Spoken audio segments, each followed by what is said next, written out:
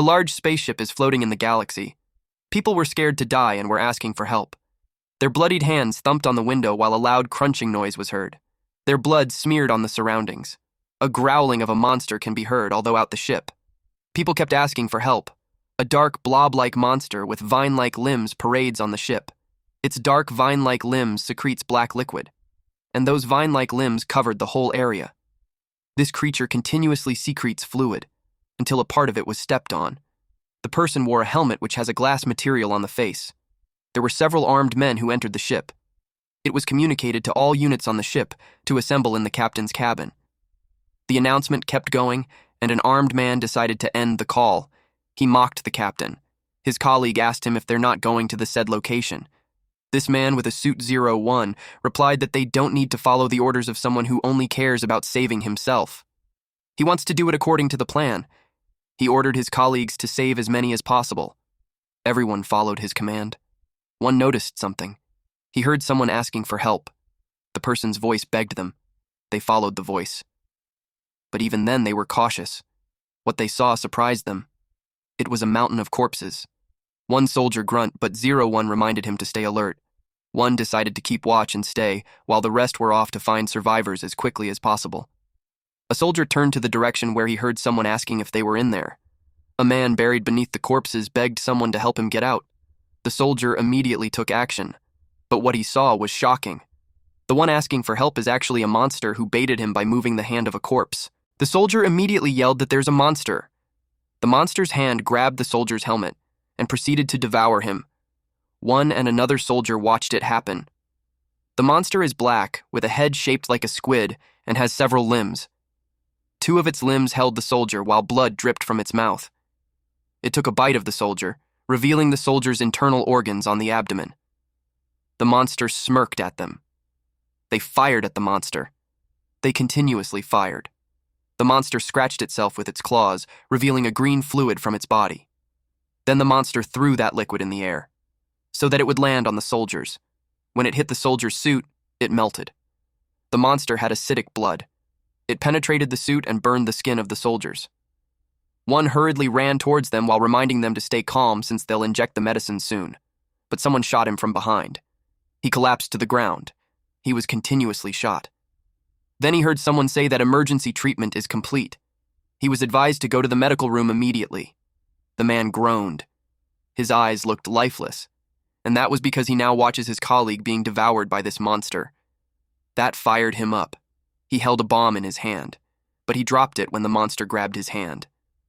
This monster waved its hand at him. It had a pink blob dangling from its tail.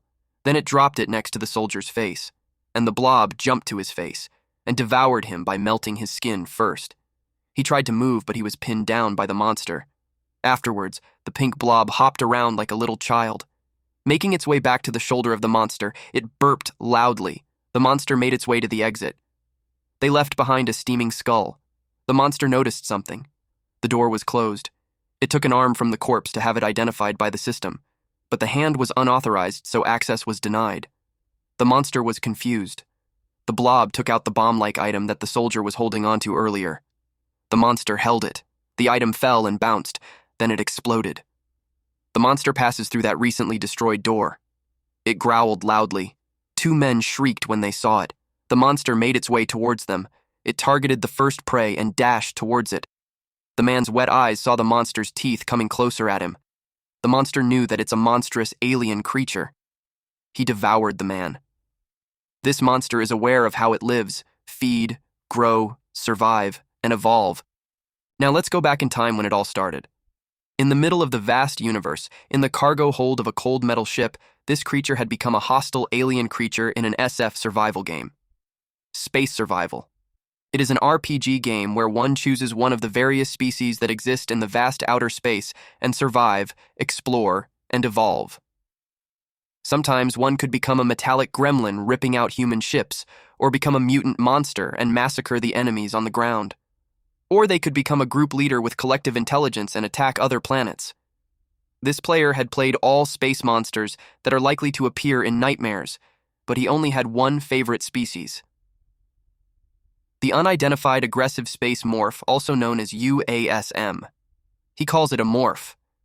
Its motive is based on the creature that appears in an alien movie, and it is a race that reinforces itself endlessly with the genetic information of the victims.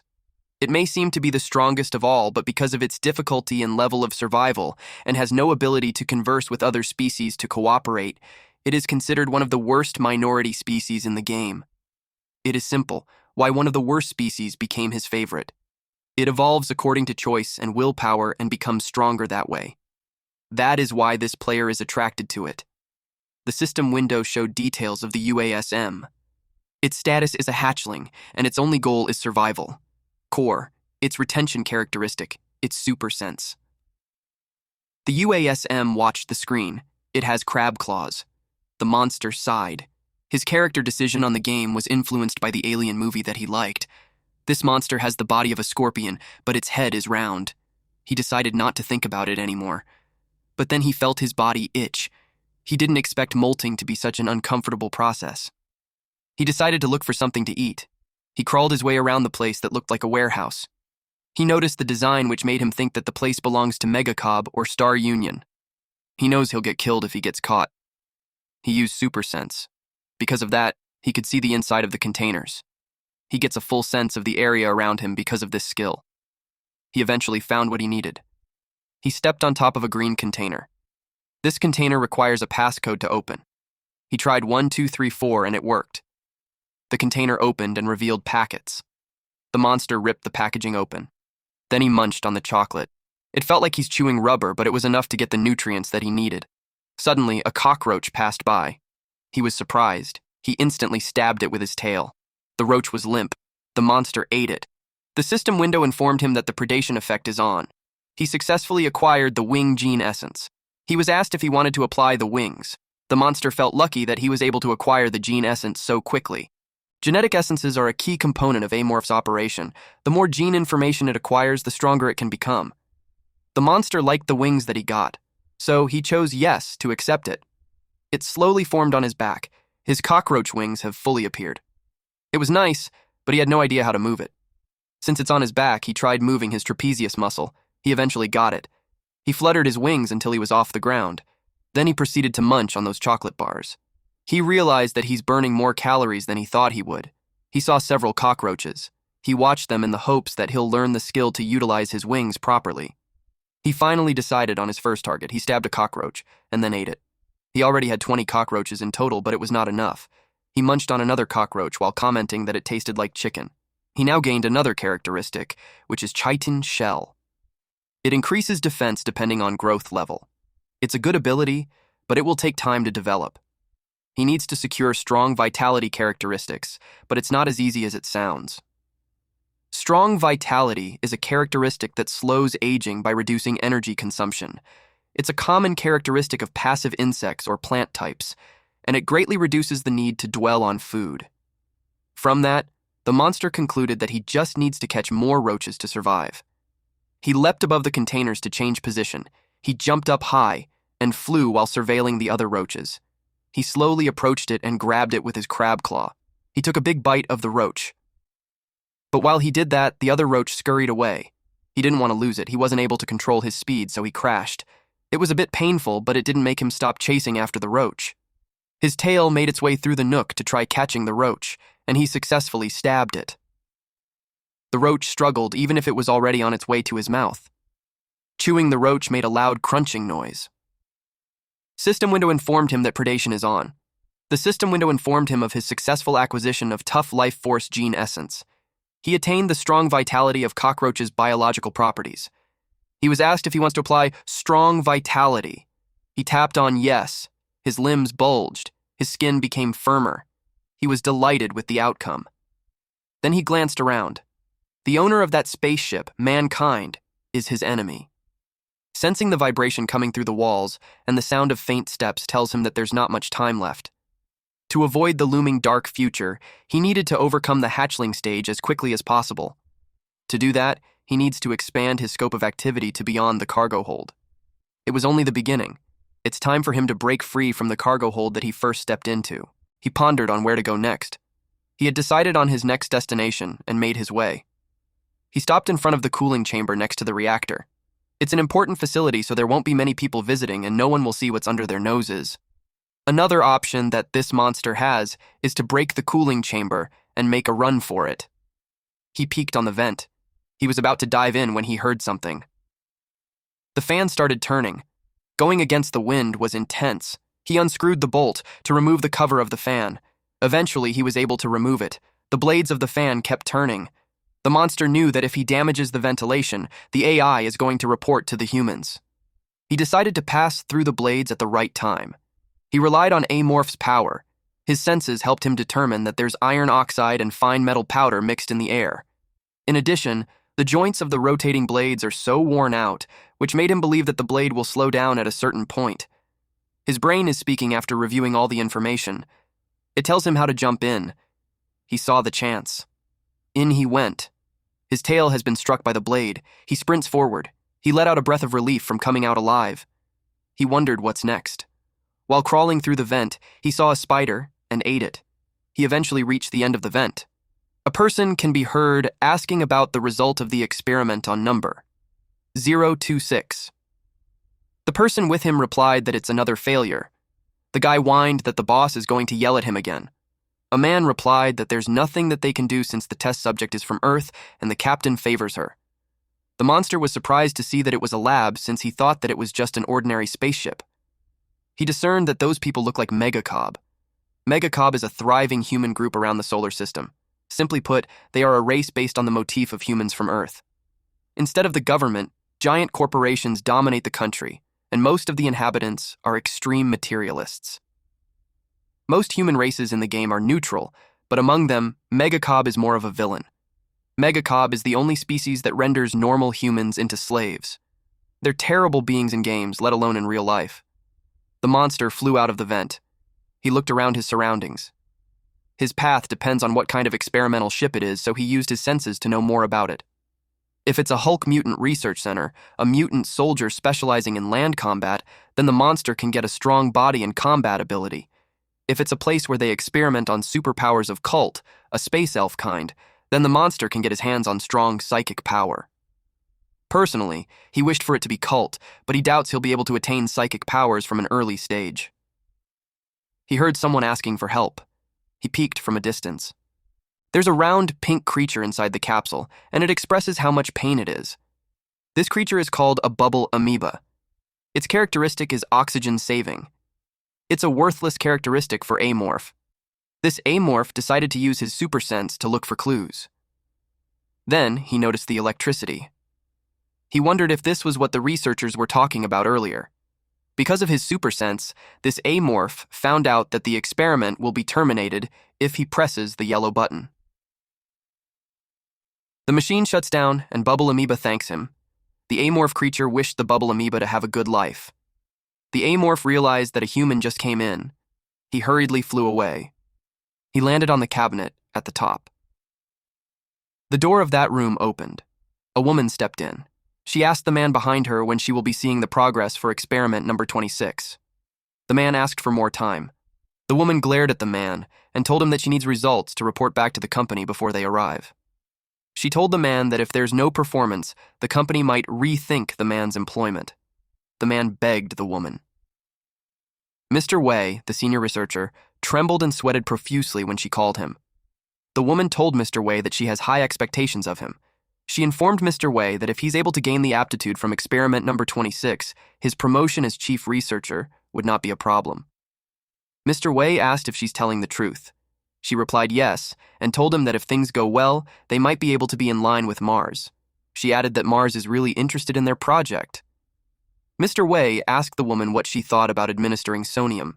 It's the wake-up drug made by Star Union. It's something that they haven't tried before. The woman uttered that they've tried everything similar to it by component, everything but sonium. She agreed with Mr. Wei and instructed for it to be administered right away. Mr. Wei was a bit hesitant since if it doesn't absorb the neutralizing agent, it becomes a life-sustaining problem. The woman demanded to have results immediately. Mr. Wei understood, but he was about to reason out. She cut him off by telling him that he should understand how serious the situation is. The man couldn't do anything except to go to work right away. He started administering 0.01 milligrams and slowly increasing the dosage to 0.03 milligrams, then 0.05 milligrams. The bubble amoeba was showing a response. As Mr. Wei was about to administer 0.07 milligrams, the woman told him to halt. She told Mr. Wei to increase the amount to the fullest. Mr. Wei was hesitant, but the woman pushed the button instead. All the fluids rushed to the bubble amoeba. The bubble amoeba expressed how painful it is. It kept asking for help. But this fucker was just enjoying herself. The amorph can only watch from a safe distance. A few moments later, things calmed down. The woman found the result interesting, and she asked for more experiments to be run to number 26. Mr. Wei asked if that would turn out okay. The woman replied yes, and she instructed him if there's any noteworthy progress. When she was about to leave, she noticed something. But when she turned to the cabinet, there was nothing in there. She decided to continue exiting the room.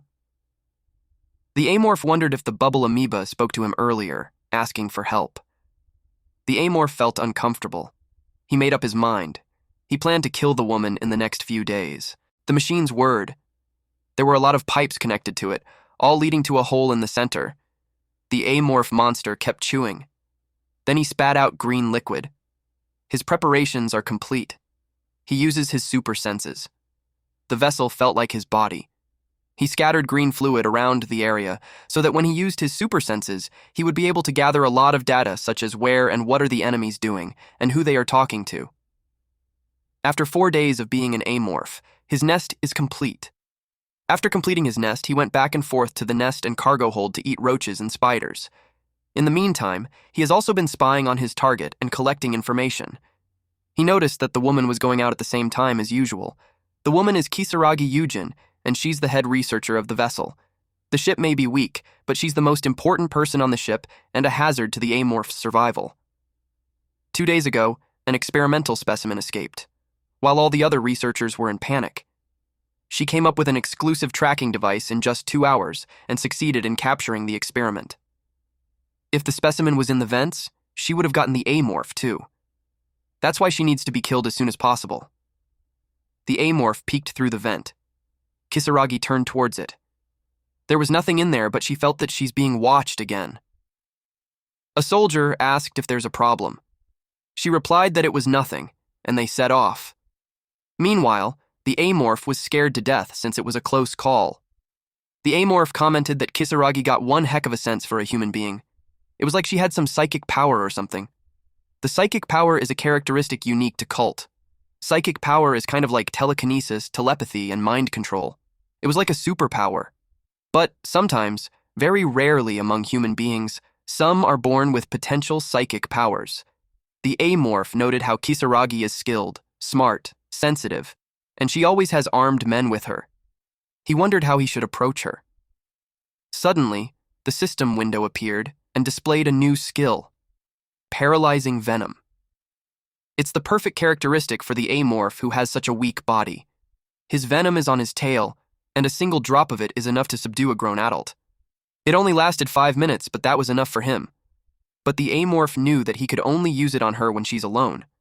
Unfortunately, she always has soldiers with her.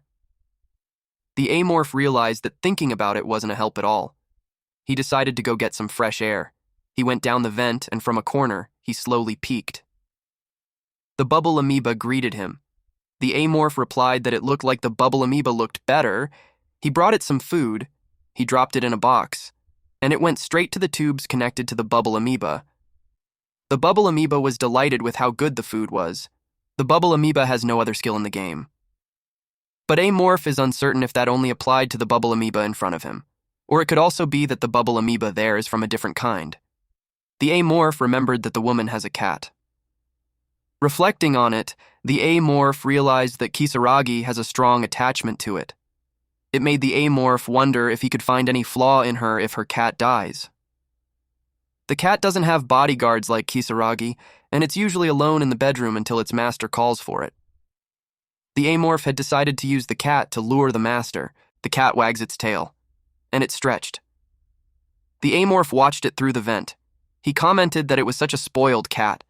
This cat is called Kaisar. He watched the call roll on the bed. It was so fat because it's being fed too much good food. That proves that Kisaragi is not just an average person.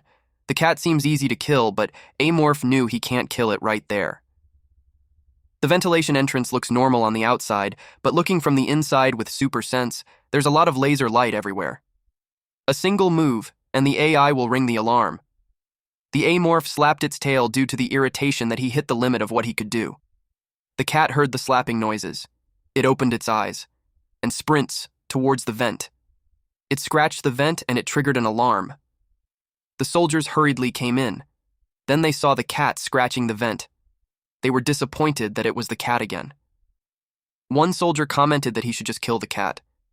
Meanwhile, the Amorph struggled to hide himself. He regretted attracting the cat with his tail. Then he realized something. He combined the data that he has, a bored cat, a stimulation, and the reaction of the guards.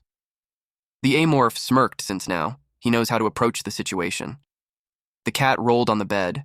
It opened its eyes when it heard rustling noises. It was coming from the vent. The cat approached it and saw a cockroach. Its eyes sparkled. Immediately it placed its paws on the vent. To its surprise, the cover of the vent was pushed open. The cat immediately entered the vent. It triggered the alarm. The soldiers decided not to check on it since it was just caused by the cat. They thought that the cat had nowhere to run to since they were standing guard on the door. But the cat chased the cockroach until it saw the end of the vent. Its ears perked up upon seeing the exit. It was about to go down the vent. It was focused on the cockroach before it, and that's when the Amorph leapt behind it and struck its back with his tail. The cat was in immense pain.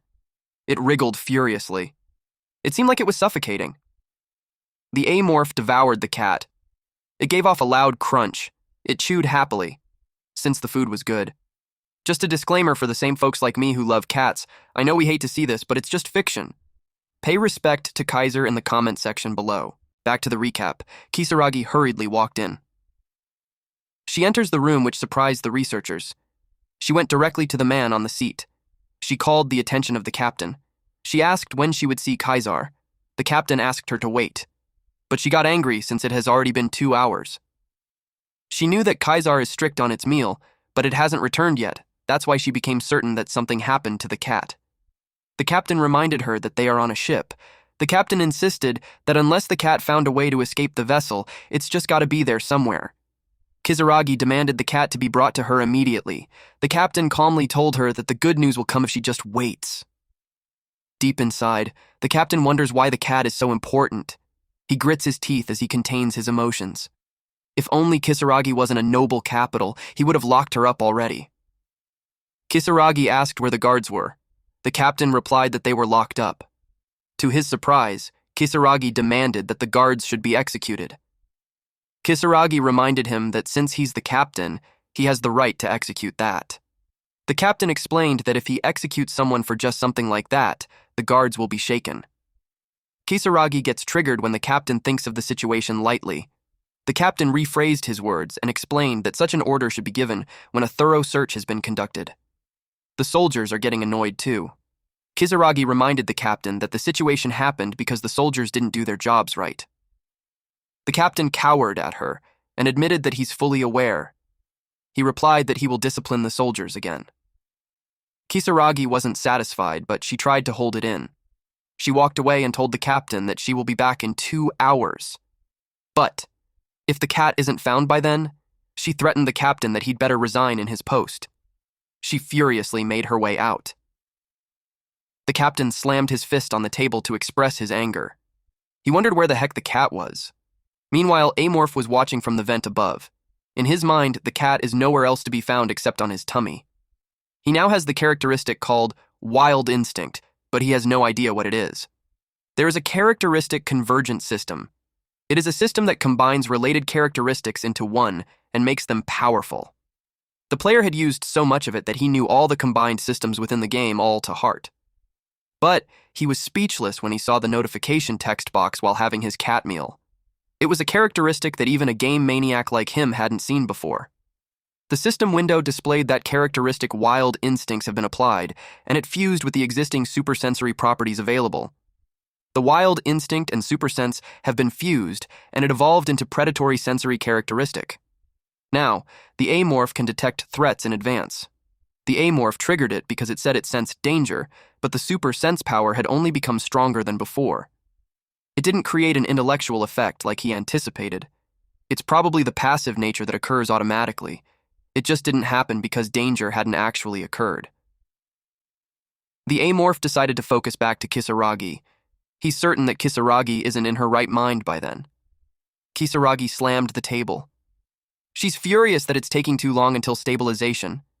The amorph watched her, and just as he expected, Kisaragi only acts humanly towards what she cares about the most.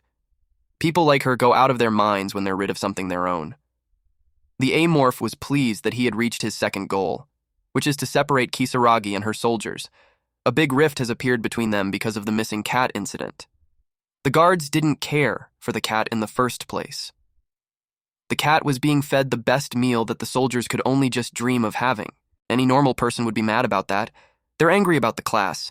Kisaragi is the highest rank noble capital in Megacab. For the soldiers who were forced to make absurdities, they were too afraid to protest to her directly, and the cat was the scapegoat that would radiate anger. In other words, the cat was kind of like a shield. The amorph thought about what would happen if the cat disappeared, and the soldiers had gone through so much work looking for something they hated so much. Amorph wonders if the soldiers will still be able to sacrifice themselves to protect her, like they did before. Not only that, Kisaragi can no longer trust the soldiers again. The disappearance of her precious cat was caused by the guards' negligence. The amorph had a devilish grin on his face brought by his gratitude to the cat. The time has come for him to take the genetic integers of Kisaragi. Kisaragi looked unwell with her anger constantly on the rise. She walked briskly. Then she pressed several buttons aggressively. It electrocuted a specimen on the capsule. Almost all specimens were electrified. Kisaragi complains that everyone is useless. Then she noticed something. She made her way to the bubble amoeba. She told it that it was one of the useless things. Then a thought crossed her mind that it made her grin. She pressed a button. All the fluid traveled through the tube. The bubble amoeba expressed how painful it is. It kept asking for help. After some time, Kisaragi pressed a green button. She turned away. She left the bubble amoeba continuously receiving the fluid. This angered the amorph. The amorph was surprised when the bubble amoeba said that it was glad to see him. The bubble amoeba waved at him. The amorph watched it. Then he hurriedly made his way back to the vent. In his head, the conversation isn't needed, since he plans to give the bubble amoeba something he needed more than just a few words. It was revenge. Kisaragi told the captain that his 2 hours are up. She asked for the results. The captain replied that the search had just taken place. He told her to wait a little longer. Her anger made her call the captain by his name. Yusung Samuel. She asked him if he's defying the will of a noble capital. He reminded her that he's the captain of the ships, so she better watch her remarks. She yelled and threatened him, that she could make him lose his position as captain. The captain replied that he won't tolerate arrogation, even if she's a noble capital. He told her that he has the right to detain her. She scoffed at that idea. The captain explained that it's his right to detain anyone who brings a distraction to order on the ship. The woman yelled at him loudly. The amorph enjoys the situation. It showed how the captain and Kisaragi had a conflict even way before he started watching them. Kisaragi left. She was so angry. She made her way to the toilet, but she stopped in front of the door. She told the guards that she needs to use the bathroom. She left. The other guard informed his colleague that he needs to go too. Amorph knew it was his chance. Typically, one of the guards should have followed Kisaragi into the toilet. However, it seems that they are sick and tired of her hysteria, and one of the guards had to go do his business too. In other words, Kisaragi is all alone in the toilet. Plus, there is no security system in the toilet that would interfere with the amorph's movement. It's the best condition for an ambush. The amorph peeked through the screen of the vent. Kisaragi was in front of the mirror. The amorph decided not to miss this chance. The vent's cover has been removed. Kisaragi was washing her face. The amorph creeped on the wall behind her. He was nervous. He flinched. He slowly creeped up the ceiling.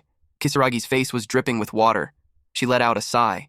Meanwhile, the amorph scurried. Kisaragi instantly flinched. She glanced at her back and saw that the creature is targeting her neck. She moved and faced it, causing the tail to miss. When the amorph reaches the wall, it started going after her again. Kisaragi's neck was stabbed. She felt immense pain. She felt her veins popping out and foam forming in her mouth. She fell on her knees and dropped. A liquid dripped. She trembled as she saw it dripping, but she's unable to move. The amorph was salivating. He wondered what's on Kisaragi's mind at the moment. One of his theories is that it's fear of seeing an alien species in front of her. He also thought that she could be feeling anger towards the situation she's in. Or maybe the fear of death. Well, it doesn't matter since Kisaragi is going to die. The amorph gulped her down, starting with the head. It created a loud crunching noise. The amorph felt the human blood flowing to him. The moment her genetic information that was once in her blood reached his brain, he felt it. That one of the puzzles that could unlock his potential was put together. The system window appeared and displayed that from hatchling to youngling, the evolution has been met. He was asked if he wanted to proceed. It was the moment he's waiting for. He tapped yes. Suddenly, he saw a vision of the guard entering and shooting him, causing him to die. He was mortified. The amorph felt a chill in his body. His antennas tingled. He wondered if that was the predator sensing. According to his predator senses, a guard will come in soon. He wondered if he should run, but he doesn't have the time. He scurried away. He decided to deal with them right there. The guard entered. He immediately noticed something on the ground. He gasped at what he saw. It's the corpse of Kisaragi. While he's wondering what happened, the amorph flew behind him. He sensed it on his back. But he didn't have time to react since the amorph moved its tail towards his skull, and then it stabbed him. The soldier crashed on the ground. The amorph scurried away. He had to hurry since the soldier's colleague might come looking for him any minute now. The amorph also considered that those guys might have a tracking device that he's not even aware of. So he's going to run in circles all the way back to his nest. He moved quickly. While on the nest, he used his super sense. He checked all parameters and proceeded to do the evolution. Then it started. The amorph flinched. There is some liquid oozing out of the crab claws. Eventually, his whole body melted. It even covered his face. And a new large shell appeared. He looks bulkier this time. He finds the experience interesting. He wondered if it was similar to being a fetus. He could truly feel himself evolving into a different being. The mucus is reassembling him into something foreign. He wanted to see for himself, but it was impossible. That's because he lost all control of his body the moment he turned into a cocoon. He's done everything he can, and all he needs to do is wait. Quite some time in the darkness had passed. Eventually, the area was lit up again. Green fluid was dripping from the tubes. It fell to his cocoon, and the cocoon cracked open. He slowly starts to come out. He helped himself up, and eventually stepped down from the cocoon. His body emits some steam. His crab claw was replaced with 4 fingers. His teeth became sharper, and now he's colored black and could stand on 2 feet. A morph let out a celebratory roar. Another evolution was secured. Meanwhile, the captain asked if they were able to identify the cause of death. Mr. Wei replied that the head researcher died from getting attacked in the neck. He explained that it looked like the attack used some sort of small saw, but they'll have to get a closer look into it to know for sure. The captain asked if it meant that they would have to perform an autopsy. Mr. Wei asked if that's what the captain wants. The captain cursed that it made Mr. Wei flinched. The captain sighed and rested his head on his hands while replying that he doesn't even know now. He turned to the head security and inquired about the status of the manhunt. The head security replied that they had checked all the cameras within the vessel, but they had not found anything out of the ordinary. The guard, who is the primary suspect, is currently being questioned. The captain asked the head security if he thinks that the guard is the culprit. The head security responded that according to the information that they have, it's highly likely that he's not. The captain instructed him to report back to him as soon as they have results. The captain glanced at the empty chair. He told everyone that they must have heard of what happened in the lab a while ago. The captain shared that one of the most promising talents failed to obey the orders of the head researcher, and that guy's brain was extracted to float around in a glass tank. If that's what happens to someone who doesn't follow orders, he couldn't even imagine what will happen to those who are involved in the death of a noble capital. The thought gave everyone a chill. The captain emphasized that they need answers if they don't want to join that guy. One person suggested covering it up by saying that there's an experimental accident. An old man reprimanded that guy. The man was the crew leader. The old man argued that there are far too many researchers on board to go along with that story. The crew leader told the old man that he's being rude and he insulted him, that it's because of that attitude that the man is still a middle capital. Another old man suggested that Kisaragi was poisoned. One person refused that because they will be blamed for it. The old man got angry at the tech leader for refusing. The conversation turned into a fist fight. A man ordered them to be silent. This middle-aged man yelled that conflict only complicates things. Everyone halted. The man informed the captain that they are currently located near planet C08. The captain asked what about it. The man explained that C08 is the space dog's territory. The captain asked if the man was trying to say that the head researcher died because of those creatures. The man replied yes and came up with an explanation, that they can say they were ambushed and didn't have a chance to save her. The captain thought about it. The space dogs are a bunch who wander through space and plunder. They are one of ManhwaCapped's enemies. They are expert in fleet's combat, so even battleships led by veteran soldiers are also often damaged. The captain thought about their mere research ship, and if it would stand against them. He knew it wouldn't, and there would be maximum damage. And unfortunate accidents can happen in the process. If they report that they are attacked by the space dogs, they will be able to cover up the death of the head researcher. It was not a bad plan, but the captain explained that their weapons are no match for the space dogs. The man replied that he knew some people from way back that he could contact. They were all mortified to hear that. That made the captain's head ache even more. The guy doesn't look like the type to have pirate friends. The captain asked how much it would cost. The man replied that it would cost them at least 1 million credits. The captain grits his teeth. The man explained that the space dogs can't easily lay their hands on Kisaragi. So, it's reasonable for the pirates to ask that amount because of the risk. The captain replied that he'll get the funds ready, but the man had to make sure everything went perfectly. The captain stood up and informed everyone that he's going to hand over the authority to the crisis team manager and end the meeting. Mr. Wei asked what they plan to do on the body. The captain replied that they will keep it and hand it over to the space dogs. He commanded them not to let anyone touch it. Meanwhile, a steam comes out from the amorph's body. The amorph could clearly tell that being a youngling is different. Since he evolved into a youngling, he needs to change his plans. Until then, his plan was to avoid the eyes of the enemies, but now hunting and survival have become equally as important. Surviving is somewhat complete, so he had to think of the next step. He wondered what his next goal should be. The system window displayed that the first evolution is successful, so it meant that he had successfully become a youngling. Amorph's evolution is divided into 6 stages and goes through a total of 5 evolutionary stages. First is the hatchling, then youngling, third is juvenile, then subadult, adult, and lastly, the ascension. Once he reaches out ascension, the last stage, it means he has cleared the game. If Amorph ascends in the game, all the secrets regarding the race will be revealed. Information such as where they come from, who they are, etc. Thus, it would be the same in real life. The problem is that it's extremely difficult to get to the ending. There are only 20 or so of them who have seen an ending of a species, and this player is the only one who has seen the ending of an amorph. The amorph watched the screen. The type indicated there can be unlocked from the youngling stage. He looked at his characteristics and assumed that his type would be physical strength. The system window prompted him if he would like to view the potential types that can be specialized. He tapped yes. As he expected, physical strengthening has met most of the conditions. It's all thanks to the reinforced exoskeleton and acidic blood properties he gained from evolving into a youngling.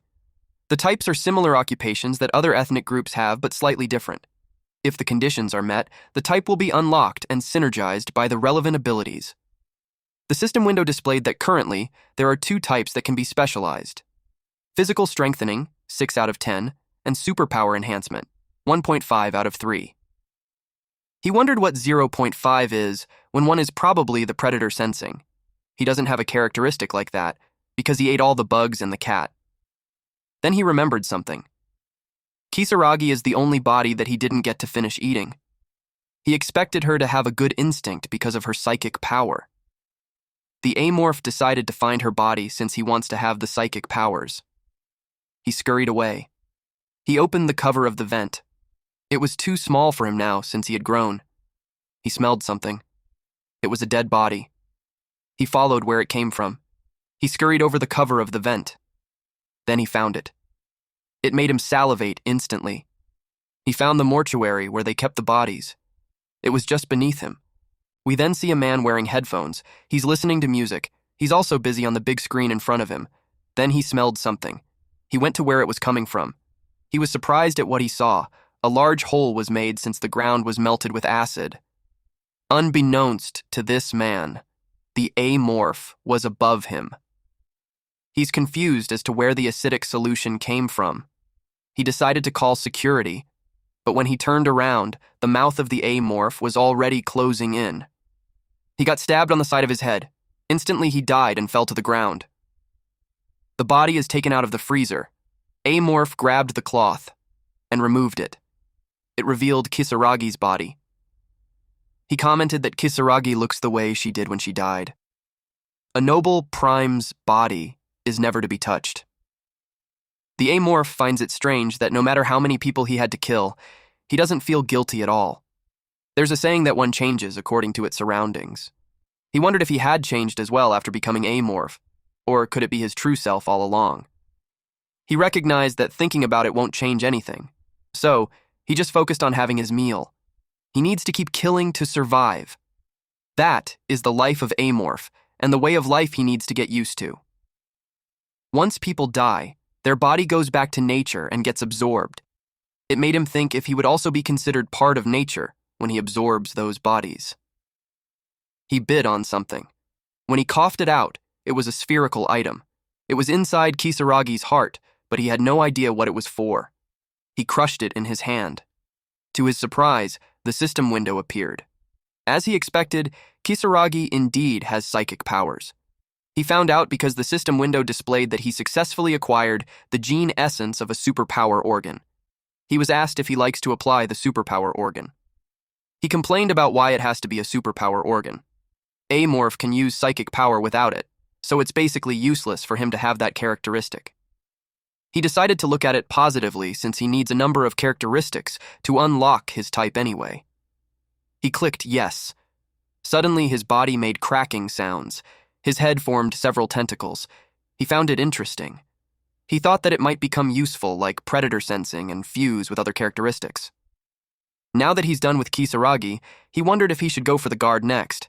He chomped on the guard and commented that it tasted funny. The guard was hard to chew. Suddenly, his antenna twitched. He knew it was dangerous. The guards had changed shifts. With his super sense, he saw that the guard was handing out his power suit to the next guy on duty. It made him wonder if there aren't enough power suits on the ship. He knew that there would be someone coming in for the guy that he just killed. As soon as the next shift comes, that person could immediately notice the changes in the room. And since they're living in the space era, people would immediately think that there's a monster living in the same ship as them. The amorph acknowledges that he's not strong enough to face the whole crew yet. He needs something to stall time until he gets stronger. Then he realized something. The acidic solution continued to produce smoke. Then the amorph remembered that he's in a mortuary. There are preservatives and chemicals to dispose of bodies. An interesting thought had just popped into his mind. A useful way to get out of the crisis and bully the crew on board at the same time. MangaCapped doesn't have an official capital city. However, there is a place that they consider as the center of their society.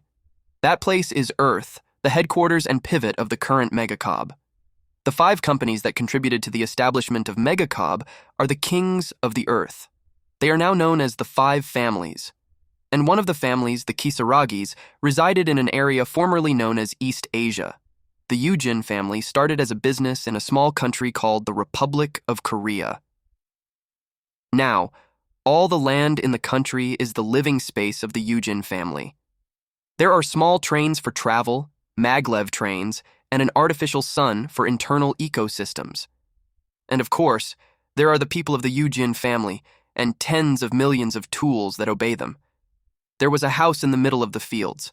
A man is tilling the soil. He happily does his job. While he's doing that, 2 men were waiting for him. He rose to his feet. and acknowledged that he kept his guard and butler waiting for too long. The butler nodded to the guard to go ahead. The old man asked the guard what it was. The guard replied that it's about the man's granddaughter. The man asked which granddaughter he was referring to. The guard informed him that he's talking about Kisaragi. The old man recognized that it's the daughter of his third child. The man happily asked what was the news about Kisaragi. The guard replied that Kisaragi's signal device had been destroyed. The man refused to believe that since he had never asked her to do any stressful work. The guard explained that the last signal came from C08, which seems to be the space dog's territory. The old man tapped the man's shoulder, and then he whacked the guard's head with the farming tool. Blood painted the fields. The man was on the ground, trembling. The old man approached him. Then the old man continuously hit the guard, spilling more blood in the area. When he's done, he threw the sharp farming tool away. He instructed the other guards to clean up the mess. He reminded them that he doesn't need a tool that answers a question that wasn't asked. He told them that the tools are the most important thing for them. The head guard bowed and replied that he understands. The grandfather of Kisaragi shared that it costs him 10 billion to raise that child. It was as if developing a new vessel. He even had her go through a gene enhancement surgery, so he doesn't believe that a simple pirate could have harmed her. It made him wonder who has the guts to lay their hands on the darling of the Yujin family. He asked the butler if the captain's name was Yusung Samuel. He knew that the Samuel family is from Titan, and the Ascertain family is interested in them. However, it couldn't be the Ascertain family since the head of the Ascertain family is a coward. They don't have the nerve to challenge the Yujin family. He asked the butler for his opinion. The butler replied that it could be the doing of the TNC. That's what the grandfather thought too. TNC and the Ascertain family look like they're fighting over the rights to Jupiter, but they're actually a team. The Ascertain family's credits come from TNC. Kisaragi's grandfather bet that sneaky bastard is planning to get a drop on a board of directors. The butler replied that the head of TNC Chamberlain is after their position as CEO. Kisaragi's grandfather agreed. He commented that the brat is terrified of him seeing that he came after him directly. He laughed out loud, but it immediately turned into a serious expression. He had decided to strike first since they already had the reason to do so. He instructed the butler to let everyone in the family know. Then he told the butler to contact his shadow undercover near C08 and have him deal with that matter. The butler acknowledges the order, but deep inside he's thinking of how it's going to be a bloodbath. Kisaragi's grandfather ordered to bring Yusung Samuel and anyone who has anything to do with that guy to him. He asked for every single one of them. He had an ominous expression when he uttered that anyone who destroys his property deserves to die. Back to the spaceship. The door opened and fumes came out. Yusung Samuel trembled in anger. He screamed to ask what the hell happened. The bodies are charred because of the chemicals. Earlier, the guards reported to the captain that there was smoke coming out from the inside, and when they went in to check, there was a fire. The guards explained that they wanted to check on what's going on, but according to the policies, only doctors can go in. The other doctors cleaned up the corpses. The captain expressed that he doesn't understand how a fire started in a room full of dead bodies. Mr. Wei checked the body and saw a ring on the finger. It made him wonder if the dead body belonged to a late-night worker. Then he realized something. He asked if there are more bodies other than that. A researcher replied that those were the only ones. Mr. Wei felt doomed as he uttered that it was impossible. The captain asked what the problem was. He requested the captain to round up all the leaders as they are in big trouble. During the meeting, they were all surprised to find out that the bodies of the research leader and the guard are missing. The captain was so angry since they had no idea how it happened. It's not as if dead bodies can walk. He questioned Mr. Wei if he's certain about it.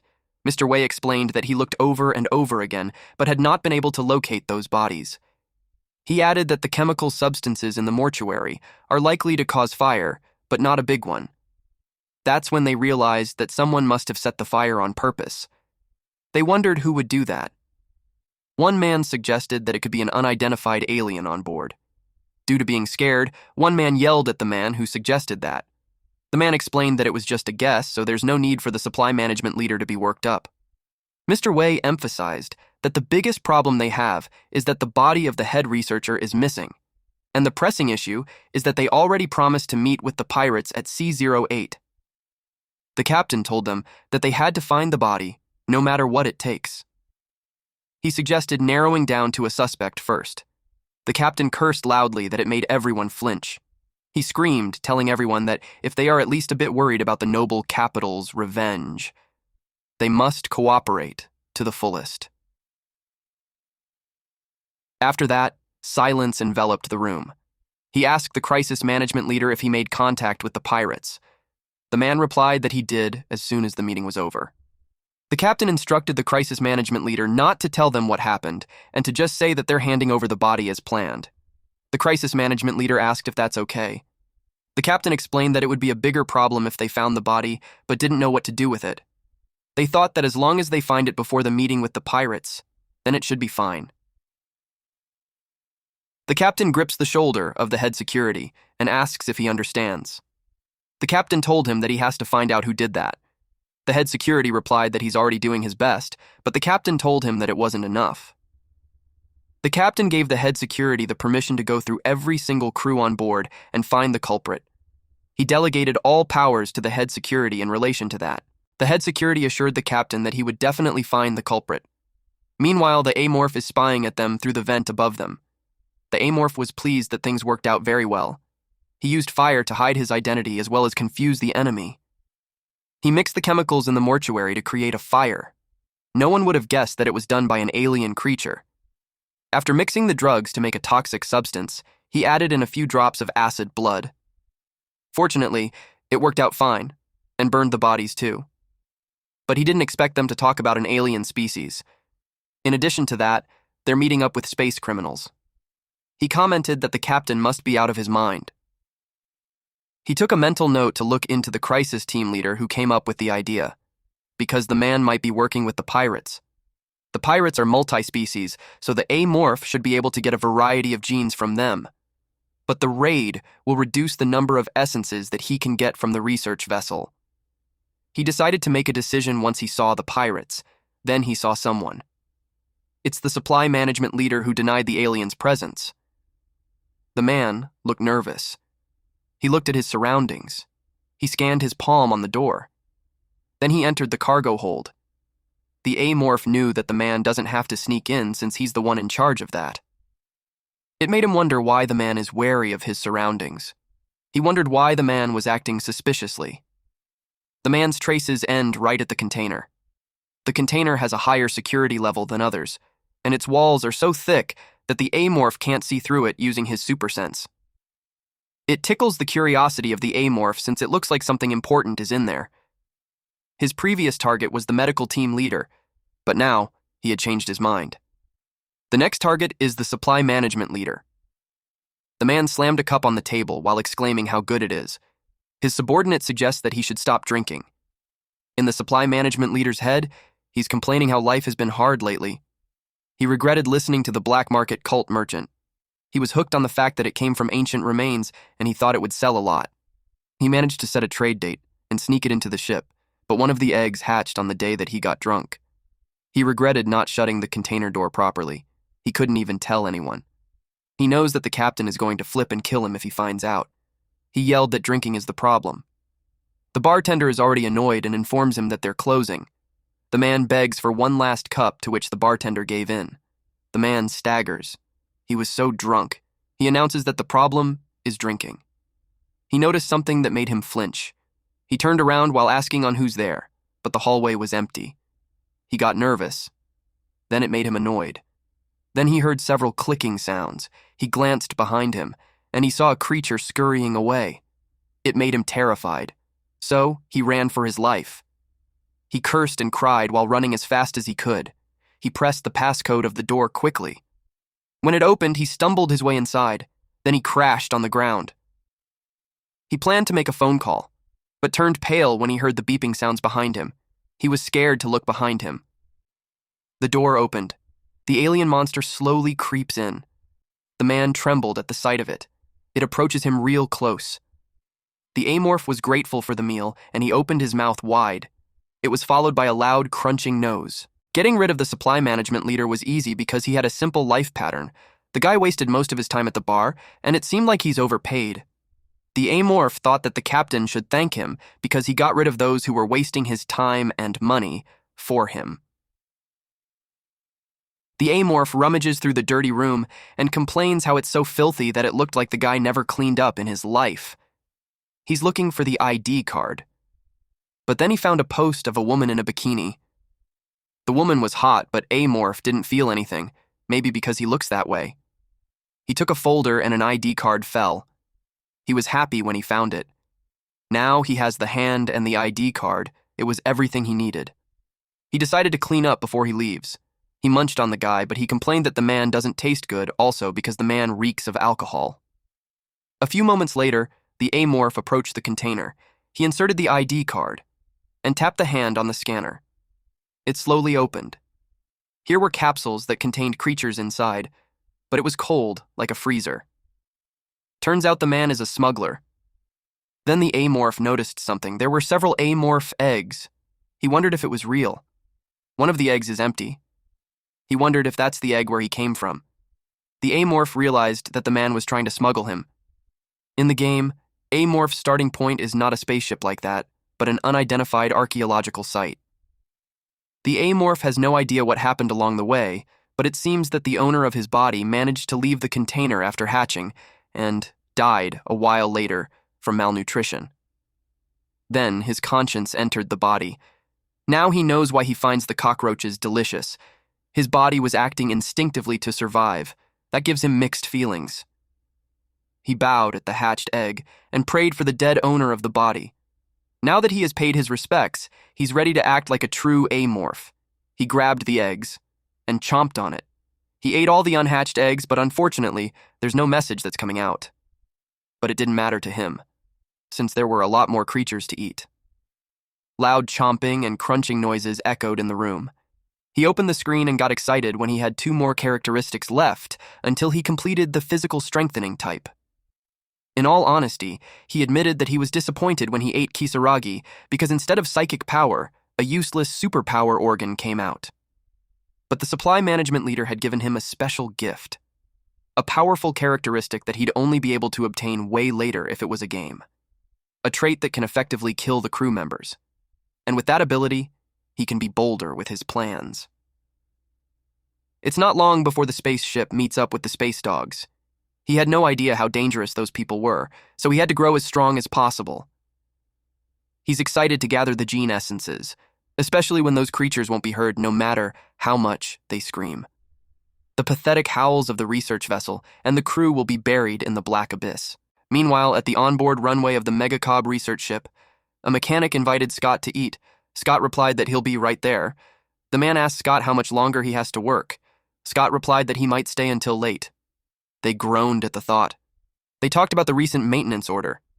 They were instructed to go all through the planes when there's no reason for them to fight. The man didn't like talking about work during dinner, but Scott urged him to think about it since it's odd. Scott shared that he heard a rumor that they are preparing to capture the metallic gremlin. Fincher replied that if they ever come across one, they won't stand a chance. Scott replied that the metallic gremlin is already on board. Fincher was surprised to hear that. Scott asked him if he had noticed the funky smell in the air lately. That is the smell of a metallic gremlin. Scott added that someone from the kitchen said that people are disappearing one by one lately. Fincher thought that it was just a load of bullshit. A man with eyeglasses joined their conversation and shared that he heard that the supply management leader was missing. Because of that, the cargo manager got promoted, making him the temporary leader. Scott emphasized to Fincher that he's right. Fincher considered that even if it's true that people are disappearing, it's questionable why the higher-ups aren't doing anything about it. The man with eyeglasses replied that the higher-ups are hiding it because they don't want to cause a stir. Scott replied that it was because of the metallic gremlin. Fincher asked about its relationship to the maintenance of the ship. They don't have any idea since the rumors that spread are only about people disappearing. Scott wondered if it's because they're being disciplined. That got Fincher into a foul mood. He told them that they're such an idiot. It was already dark, but one ship remained lit up.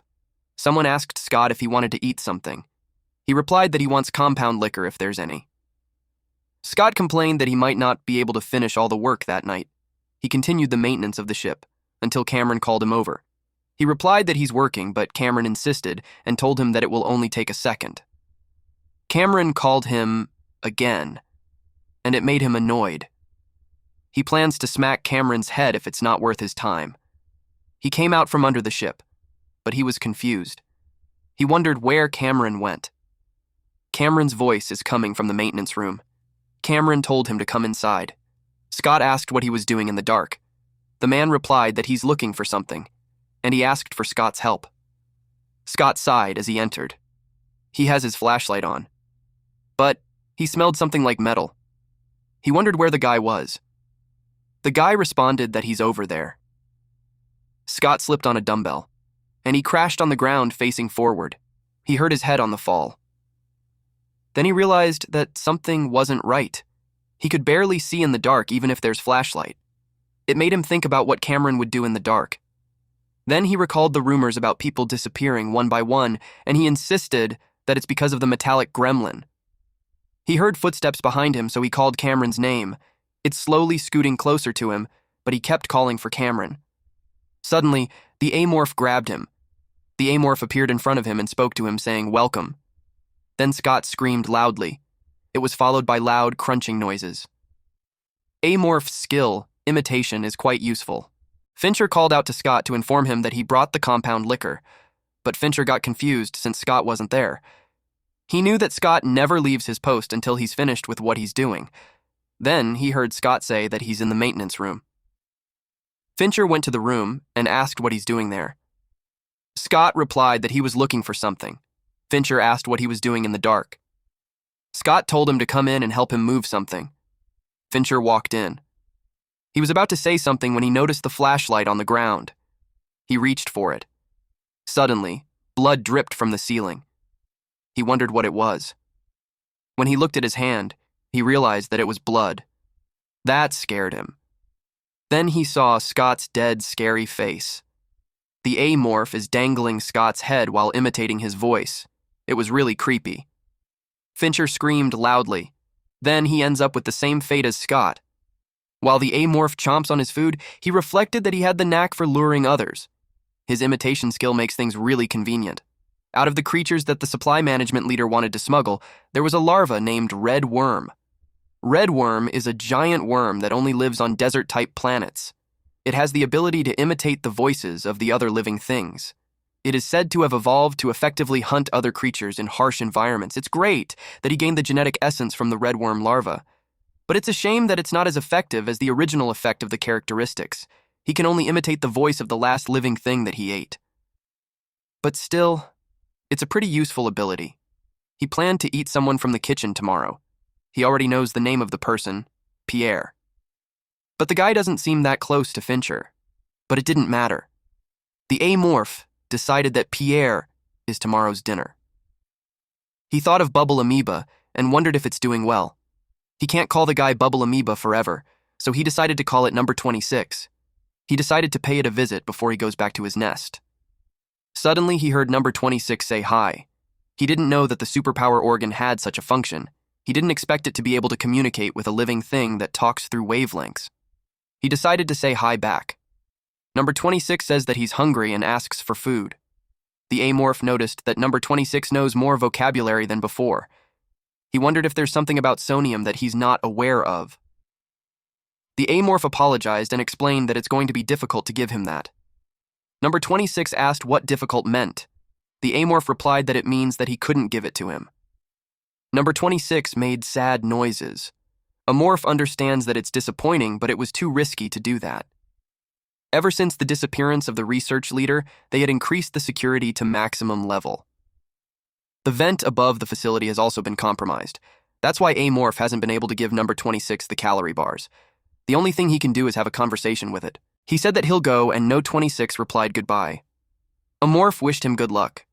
Amorph thought about it, and he'll be able to help number 26 when he evolves into a juvenile. But the problem is that the conditions are not easy to meet. In order to evolve, users must kill 10 members each from 2 species with intelligence and take their genetic essence. There are only humans in the ship, so it's impossible for him to evolve into a juvenile. There are pirates too, but he had no idea what's going to happen to them. He used his super sense. The crisis management leader is talking to someone, telling that person to report back near C. Amorph got confused on who he was talking with. The crisis management leader says that everything is working out according to plan. But the guy flinched when he found out that an order came from the family. He called the person on the line, Sir. He reported that Kisaragi had been exterminated, and the ship will arrive on C-08 as planned, and Captain Yusung's order has all been recorded. The crisis management leader continued to say that everything is for the sake of the family, but he corrected himself and replied that it's to follow the orders of Youngwoo Yujin. For that, the man was willing to take the risk. It looked like they had a snitch. Amorph recalled that it was the man who convinced the captain to make his orders.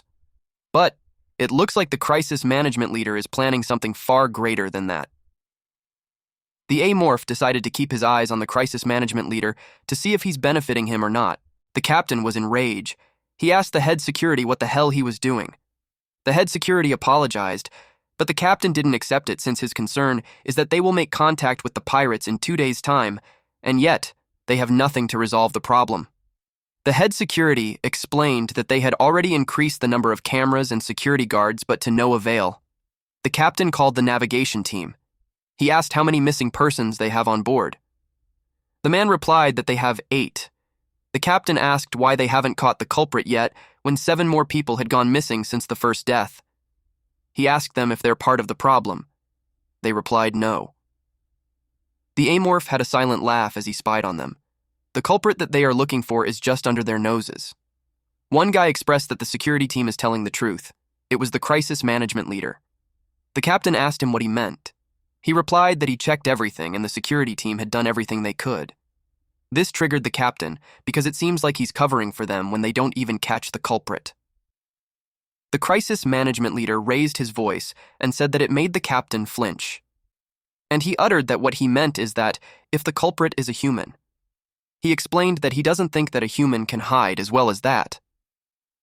He shared that there is a rumor about a metallic gremlin living on the ship and that there could be an unknown being that's attacking them. The Amorph sweats on how the situation changed really fast. A man interrupted the crisis management leader and shared that the AI on the ship was once used to fight in a battle. So, if a creature was wandering around on board, they would have known already.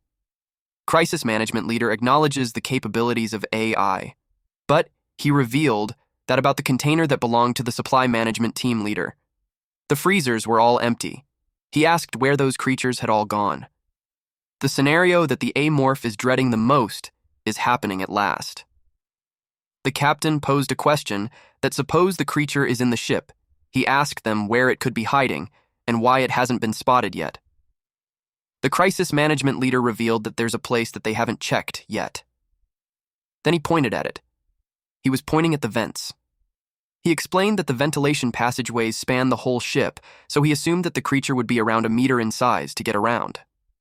One person expressed that a creature whose size is a meter would have been small to be able to kill humans. One person argued that a metallic gremlin is just 80 centimeters, but it can destroy a ship. Amorph noted the guy's name, Arnold. He regretted not getting rid of him even if there's a risk. They realized that if what the crisis management leader said is true, then they are in big trouble, especially if that creature ate the head researcher's body.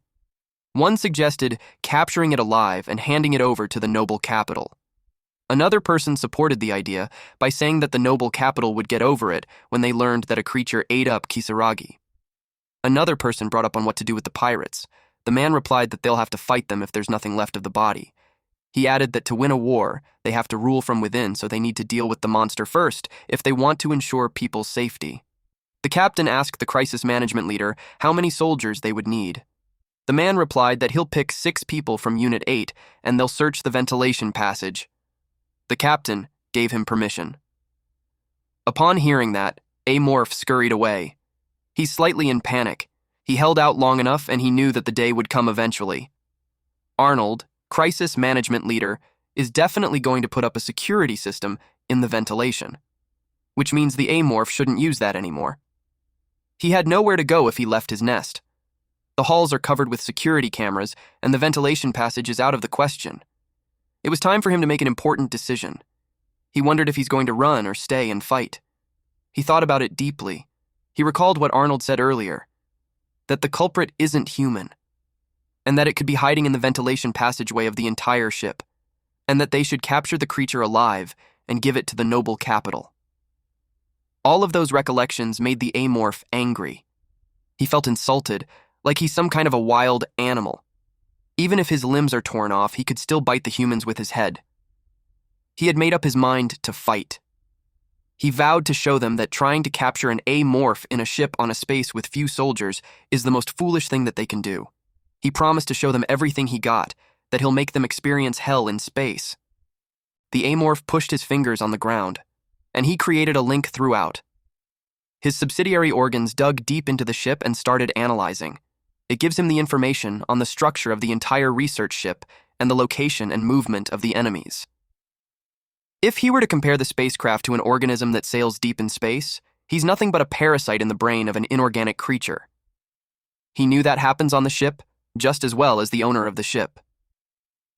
Captain Yusung and the team leaders are gathering at the bridge. Considering that Arnold is present, it seems like they're going to command the operations there. The amorph also sensed the movement of the armed soldiers. As expected, they have divided the forces and are coming from two different directions. The major groundwork for the plan has been roughly laid out. He decided to work on the details depending on the enemy's armament and moves. The amorph smiled. He decided to go and greet his guests. The A1 soldiers reported the initiation of the operation. They were answered by the control room. Then B1 also responded. The control room advised B1 to check their transmission since it's unstable. They watched the soldiers on a big screen in the control room. The control center instructed them to report back as soon as they discover anything suspicious. Arnold is thinking that the monster was the one who killed Kisaragi. It was supposed to be his job. But there's no change in his plan since he had to get rid of as many variables as possible. He wouldn't make any mistakes until they got to Sihyun Yujin.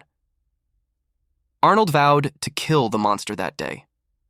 A1 reported that there's a crossroad up ahead, so they chose to move to the right. B1 experienced the same and also chose right. B3 reported that their transmission isn't stable, so they will follow up after fixing it. The control room acknowledges that message.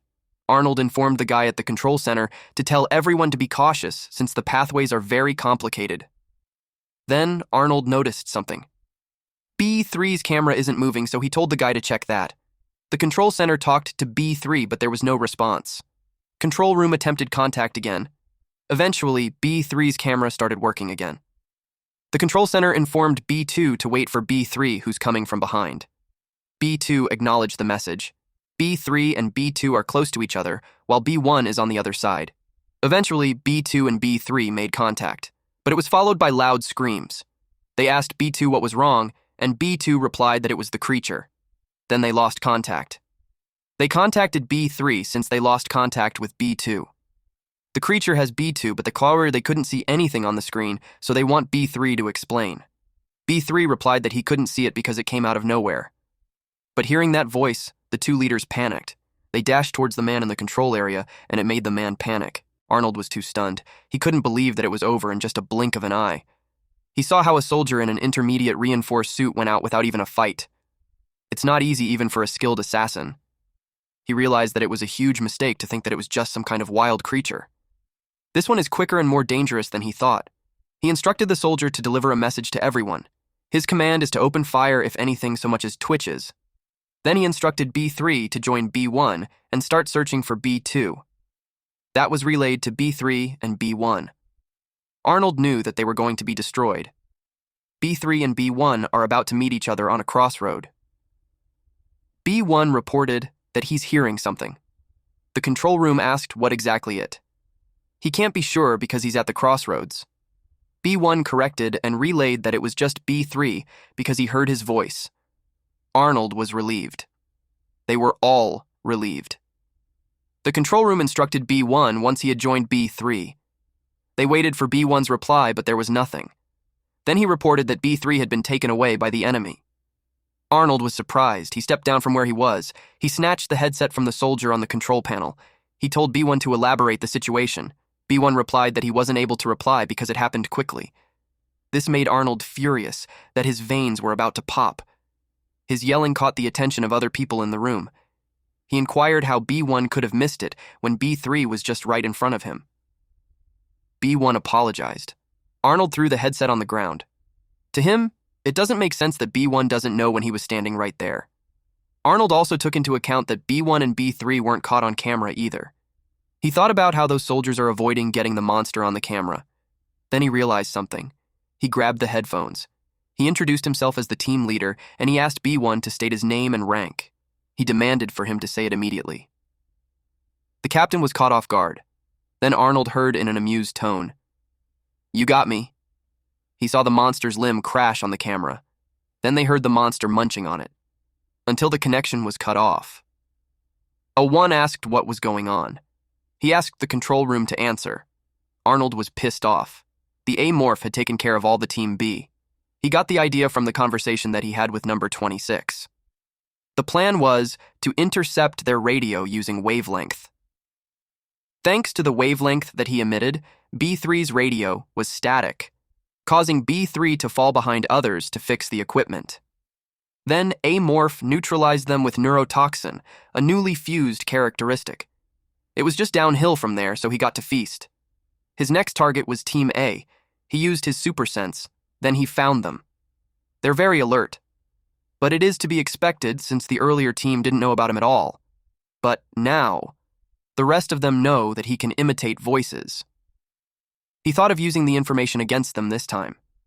He arrived at the crossroads and expected Team A to arrive there soon. While waiting for them, he questioned if it's really true that knowledge is power. Because to him, knowing just enough can be harmful. A1 turned on their headlights. A1 reported that they have arrived at a crossroad and they'll go right. The control room acknowledged their message. The team leader spoke again and emphasized that the creature can imitate the voice of humans. He instructed them to open fire as soon as they heard human voices. They heard someone asking for help, so the soldiers fired. They didn't hold back. They saw the monster cross. So, they decided to hold fire. The control room instructed A1 to check the status of the enemy. A1 acknowledged the order. The rest were instructed to keep their position and provide cover for A1. Little did they know, the monster was already behind them. A morph grabbed the last guy's head. A3 started screaming. They asked him what was wrong. A3 alerted them that the enemy was at the back. A1 and A2 were tasked to open fire immediately. But they hold fire since the creature is holding A3 as hostage and is hiding behind him. If they open fire, A3 could get injured. But Arnold demanded that they open fire. Arnold called out A1 to open fire immediately. A1 hesitated but still followed the order. He opened fire, and the monster ran away. Some bullets grazed the monster.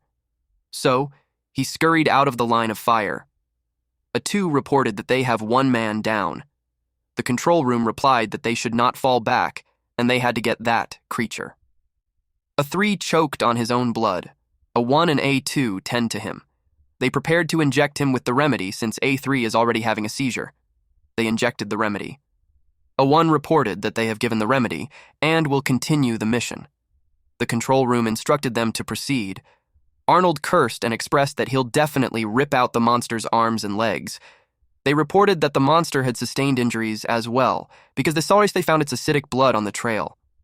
They were surprised to see it has acidic blood. They had no idea what kind of monster it could be. They carefully followed it. The path was too narrow, but they still pushed forward. A1 requested permission to infuse enhancing drugs for effective suppression. The team leader allowed them to proceed. Their eyes became bloodshot, and they fell on their knees and trembled. The increase in their strength was evident. They vowed to kill that monster. They crouched, since they saw that the acidic blood was able to melt the ground. A1 reported the huge hole in the ventilation, but they didn't see any signs of the monster around us. They assumed that the monster had gone down the hall. The control room acknowledged their report. The control room asked for their exact location so that they could check the halls. Unbeknownst to these soldiers, the monster is behind them. The amorph leapt. One soldier turned around when he heard the noise. They fired at the monster, but it kept going. The monster grabbed the soldier's head and smashed it on the ground. That alerted the other soldier. He screamed loudly and fired at the monster. The monster's tail reached for the soldier. It stabbed the soldier's arms for him to stop firing. The soldier ran towards the monster in an attempt to punch it. He screamed for the monster to die. His fist missed the monster. He chased after the monster and fired at it. The soldier is becoming enraged. A morph moved fast inside the vents. The soldier was stronger than he expected. Even with the enhancing drug, they aren't usually that strong. He decided to adjust his plans. He won't be able to fool A1 anymore, so he thought of another way. Then he remembered something. He found the other option. A 3 was left dying in the passageway. He's in so much pain. He heard footsteps. The monster peeked from the right passageway. The soldier screamed loudly. He saw the monster moving fast to approach him. He trembled at the sight of it. He screamed loudly, but he couldn't move away from it. Our MC grabbed him and stabbed him on the back. The pain made the soldier yell loudly. The monster ate the man. He feasted on it. It was so messy as the blood splattered everywhere. After a while, he felt satisfied. He dropped the skeleton. Now everyone will know that A3 has been attacked. He saw the camera on the helmet. He stomped on it, and the control room lost vision. The control room announced that A3 had been attacked. A1 ran. He's breathing heavily. Despite seeing the blood, he asked A3 if he's all right. He approached A3 and demanded that he answer him. He moved quickly to administer the cure to him, but suddenly, a tail came out from A3 and attacked A1.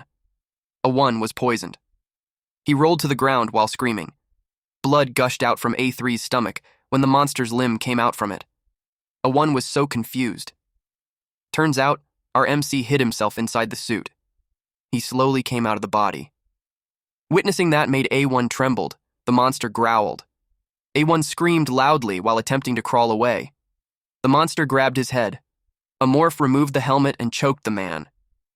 He made sure to look at it in the eye while telling him that he would eat him now. A morph took a bite at the man, which made the man's eyes turn white. A morph pulled the head away from the body, eventually beheading the man. A morph consumed the head. Even though there isn't any sound coming from the communication device, a morph could feel how afraid the humans are. They watched him devour A1. They all turned pale and panicked, even Arnold. Through this act, a morph communicated that the danger isn't only in the ventilation passageway. Humans feel that he's coming for them next. A morph was curious to know what kind of plan the enemy would come up with. With 6 humans dead, there are 90 more soldiers, including the soldiers and generals. With the warning that he had sent, he expected them to come at him with full force. He knew that they didn't have enough power suits on the ship, but the problem is their weapons. He won't be safe if they carry any plasma weapons. Plasma weapons are high firepower weapons for spacecraft battles. They are mainly used to destroy ships and tanks, but they're usually too big and heavy for one person to carry. Although there are lighter versions of them, they're extremely expensive. Somewhat lighter plasma launchers are distributed to each squad by MangaCap. But looking at the supplies on the ship, he doubted that the ship will have one. He noticed movements from below. The soldiers are moving to the agriculture sector. The soldiers must have thought that he's getting ready to stage a sit-in. He found his chance. While the soldiers are investigating the wrong part of the ship, he decided to look for the top management. If he takes down the team leaders, it will disrupt the command structure. And above all, he planned to kill Arnold since his existence alone is a threat. The soldiers asked the crisis management leader where the monster came from, but they also asked what it was. Arnold replied to the captain that the supply management leader had a creature that he didn't register, and that could be the monster that they are facing. The captain complained since they allowed those soldiers to have the leader's power suits, but they had no progress. A morph was listening to their conversation. Power suits are what protects humans in space. They should have spent more on them. Their attempt to save money is about to cost their lives. Arnold replied that it wouldn't have happened if they had better equipment, and he corrected the captain about them not making any progress. The captain flinched at that. Arnold stated that they now know that the enemy is a dangerous creature with incredible intelligence, and it eats humans. The captain antagonized him. But Arnold explained that collecting information is vital in battle, and they have to move based on the little information that they have acquired. Arnold told the captain that he has an additional request. The captain looked unhappy, but he asked what it was. The captain was taken aback when Arnold requested permission to use the plasma launcher in the armory. They contradict him since they plan to use that on the pirates, and it's unsafe since they're on a ship. The ship used to be a battleship, but thinking of using it inside is suicide. This confirms Amorph's thought that they have it. The enemies are in a state of confusion, so he took that as his chance to kill them. But his priority target, Arnold, is too far away. The one closest to him is the researcher. It was Dr. Wei, the one who always tortures number 26. He made him his target, which turns out well because he also planned to kill that man. He smashed the vent cover. That caught Arnold's attention. He jumped down right above Dr. Wei, and he had his mouth open wide. He was getting closer to the researcher's face. At the time he hit the ground, he chomped at Dr. Wei's face. Everyone else watched him devour the man. They all ran for their lives while screaming loudly when they saw that the monster was chasing them. The head security got bitten. Another researcher was stabbed. The rest of the humans ran towards the exit. Arnold instructed the soldier on the control panel to alert everyone on the ship. The guy on the control panel acknowledged the command. When the soldier opened his mouth to announce to all soldiers, the monster stabbed him right in it. Blood gushed out, ending the life of the soldier. They fired at the monster. It was Arnold. A morph expected him to run, but he got some balls, even without the power suit. But that gun won't leave a scratch on the monster. This made Amorph curious as to what he's thinking. He was about to confront him. But he saw a vision when he attacked Arnold and he was shot, but he was able to stab Arnold. But then Arnold's last shot got him. Amorph was taken aback. Arnold has a plasma pistol. It's expensive but deadly and convenient to carry. If he gets shot in the head or chest, he could die immediately, or he could get a serious injury. Amorph sensed that this man had a relationship with the Eugene family. Arnold noticed something about the Amorph. He acknowledged that the monster noticed. He dropped his gun and took something from inside his coat. It was the plasma pistol. The captain was surprised to see it since it's so expensive. Arnold uttered that he doesn't know the monster, but it reminds him of someone. The monster had various abilities, akin to Arnold's master, Si-hyun Eugene. Arnold fired the plasma gun. It has a loud noise when fired, and it was effective since it drove the monster away. Arnold declared that he's ruling out all variables until a certain person arrives. Amorph knew that it wasn't looking good for him. So far, it's the greatest crisis that he has faced since he was born in the cargo hold. He has been in worse situations while he's playing the game, and the winner has always been him, the Amorph. Whoever is coming, may it be Arnold's master or not, that person would be greeted by him and Arnold. Bears, lions, and wolves are some of the carnivorous animals that people came across in the media. They are portrayed as the embodiment of fearless violence. However, this is not true. The predators in real life are cowards who avoid fights that would incur significant losses. That cowardly prudence may be the element of a true hunter. The player who played Amorph in the game took that to heart. It's important not to forget that having strong characteristics or knowing important information becomes useless if you are not careful. Amorph evaded a plasma shot. He used his super sense since he had observed that Arnold is pretty good. He used his super sense on him and found out that Arnold's heartbeat is stable, which means that he was just pretending to be nervous until that moment. Amorph assumed that Arnold must have analyzed him and assumed that Amorph had something similar to a biological radar. Amorph can sense that the man has the same hunter's blood as him. Arnold is a predator with experience. Amorph scurried away. The shot missed him, but it was followed by several more. The captain reminded the crisis management team leader that he's in the control room so he shouldn't hit the devices. Arnold glanced at them and responded that he will keep that in mind. He released another shot. He was about to fire again, but he paused. The monster hid behind the device. It pissed off Arnold. Amorph knows that Arnold is just trying to trick him. Because of the super sense, Amorph found out that Arnold gave an order to the soldiers to assemble all units in the control room. Amorph realized that Arnold was stalling, and all that shooting was just to trap him there. He noticed that Arnold was stalling while keeping the monster away from the captain and other leaders so that his men could come in and capture him. Amorph was impressed that Arnold had him fooled. Amorph decided to finish it before the support came. He saw a fire extinguisher and decided to use it. He removed the pin and positioned himself. He pointed the nozzle at Arnold's face to block his vision. Arnold announced that the monster is pulling a trick. He fired randomly. Everyone in the room couldn't see anything. Arnold scolded the soldiers for not using their weapons properly. Someone asked where the monster went. Arnold had a guess. Arnold immediately instructed the soldiers to get the captain out of there. A morph noticed how Arnold caught on quickly. However, that wasn't his plan. He poisoned someone else. Then he took a bite out of that man. One soldier looked for the captain. The captain replied that he's in there. But another person joined the conversation and told the soldier that the captain isn't there since the captain is with him on the other side. Arnold told them not to be confused since the monster is just trying to confuse them. The monster chased after a man. He caught the man and immediately killed it. Another person uttered that the soldier shouldn't listen to that gibberish since the monster killed the team leader. The soldier asked if it's really the navigation team leader speaking. Someone yelled that they shouldn't fall for it since it mimicked the leader's voice. But the navigation team leader insisted that he's the real one. Arnold yelled that they should be alert and it was the monster talking. Arnold instructed to shoot the monster. The soldier just fired randomly. He heard someone groan. Upon hearing that, the soldier trembled. Arnold was the one hit. He glanced behind him when he sensed the monster. He fired at it. A morph evades the shot. He kept running. A morph's back is being ripped open. Then his wings appeared. He flew directly towards Arnold. His mouth is almost at Arnold's face. Arnold clearly saw the sharp teeth, and just like that, Arnold's head was gone and blood gushed out from his body. The headless body fell to the ground. It dropped the plasma gun. The body just laid there in the pool of blood.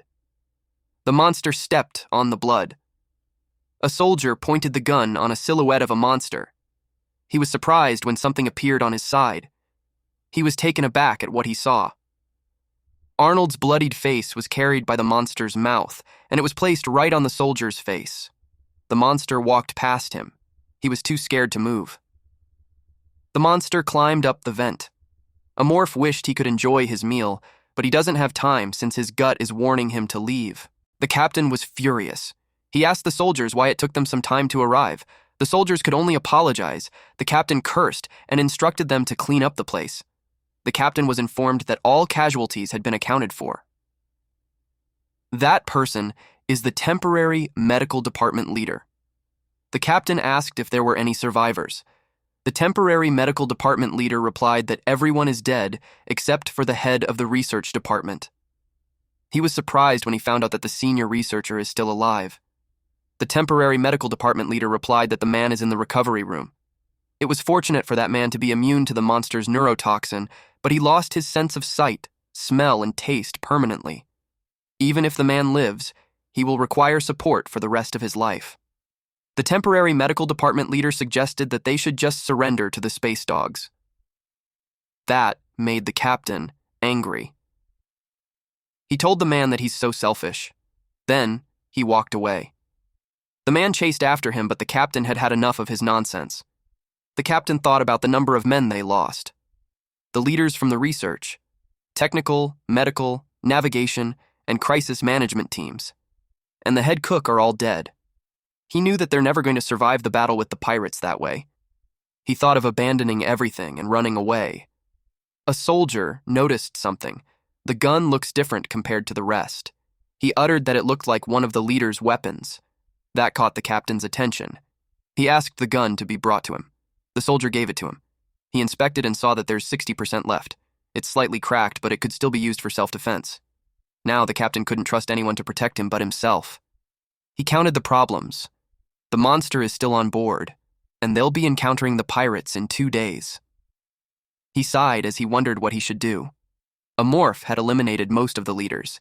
He knew that it's going to take some time for the AI to report the problem. He doesn't think that he needs to worry about Captain Yusung. He decided to expand his nest. There are spots that he could choose from. Since he had the nest in the cooling chamber, he can choose 2 more places. The most important place is the cafeteria since food is key to survival. He planned to contaminate the food and cut off the supplies.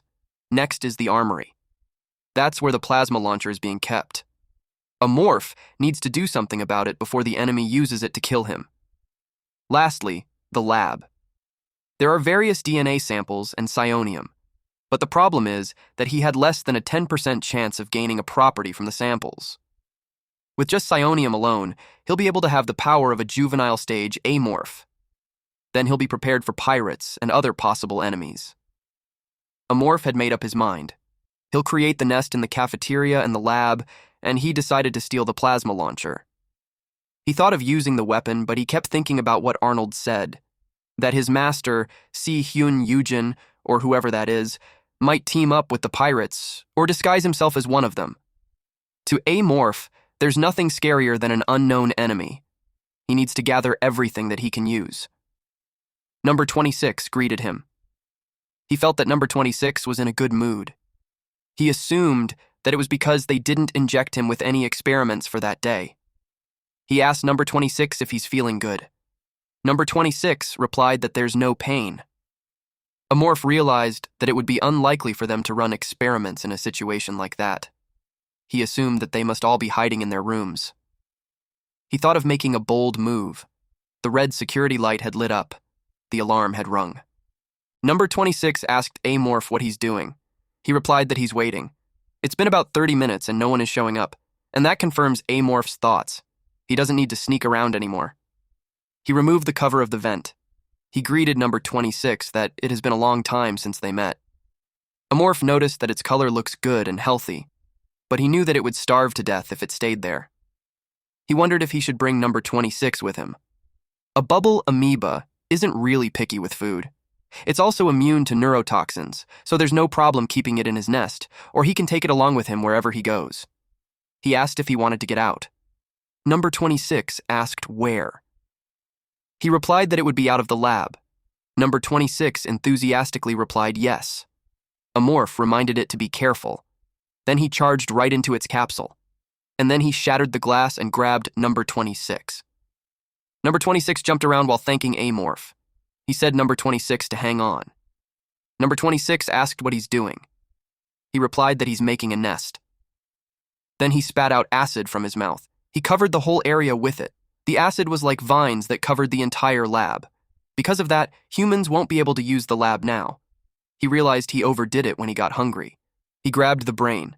He noticed that it's still alive, but it doesn't taste good. But he settled for that now since he's getting nutrients instead of savoring the flavor. Number 26 ate with him. Amorph noticed that number 26 was enjoying the food.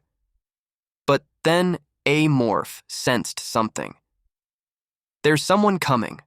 One of them is a soldier, and the other one is a researcher. There were only two of them when not even a whole unit could fight Amorph. The door opened. The men were surprised at what they saw. The whole area is covered with vine-like acid. The soldier took a closer look. He didn't realize that the monster was behind him. Eventually, he sensed it, so he raised his gun. He fires away as the monster approaches him.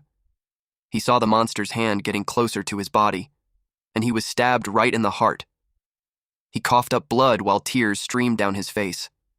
Eventually, his body flopped on the ground. The monster made its way to the researcher, and the man begged for mercy.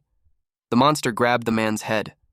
But Amorph got distracted when number 26 yelled, "Pain!" Number 26 hopped to Amorph's shoulder, and it looked like it's complaining. Amorph understood that the researcher is part of the bubble amoeba experiment, and number 26 must have been angry seeing its torturer. Amorph had forgotten that bubble amoeba could kill people too. He stabbed the man with his tail, causing the man to be paralyzed. Then he hands out number 26 to the man. Number 26 jumped to the man's face as if it was ready to devour it. And it actually did. It covered the man's face and melted it. While watching them, Amorph wondered who had it worse. If it's the soldier who died instantly, or the researcher who died slowly with his head melting away. But he didn't think much about it since they all died anyway. So, the process didn't matter that much. While he was feasting on the brain, the system window appeared. He felt lucky. He had reached his goal faster than he expected. He was asked if he would like to unlock physical strengthening. He had eaten over 500 different samples but gained only 3 characteristics, but he's satisfied with what he had acquired. He took number 26 while thinking of heading back to unlock the skill. He said number 26 that it won't take long. He accepted the skill, and his body made loud cracking noises. His legs become larger. Spikes had appeared on his back. Number 26 was impressed by how big he had gotten. Number 26 bounced his way towards him while telling him that he had gotten so big. Amorph told him that he had grown. Number 26 didn't understand what the word meant. Amorph replied that he had grown from a youngling to an adult. Number 26 asked if youngling is a baby. Then he called Amorph a big baby. But when Amorph thought about it, biologically, he's not fully mature, so it isn't entirely wrong. He decided to explain it when number 26 learns how to speak more properly. Amorph noticed that his body feels heavier and sturdier. He felt like a cheetah turned into a rhino. He had become taller, too, and his arms and legs are covered in armor. His legs have acquired strength enhancement and have become much thicker. He checked his characteristics. He now has natural recovery, blade tentacles, and contaminant organs. Natural recovery has been fused with strong vitality and turned into regenerative power. Everything on his stats looked good except for the type penalty. Amorph has no limit to the types it can acquire, but every time it acquires a type, the requirement to obtain a new type doubles. For example, if Amorph had obtained superpower strengthening type first, then the number of the requirements for the physical strengthening type will go from 10 to 20. If it was a game, he'd reconsider the timing of obtaining the type. But he doesn't have a choice with the danger coming ahead. He decided to postpone unlocking the next type. It was time to test his newly obtained characteristics. The durability of the blade tentacles was too weak. He stabbed a pillar, and he realized that it has been upgraded and strengthened by the physical strengthening type. Next, he tried out the contaminant organ. He released acid from his neck. He can apply some of the characteristics that he has, and it can even create spores that pour out acidic liquid. With this, he'll be able to turn the whole ship into a fort. It's the perfect skill to use when fighting with a fierce opponent. Now that he had checked everything, he decided to get going. Number 26 called him baby and asked where he's going. He replied that he's off to the hangar. Amorph was interested to know how the crew will react if they see him now. He imagined them crying or maybe running to the escape pod. He'll find out soon. The humans ran as fast as they could. They had to hurry because the door couldn't wait any longer. When they had entered, the door should have been immediately closed, but it didn't happen because the man in charge was too terrified to make a move. The man got angry and kicked the cowering soldier to move him aside. He hurriedly pulled the lever. The door was slowly closing, but the monster's hands were able to hold it on the remaining gap. Then Amorph pushed it open. He was growling. The men shrieked in fear. They all screamed for help. But there was no salvation for them. The monster immediately killed them all. Their bloodied hands left a print on the window. Amorph kept chewing. The sound echoed through the ship. Meanwhile, in another room, Dr. Wei's brows twitched. He's inside a capsule in the recovery room.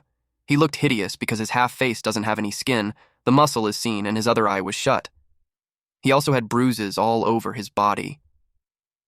He wondered what's going on because he couldn't hear any footsteps. His hands trembled. He couldn't believe what's happening. He's too thin, and he wonders what he did to deserve that. He would rather die than live that way. He heard a loud thud. He wondered if it's a soldier. He opened his eyes and the eye socket was empty. The footsteps were familiar. He knew that it was the monster, and it came for him. The monster pressed a button. He wondered what it was doing. Then he felt something squishy on his head. Instantly, number 26 devoured his head. As his head melted, he felt like it was burning. He couldn't speak, but his mind screamed for somebody to just kill him, until he's choking with his own blood. 3 hours later, number 26 crawled out of the capsule. Amorph asked him if he's done eating, and number 26 replied yes. Amorph asked how he feels about his revenge, but number 26 didn't know what that word meant. Amorph explained that it's about eating the person who tortured him, and number 26 replied that it tastes good. Amorph realized that number 26 doesn't feel complex emotions like vengeance, but he's not certain if it just hasn't been learned yet or if it's his nature. He finds it suspicious that researchers are interested in number 26. He hoped that the bubble amoeba wouldn't develop into a sea demon or something. Sea demon lives only on seaplaners like bubble amoeba. It's about 25 meters long and has tentacles that are hidden inside its body. Because of their similar looks in the game, the users suspected sea demon and bubble amoeba had something in common. But it just turned out that the game company didn't put much effort into the character design. But this time, it's their reality. So, no one could really tell the truth about the creature. Number 26 called the Amorph baby and told him that he's full. Amorph noticed that it looked tired. He walked back into the nest. So far, it's coming along fine. Then he had decided what to do next, to look for his next prey, at C08 Space Dog's Drava Cartel ruling area. Someone is yelling for help. A man grabs an arm. A woman is being dragged away by a man and a green male alien. The woman calls for her husband to help her. Her blonde husband demanded that she would be let go. But the man was shot on his back. The woman yelled loudly. The rest of the pirates took the treasure. The pirates were instructed to take everything and to kill all men and capture all women. That is the creed of the Drava cartel. A creature with a mechanical eye looked bored. This creature looked like a lion with a mechanical eye and arm. He looked unhappy because of the low quantity of treasures. This lion creature was addressed as boss, and he was accused of betrayal. The humans hired the mercenaries for protection, so they couldn't believe they did that. The boss replied that the man was a fool for thinking that they are friends. The boss told him that he shouldn't have expected that from a complete stranger. The man cursed at the boss. The man threatened them by saying that the defense forces should be on their way after receiving their distress signal, and the boss and his subordinates will all be executed. But the boss didn't care. The man continued to say that death is too good for trash like them. He vowed to turn them all into Hulk mutants. That elicited a reaction from the boss. He stood up. His subordinate was terrified to offer him his sword. He told the captain that it looked like he's not familiar with the mangacap mercenary code. The boss decided to explain it to him. He grabbed the head of the captain. He stated that it's a crime for a mercenary to betray during a commission, but it's invalid if there's no witness to prove it. He crushed the hope of the captain by saying that the defense guard won't be of any help since no one would be around to explain what happened. The captain asked if he's planning to exterminate them. The boss replied that he's not sure what that word meant, but he's certain of one thing. And he shared that his hobby is to skill mangacap pigs. The scene was horrific as the blood splattered while the man loudly yelled. Later on, the boss opened the door. He was warmly greeted by his subordinate. He threw the skinned face on the ground and commanded his subordinates to take it and deal with it like usual. The boss remembered that they had something to do. His subordinate was confused. Instead of reminding the guy, he just instructed it to go get a manual. Deep inside, the boss was annoyed for being surrounded by idiots. The subordinate informed him that the woman had arrived. She looks like a researcher because of her white lab gown. She nervously asked the boss what he needs from her. The boss asked about the work that needs to be done. She fidgets while finding the courage to answer. Then she explained that they are supposed to meet someone whom her connection introduced her to, but they suddenly went off the grid. The boss yelled, and the woman shrieked. He asked her to explain. She elaborated that a request came in from a research ship led by Captain Yusung Samuel. They asked them to get rid of the body. The boss asked if the Samuels were there. The woman inquired if the boss knows them. The boss replied that they are the third capital of Titan. He asked on whose body it is. She replied that it was a noble capital, a woman from the Eugen family. She added that those men promised to pay them 1,000,000 credits. The boss scoffed at it. He thought that those bastards must be hiding something. He felt that lately, things within mangacap haven't been quite right. Rumors say that the Asura family, the young blood of Mars, is challenging the Eugene family, who has been the king of Earth for the longest time. The Asurans mainly focus on developing vessels, but they have been secretly working on DNA modification. The boss knew that a body from the Eugen family should have all sorts of DNA modifications. He entertained the idea of stealing their body and handing it to Asurans. The Asurans would have been willing to let him name his price for such a body.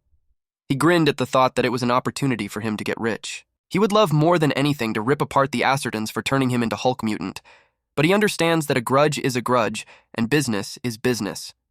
He remembered Manuel saying that the ship couldn't be reached. He asked if they were ambushed. Manuel isn't sure about it. The boss was annoyed that someone was lurking in their neighborhood. He doesn't know who that is, but he knows that one has guts.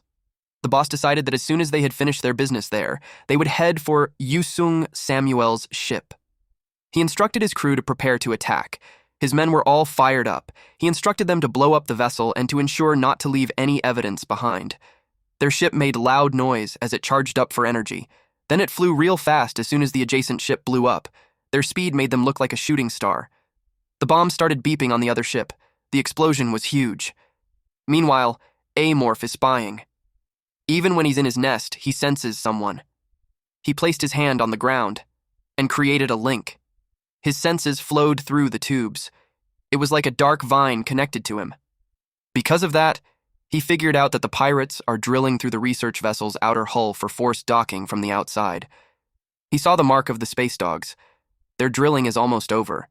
In no time, they were able to make a hole. They bustled inside. A morph senses that they're heading straight to the bridge. It is evident that they're experts and really know what they're doing. But he wondered if they were really smart or stupid. Because normally, people would have noticed that there's something wrong with the research ship. But maybe those men were just blinded by their greed. The men were surprised at what they saw. The whole area is covered with vine and somewhat acidic. They reported to the boss that they had taken over the bridge, but something was strange. The boss asked what it was. They reported that there's not a single soul on the ship and that there's creepy-looking trees all around them. The boss was angry because it sounds ridiculous to have trees in space. They insisted that they were telling the truth. The boss decided to see it for himself. He threatened them that if they're lying, he's going to smash their head. Amorph sensed that they have 2 high-powered engineered hearts and machinery. He also figured out that the Hulk mutant is their leader. He checked on others. There's an insect man that releases pheromones from its body. A Star Union cyborg with a mechanical heart instead of a real one. He was pleased with the multi-species cartel. Since he's having a hard time finding and killing 2 different species aside from humans, it makes it easier to achieve the evolutionary conditions to become juvenile. But then he noticed something. There was an ordinary person with them. It's as if the computer inside this woman's head instead of a brain is making her seem normal.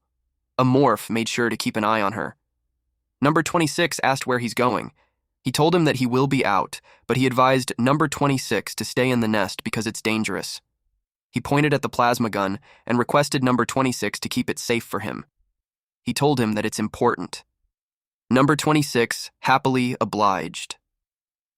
A morph took his chance while the enemy's guard was down. He planned to cut off the path that they can retreat by destroying the power source of their ship. He expected them to protect both the research ship and their own ship, since they are greedy.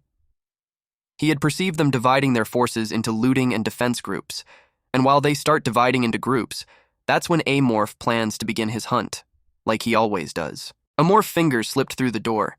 Then he spread the door open. He made his way inside. It's as if the place doesn't have any security systems at all. But it's not surprising since they're pirates. The pirates must have never thought for a second that they would be the ones getting robbed.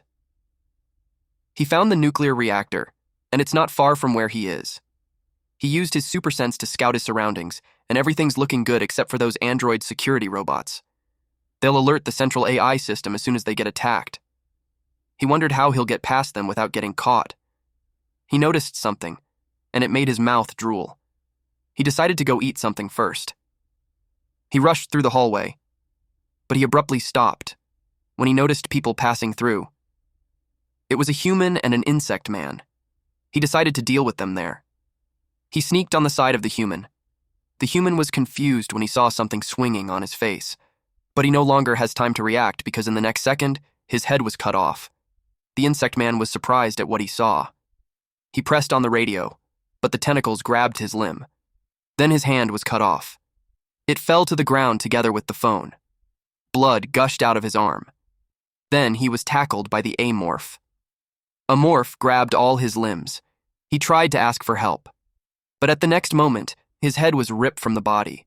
Amorph munched on them. As what he's expecting, the NPC species doesn't help fulfill the evolution condition. Someone can be heard speaking through the radio. The patrol team was asked on what's going on. Amorph said that it was nothing.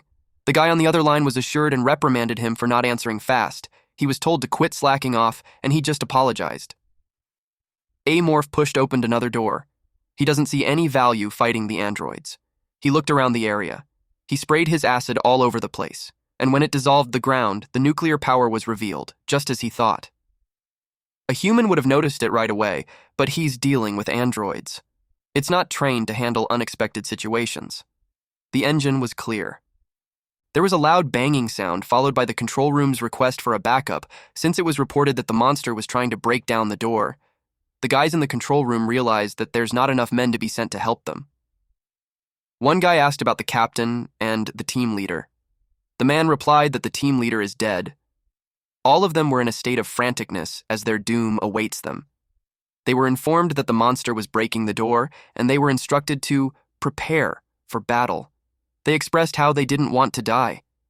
Meanwhile, the pirates' jaws dropped as they tried to take in the sight before them. They were watching the events that happened on the ship earlier. The boss wondered, what's going on? He noticed that there were weird plants and no sign of people. It was like a ghost ship. They wanted to find out more about the attacker, so he had his man replayed the footage. But what they saw were several men without limbs, or with limbs but had already lost their minds. Not a single person on the ship is in proper condition, so it made the boss even more curious as to what those people fought with. He instructed his men to play more videos from the past. They watched the crisis management team leader instruct B3 to join as soon as his transmission is fixed. The boss realized that it was the person in charge of defending the ship. He also recognized Yusung Samuel. He noticed that all the manpower was down and the top management was shaken. What he saw next surprised him. The monster attacking from above, and hiding behind the expensive devices and strategically using the fire extinguisher. The boss knew that it was an intelligent creature. Because of that, it's also a highly dangerous one. He watched how the monster attacked Arnold. At first, the boss was worried about how he would deal with the Eugene family, but now he knew that he should worry about retrieving the body safely first. He called for Manul, but she was in a daze. He called out loudly, and that surprised her. The boss clarified what she said earlier, that she lost contact yesterday. She replied that the initial plan was to meet yesterday, but the vessel didn't arrive, so they had to search for it the whole day. The boss had figured out the details of the vessel on his way there, but the problem is they don't know what that creature is. But since they had infiltrated in silence, he assumed that the creature didn't know that they had arrived. He commanded them to find that creature first and kill it. Then they will look for the body. His subordinate reported that they have a problem. He asked what it was. The man reported that their ship's engine had broken down. The boss was taken aback. He angrily yelled that it can't be when it's perfectly fine. But then the man reported that the engine had completely melted down, so it's impossible to fix. The boss slammed the table and cursed loudly. He punched the table as he expressed how he'll rip that creature to pieces. The desk crumbled. Using his loud voice, he called Manul. He asked her if she could run the ship. She replied that she has to check. The angry boss threw something past her and it exploded. Her fear drove her to say that she can do it. He assigned 3 men to help her out while the rest of them will go with him to find that damned monster. He instructed them to move quickly, otherwise if they got behind, he'd bash their heads. Meanwhile, our MC used his super sense. Knowing that the boss was angry made him laugh. Unbeknownst to them, there are still survivors on the ship. There are 20 of them hiding in there, including the captain and the upper management. Amorph didn't spare them out of mercy. He knew a fight would break out since MangaCapped hates pirates. He plans to take advantage of that fight. Currently, there are 3 pirates and a woman who is pretending to be normal in the control room. This would be Amorph's chance to attack, but he had a bad feeling about it. The Amorph's instinct is warning him that the woman is dangerous. It made him wonder if that woman is Arnold's master. He recalled Arnold saying that his master had various abilities, but Amorph was confused as to why Arnold says that he and the woman are similar when the woman looked like a genetically modified human. But considering that the woman is a noble capital of MangaCapped who is obsessed with extending life, it's very likely that she's been modified beyond the extent of Kisaragi. If the woman is modified to the extent of a player, she may be hard to defeat, even if Amorph evolves into a juvenile. It made him grin since it has been a while since he fought with a genetically modified human. Seeing such a strong opponent both scares and excites him at the same time. But for now, he had decided to keep that woman, who he's guessing to be Si-hyun Yujin. Now, he's focused on dealing with the pirates first. The pirates were scared as they heard the grinding of the teeth. The boss is angry. He exudes a terrifying aura. Their radio made a beeping sound. The man called out to his boss. He reported that the biological detector had detected humans. The boss replied, "So?" The man replied that it was pointing towards the captain's cabin, but the path was blocked, so he suggested drilling a hole nearby. He flinched when the captain yelled and called him a fucking moron. The captain asked the man if he asked permission if he needed to pee. He immediately went to work. They drilled a hole, he kicked it open. He glanced at the detector. In a blink of an eye, he was shot on the face. The firing continued, so the rest had to take cover. The captain told the idiots to move. He rushed head on. He slammed his weapon on the human's face. Then he punched the next. He was going wild. The humans exclaimed that there's a monster. It was a bloody scene. A few moments later, a man groaned pitifully. Eventually, his bones were broken, and he died. The researcher shrieked at the blood gushing out. He panics as the boss approaches him. He told the boss that he surrendered. But the boss replied that their cartel doesn't care about surrender. The man introduced himself as the medical team leader of the ship, and he told them that he would be of use to them. That caught the boss's attention. The boss asked where the captain was and why the doctor was in the captain's cabin. That triggered the doctor, but he immediately composed himself. He shared that the captain left to escape the ship. The boss verified if the captain had abandoned his crew and ran away. The doctor replied that he had no idea if the captain got away safely. Internally, the boss complains that the whole thing sucks. The ship was wrecked, and the only human who knows about the whereabouts of the body is on an escape ship. But he thought that the doctor might know. He asked the guy if he knew where the bodies were. He asked where they would place the body of a noble capital. The doctor replied that the monster has it. Hearing about the monster made the boss annoyed. He punched the wall as he asked why the monster would need a dead body. The doctor replied that the monster eats humans. Hearing that made the boss realize that he doesn't have enough time left.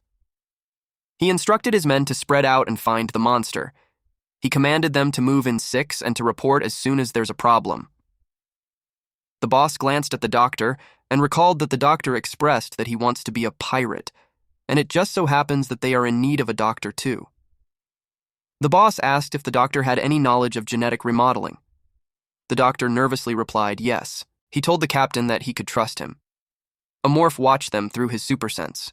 Amorph was disappointed that the boss ended the humans quickly, but it wasn't surprising since the leader was a Hulk mutant. He noticed that the pirates moved like a regular army. He decided to get moving too. Number 26 wanted to come with him, but he told him to stay inside. But number 26 insisted that he'll help. Deep inside, Amorph noticed that it's acting like a child who wants to help his father. He realized that number 26 must also need battle experience. Even if it can't be of much help to him, he can't let it get away. He picked him up. He advised them to be careful since their enemies are dangerous. Number 26 responded that Amorph should be careful too. Amorph thought about where to begin. He decided to start in the armory. There were pirates in there. The pirates complained the area was a jungle. They had no idea as to what kind of monster has the ability to grow plants taller than the door. The pirates need to get rid of all the plasma cutters. They slashed the vines, but they were surprised that it secretes green fluid. They thought it was mucus. One pirate complained how disgusting it is, especially given that it sprayed on his upper body. Another pirate was about to say something, but he stopped mid-sentence. He noticed his sword melting. Then the man who was sprayed with the fluid earlier yelled loudly. His face started melting and it looked hideous. It made the rest of them confused. They heard stomping sounds, and in an instant the pirate was stabbed right on the chest. The rest yelled that the monster was there. They commented that it looked different from what they saw. 3 pirates fired at it. But it had no effect on the monster. The monster charged at them, and with its blade tentacles the pirates' bodies were sliced. The insect man was about to escape. But to his surprise, the bubble amoeba covered his face. His body trembled from the pain. Suddenly, Amorph heard someone asking for help. There was a guy on the phone reporting that the monster was there. Before he could ask for backup, his skull was already bitten, and Amorph continuously chewed on it. It could be heard from the radio that the person on the other side is asking where they are. Amorph picked up the radio and replied that it was nothing. The man on the other side got angry. He reprimanded him, and Amorph just apologized. Amorph decided to keep the radio since it could be a useful distraction. He noticed that the guy was still breathing despite his body being melted away. He wondered if it's because he's a cyborg from Star Union. In contrast to MangaCap, who improved and modified genes, Star Union believes in replacing weak human bodies with machines. The problem is that they force their beliefs onto other species as well. Any species they take hostage will be modified regardless of their will. MangaCap and Star Union are both crazy. A morph ate the machine. He was worried about it for a bit, but then he assumed that he'd be okay even if he ate it. He finds the taste interesting. There was a strong, coppery taste of oil. Out of the blue, the window screen appeared. Just like in the game, the cyborgs are treated as a separate species. The window screen displayed that he had met the conditions to evolve from a youngling to a juvenile. It was an unexpected surprise. He recalled that there were 12 cyborg pirates on the ship. He can evolve to the next stage right away if he eats them all. Number 26 asked what he's excited about. He replied that it's something number 26 wouldn't know. Some may call the space dogs the disaster of space, but to a morph, they're like Santa bringing presents on Christmas. A golem man fired away. A morph grabbed the man's face, and he ripped off the head. He watched its face, while blood gushed out from the body. A morph took down 2 teams already, but he lost 3 cyborgs. He noticed that the recent man looked like the one that was covered in acid in the armory. Everything melted but the legs. He decided to rip the leg to eat it. He took a bite. He spat it out. He also didn't get any predation effects. There was a low chance of that happening with the body that he didn't kill. His tail swung as he stabbed the man that number 26 was eating. Number 26 asked if he's angry. He explained that he had to kill anything that looked like that. He pointed at something else and informed number 26 that he can have that instead. He felt bad doing that to number 26, but he had no choice. He heard voices from the man's arm. Those who are still alive were requested to report back. One team reported that there's a lot to take in the cargo compartment, while the other team reported that the restaurant is messy since everything has gone bad. Amorph mimicked the guy and reported that he's currently searching the armory. The control room asked the ones in the lab to answer. Amorph ate a man, so his voice changed, then he replied that the lab is clear. The control room was confused since it isn't the voice of the one in charge of the radio. He explained that the man in charge was just getting ready to clear out. The control room accepted that explanation. Amorph noticed that those guys are pretty systematic for pirates. The boss is just a Hulk mutant, but he decided to keep an eye on him. Putting those thoughts aside, he couldn't believe that he's hanging out with Bubble Amoeba. The game community would freak out when they saw that. The Amorph itself is specialized for acting alone, but himself, in reality, wasn't the friendly type. Things are getting different from what he used to know about the game. It makes him nervous, but excited at the same time. The boss sensed that something was fishy. He's pretty strict about reporting duties because of his military background. So someone who knows what happens if he breaks the rule would not make such a mistake. His wild instincts in his genes are warning him that it's a trap. The boss told the guys that something is off about the guys in the lab. He instructed everyone to head to the lab. The boss asked the doctor the whereabouts of the escape ship and the engine room of the vessel. The doctor showed him the way. The boss is fuming inside because he didn't like anyone touching his warship. He planned to figure out an escape route and put a bomb in the engine room. He expected the engine to be nuclear infused, so having a small bomb is fine. After he gets out safely, he'll blow up the bomb remotely, and the monster will blow up with the vessel. He knows that his men on the ship will also die, but he's confident that there are a lot of creatures out there that want to be a pirate. He'll just take Manol and the doctor. He called the doctor. He asked him if he knew about the monster's weakness. The doctor replied no, and that made the boss angry. The pirate threatened him to answer properly, but the doctor insisted that he's telling the truth. The boss knew that the doctor was a coward, but for him to say so little, it just meant that the doctor is more afraid of the monster than him. The boss asked about the characteristics of the monster, to which the doctor described the monster who moves like a ghost. The doctor elaborated that the monster eats humans in the blink of an eye, and it doesn't leave a single piece of body behind. They didn't even notice, even if anyone was gone, until much later. The boss told them that it could be because they're just idiots. The doctor defended that there are numerous security systems on the ship, so many that they could hardly count. But he added that the monster was still able to avoid it all and kill people. That's why he described it as a ghost. Internally, the boss finds it ridiculous, but it also seems like the doctor is telling the truth. He decided to round up his men. He told them that there were changes in their plan. He gathers them before they come to the lab. Amorph commented that the boss was a clever guy. He didn't fall for Amorph's imitation, which even fooled humans. It could be the wild instincts of a Hulk mutant, but it was too late now. Amorph used his super sense. The pirates are complaining, but they are heading to the location. Amorph planned to attack them with a new plan this time. His tentacles merged with the vines. He just created nest maneuver. His cognitive abilities expand through those branches.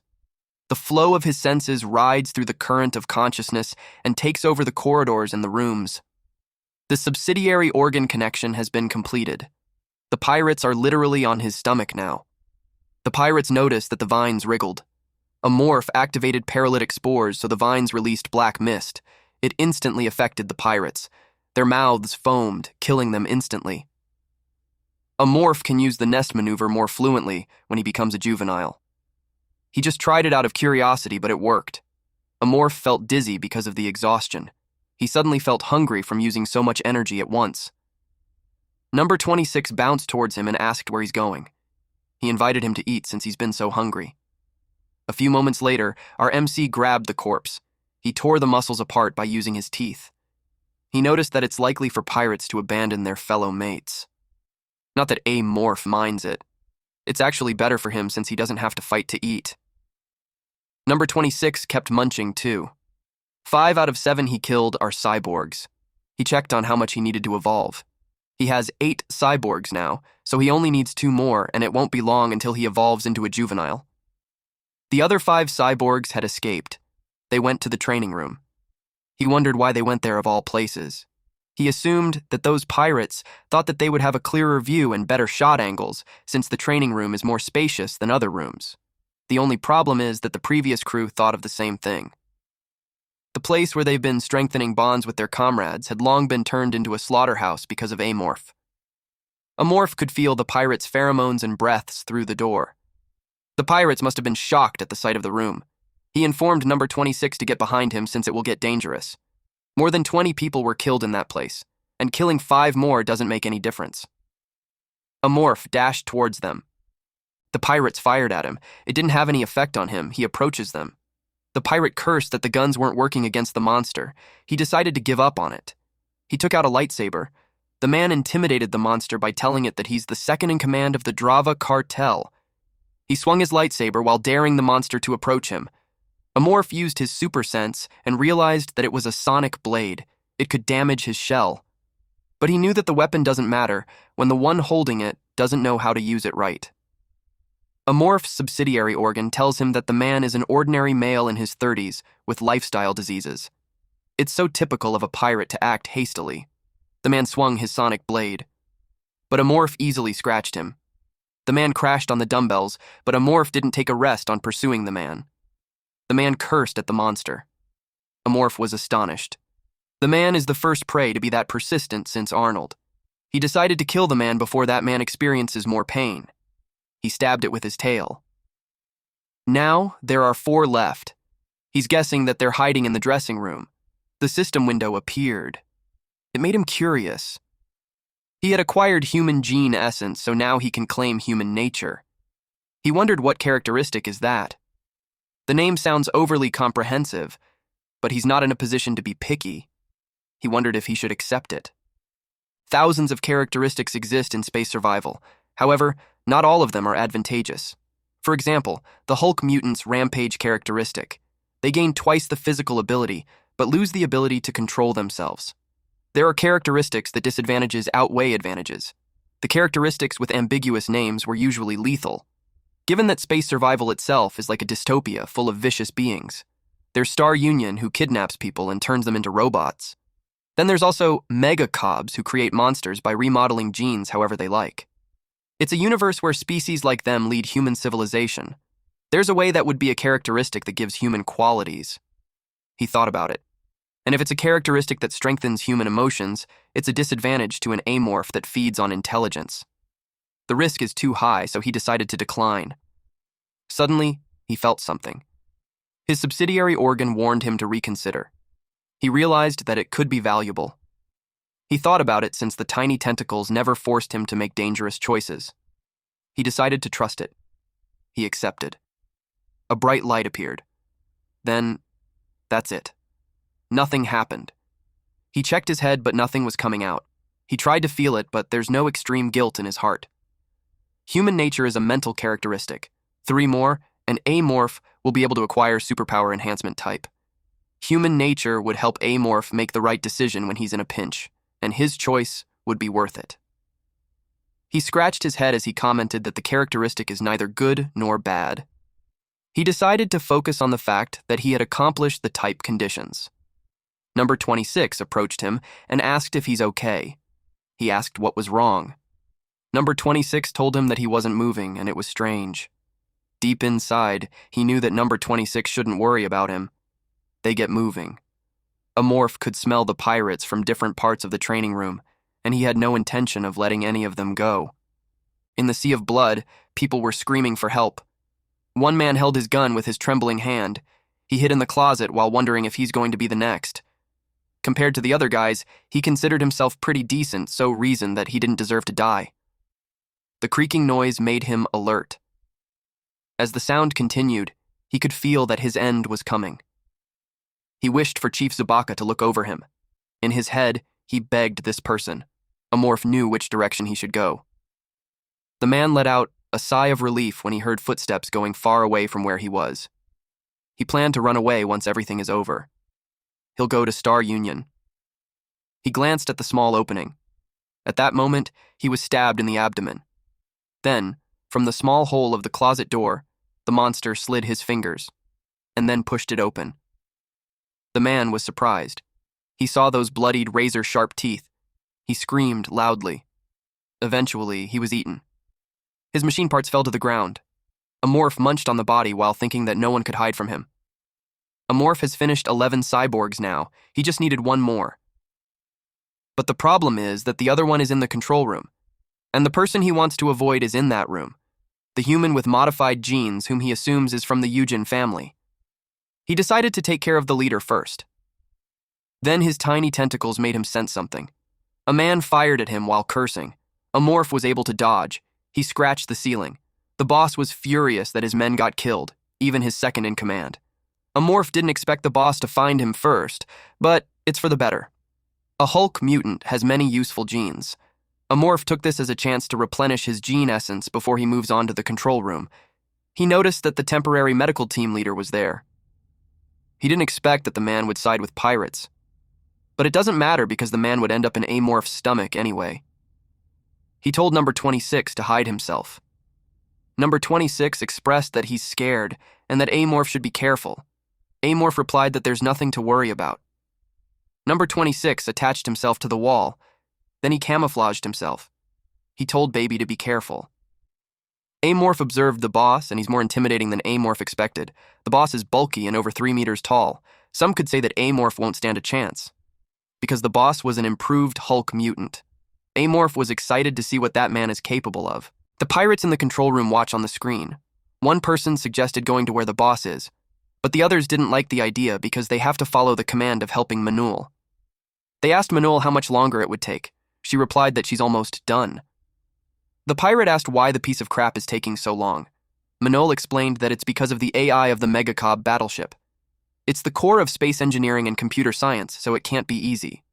The pirates don't understand a thing of what she just said. They told her to just hurry up. In her mind, she commended Arnold for doing well. The monster cunningly hid itself using a smokescreen, but it can't fool her, who has her remote viewing. She noticed that the creature emptied the lab and got his hands on the gene samples. It was indeed a clever creature. According to the records, the creature only took the samples. That means that the creature knows how to use its skills. She wondered if the monster absorbs genes and evolves. If that's the case, the creature is like her. Because of that, she's certain that the boss named El Chen won't be able to win. El Chen is nothing but a monster, strengthened by the will of others. She described him as a miserable being who doesn't even know what he's made up of. She was getting fed up with him, so his end would be good news for her. The pirates are no longer of use to her. She decided to reduce the number of genes that the monster can obtain. They asked her if she's done, but they were confused with her behavior. Manul has several names. She removed her eyeglasses. A blade appeared on her forearm. The enemies of Megacab call her the Helix Witch, but the family calls her Shadow and treats her with awe. The head of the family, Akira Yujin, calls her Code White, and the person who was once her father called her Si Hyun. She is the epitome of genetic engineering of the Yujin family, and the only forgotten heir to the lineage in the family. Back to the impending fight, the boss took a step. He attacked the monster. A morph was able to evade that. A morph pushed him with his fingers, and his other limb hit the metal leg. The boss staggers as he groans. A morph's tentacle hit a capsule, and he sensed a static. His superpower organ strings were electrified. That's when he realized that the boss had laid out the pulse grenade without his knowledge. He wondered if the boss thinks he's some sort of battle android. If that's the case, the boss was wrong. But his selection of weapons was good. The boss found out that the creature wasn't a new weapon created by Star Union. He asked the creature if he understood him. The boss moved a part of his thick hair. It revealed a red button embedded on his body. A morph wondered if it's the rampage switch. The boss said that he installed a bomb in the nuclear reactor, and the detonator is synced with his heart. He told the creature that if he dies, the whole ship will explode and everyone will die. A morph used his super sense since he's suspicious. The doctor's body reaction tells him that the boss isn't lying. A morph focused on the important thing, whether the boss would blow up the bomb or not. The boss noticed that the creature seemed to value his own life. He noted that this creature has high intelligence, a transcendent body, and arrogance. So he knew that there's nothing about the creature that would lower his will to survive. He pressed his blade on the button on the side of his head. His cells started moving. It became abnormal. It was like they were evolving like crazy. And that made the boss scream and cough blood. His bones made a cracking sound. It looked like he turned into a tenacious beast. He was breathing heavily. Then he growled loudly. Inside his head, Amorph finds the boss hideous.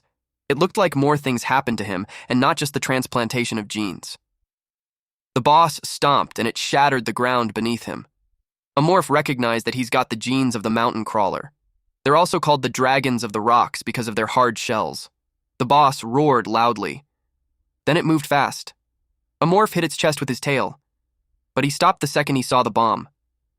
And that's when Amorph took a blow. The boss waited for his reaction, but he got confused when Amorph didn't move. Then suddenly, Amorph scurried away. It made the boss angry. He was growling while Amorph maintained a safe distance from him. Amorph's body is throbbing. He could have been dead if not for his rock-hard head. It made him wonder why the boss brought up the bomb when he aimed for the head instead. He realized that the enemy was just playing dirty. The boss told Amorph that its attack is no use. Amorph knew that unless he aims for the heart, there aren't many places he can aim for. The shells of the enemy are way too strong.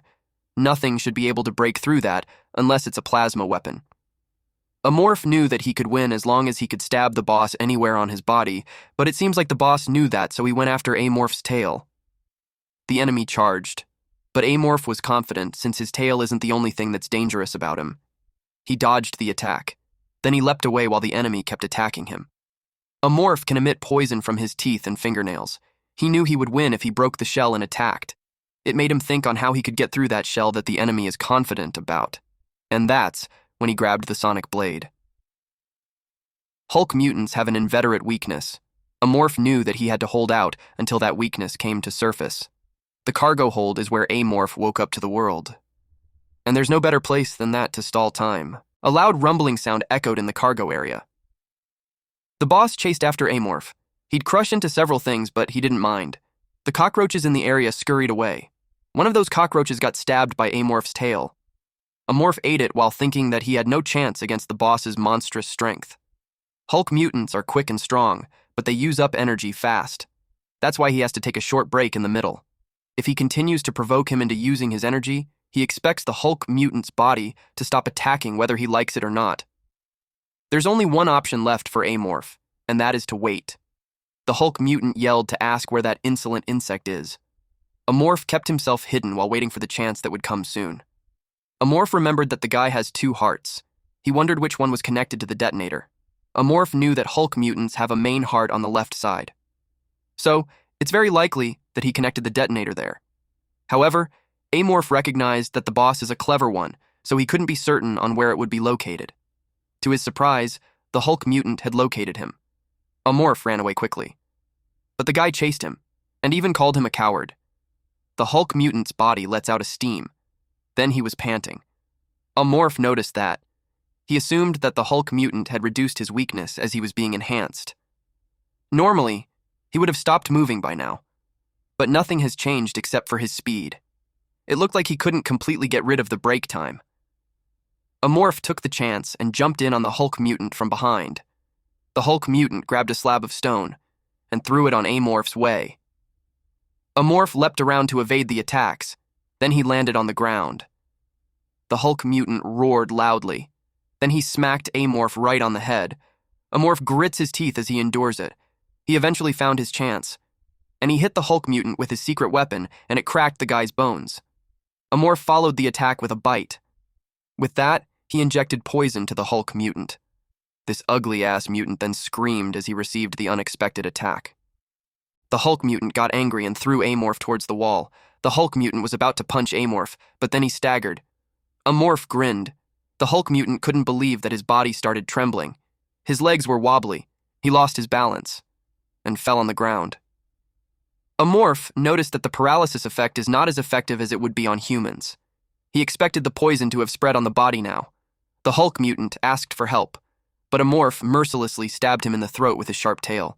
Then he started ripping out the ugly ass's flesh. Eventually, he found what he was looking for. The detonator was attached to his second heart on the right. The timer starts when it's struck with force. The second heart limits the side effects of genetic manipulation. It made Amorph wonder if the guy was trying to take him down with him, knowing that he would die anyway if the detonator got damaged. It's going to take some time to disassemble the detonator, and as a reward for himself, he decided to enjoy the Hulk mutant's genetic sample. Then number 26 calls him. He reminded him to stay hidden. Number 26 reported that they're in trouble. Amorph asked why. Suddenly, a signal prompted him. Amorph saw a vision of his morbid ending. If he continues to stay right here, he'll receive a fire attack that will kill number 26 as well. For a brief moment, he was frozen in shock. When he regained his senses, he dashed away. He immediately grabbed number 26. At that moment, a fire broke out behind them. Si-hyun stepped forward and saw that the monster got away. She was curious how the monster got the prediction. Amorph planned to deal with her last, and he didn't expect her to come there herself. He noticed the shiny blade protruding from her hand. Her genes are mixed with those of the white Galergon and another high-level organism. Not only that, there are dozens of visible genetic traits. Amorph knew that he couldn't beat her in his current state. He felt his body warning him not to confront that creature. He needed to step back and reorganize. The Hulk mutant recognized Manol and called her. She told him that he did well and stabbed him. Her sword pierced through the detonator. She couldn't let the space monster escape. Amorph was in a pinch. He thought of what to do next. The timer on the bomb should have been activated with her stabbing the Hulk mutant. Amorph knew that it would be suicide if he attacks her now. He decided to observe the enemy and get information. He noticed that her eyes are different. He wondered if those are the eyes of the Outspace Observer or maybe Daredevil's. Si-hyun told him that she has a suggestion. Because he seems to be like her, she plans to spare his life if he agrees to serve her. In other words, she wants Amorph to become her pet. She knows that he's a creature that relies on genes, so she's certain that she can be the perfect master for him. She urged him to join her. Amorph tried to process that. The formidable Si-hyun Yujin is demanding him to be her slave. A gust of wind blew. Amorph has confirmed that Si-hyun isn't lying. Well, not that she has a reason to. He's also aware that the blade on her wrist is the claw of Galergon, and that even with his hard shell, he won't be able to protect himself from that. Plus, she also got plenty of other weapons to kill him with. Number 26 called him. Amorph knew that submitting to her is the most reasonable choice. Si-hyun grinned. Amorph walked towards her. She told him that he's making the right choice. Number 26 pats Amorph, while assuring him that she's right by his side. Amorph was thinking how Si-hyun had no idea why he liked Amorph. She doesn't know that he's so obsessed with the crappy, useless character or why people call him the Morph Park on online communities. The reason is simple. It's because of the freedom to choose. Because, with the choices that he makes, it grows stronger and indefinitely. That's why he loves Amorph. That is why there is only one choice for him. With just a step away from Si-hyun, Amorph stopped while he bowed. Number 26 noticed how strange he's acting. Si-hyun reached out to pat him while praising him for being a good boy. But Si-hyun was taken aback. Amorph splashed poison on her. It landed right on her face. Immediately, he retreats and scurries away. So-hyun's eyes remain shut while she grins at the choice that Amorph made. She was thrilled that Amorph chose to play. She threw fire on Amorph, but he continued running. Amorph knew that she's stronger than him, and she's the most challenging enemy he had faced since he became an Amorph. However, he fought other outstanding enemies, and he always wins. He decided to teach her a lesson, that fighting isn't all about strength. The floors creaked. As the Hulk mutant's hand shifted, he tried to lift himself up while cursing at those bastards. He's mad that she betrayed him. He vowed to bring her down and make her beg for her life. He was furious that the device got destroyed. It will be all over for him if he can't get to the engine room in 10 minutes. But his strong will of not dying kept him strong. He crawled his way to the engine room while thinking that he's different from others, because he is Elchindrava. Meanwhile, Amorph is trying to run for his life. Number 26 asked Amorph if he's in pain. Amorph replied that it's all better. Number 26 asked, "Really?" Amorph pats him and replies yes. Amorph knew that Si-hyun's daredevil eyes have X-ray vision, so a surprise attack won't work. And even if he hides, she'll find him in no time. And he's certain that she also has other sensual abilities other than her eyes. Amorph knew that he's working on a tight schedule, and stalling for time won't work in his favor. He expected Si-hyun to have realized by then that he's worried about the bomb. Because of that, she'll probably expect that he will try to escape using the escape pod. He assumes that she's going to block the entrance to the hangar and corner him. That's likely her strategy, and then she'll try to subdue him with her overwhelming power. In other words, standard tactics. It was like she's using the same strategy that he used on the pirates. It's like fighting with another game player. For now, he decided to focus on eliminating the enemy rather than the bomb. As for the information that he doesn't know, it will just surface once he faces her. The problem is that his attack and defense abilities are much lower than those of his enemy. Amorph kept thinking of some other way.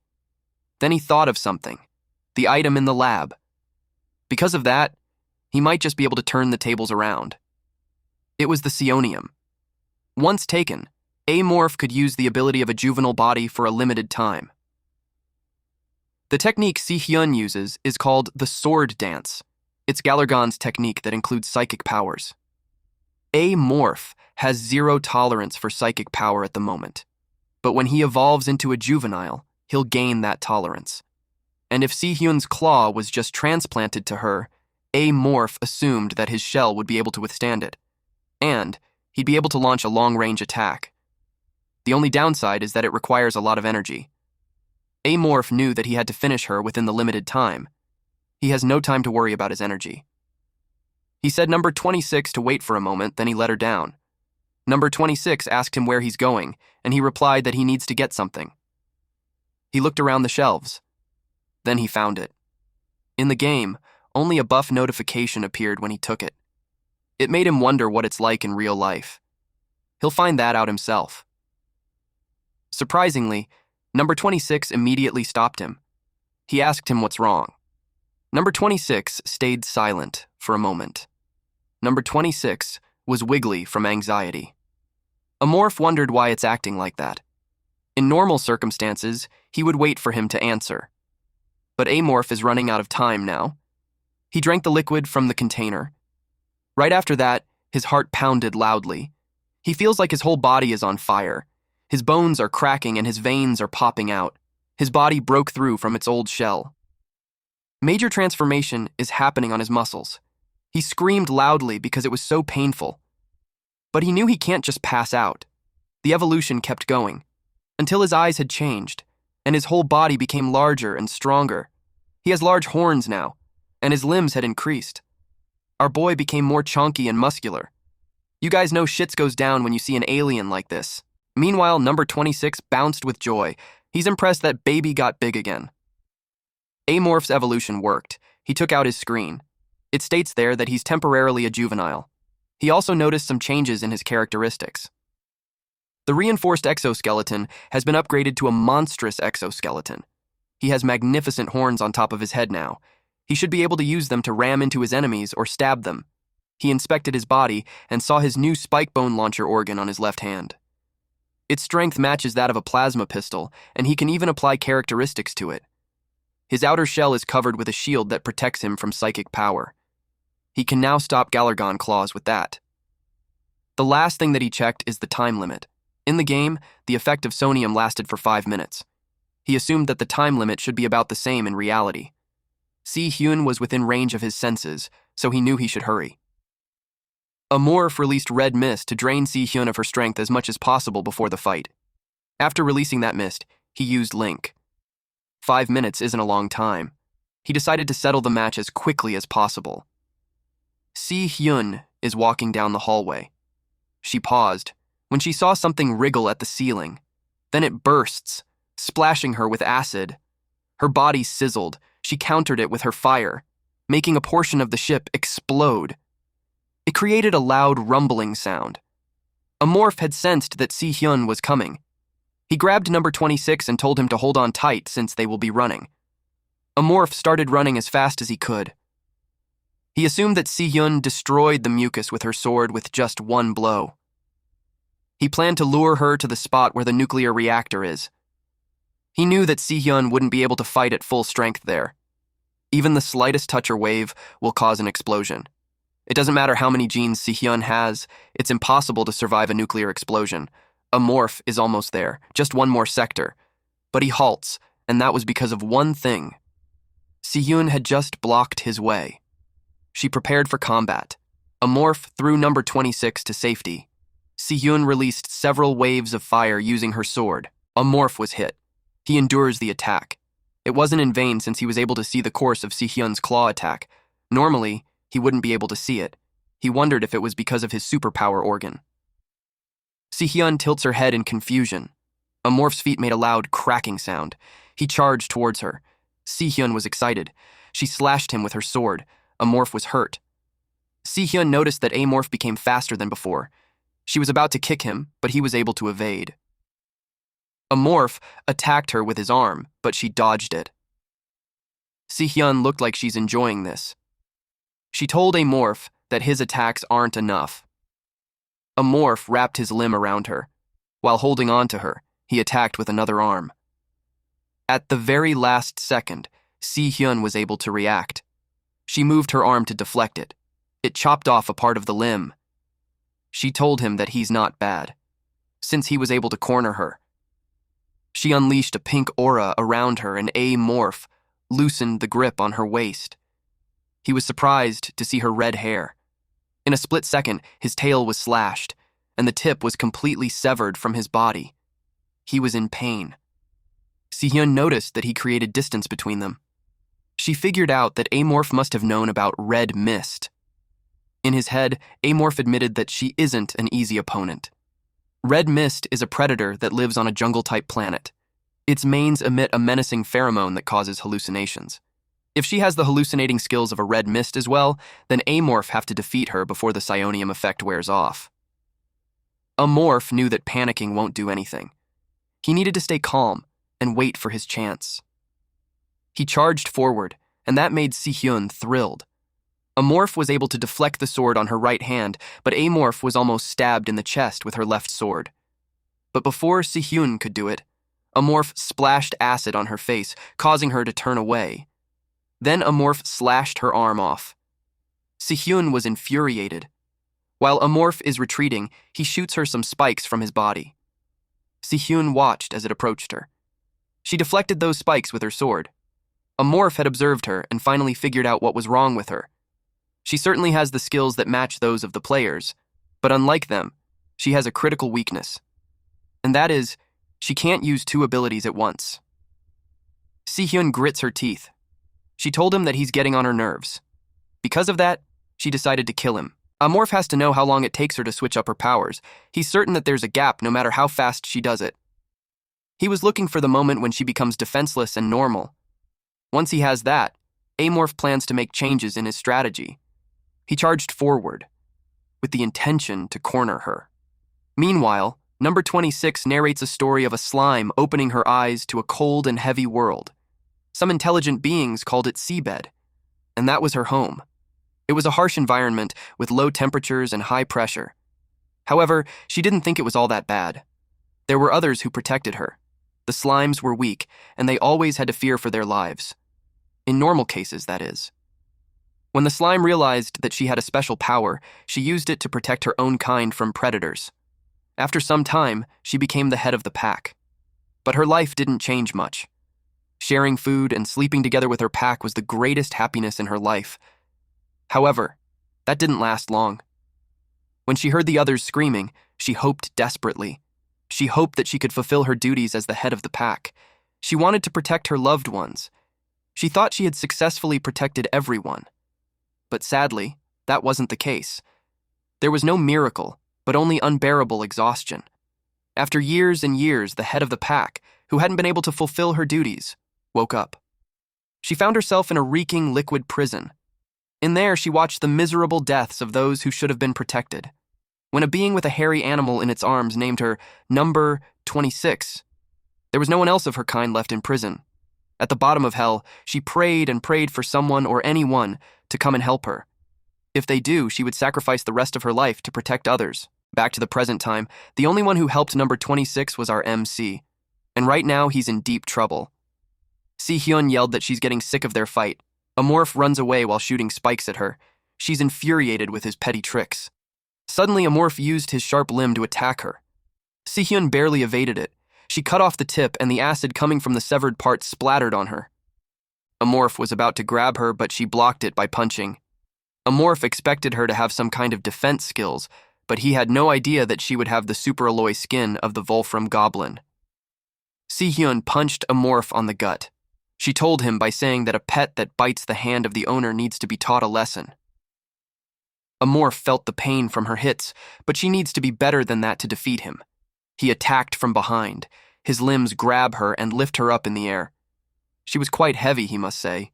Superalloy skin is as strong as a super-reinforced suit, but it weighs down the body. But a morph might have his chance. He slammed him on the wall. That made Si-hyun furious. She glared at this monster. So-hyun emits electricity from her body and blades from her arms. A morph, knowing that it's bad, scurried away. She slashed him. A morph endures just a bit longer. His skin has several cuts already. Then when the attack subsided, he took his chance. But Si-hyun docked and teased him that he just missed her. But she noticed her lapses. A morph looked at her intimidatingly. He didn't miss. From the start. His target isn't Si-hyun. Our boy was smart enough to punch a hole onto the wall which opened the spaceship towards the vast space. Si-hyun used her blade to anchor her on the ground. When she turned around, she panicked. She saw that the monster was already behind her. A morph was waiting for that moment. Si-hyun was desperate since she didn't want to die there. Her veins popped out from her arms. She's forcing herself to activate two skills at the same time. She's pushing her limit on the verge of death. Her color starts to change to a lighter color. Amorph decided to take her down before it's too late. He shot bullets that were deflected by her skin. Si-hyun grinned. To their surprise, Number 26 joined while telling her to leave the baby alone. Number 26 electrified her face. She yelled, "What the fuck?" Then a loud boom echoed in the ship. Si-hyun's left eye was blasted and a hole was left on her head. Then she was shot again. Number 26 jumped off her while asking help from Amorph. Amorph was able to catch her on time. Despite her injuries, Si-hyun refuses to give up. Amorph grabbed her torso, and he slammed her on the wall. He advised Number 26 not to let go of him. Amorph thought about the psychic energy that just came out of the tentacle, but he decided to put that aside. His priority for now is to get out of the place. Amorph dragged her body. He was already panting, but he continued. This just proved that he had really won the fight against Si-hyun. The environmental maintenance system isn't even working with the hole in the ship. If there was someone around, they would have fixed it or manually shield the damaged area and stabilize it. But there's barely anyone on the ship except pirates. And he's certain that they don't know what's going on since they're busy hiding from him. He knows that the ship is done for. At that moment, it rumbled loudly. Number 26 asked what was wrong with his arm. His skin crumbles. The effect of psionium and the transformation is wearing off. Amorph was relieved that it didn't hurt to return to his original form. He was hoping it would last longer. But still, he gained something more important than that. In the game, mangacap rankers have an average of over 1,000 genes. All of them are genes from rare creatures that are hard to come by. Sihyun is an NPC at the level of a high-level player. Still, she should have a good number of genes. Amorph expected that just like when he took the samples, he'll probably get around 3 at most. He doesn't care if he gets only 1, but he hopes that it will be the claw of Galargon. He'll find out. He opened his mouth wide to eat Sihyun, but before he could take a bite, he saw a vision. This showed that upon him eating his meal, a huge explosion will happen and they will be all caught up by it. It startled him. Then he remembered the bomb on the ship. According to his predator senses, there are only about 5 minutes left.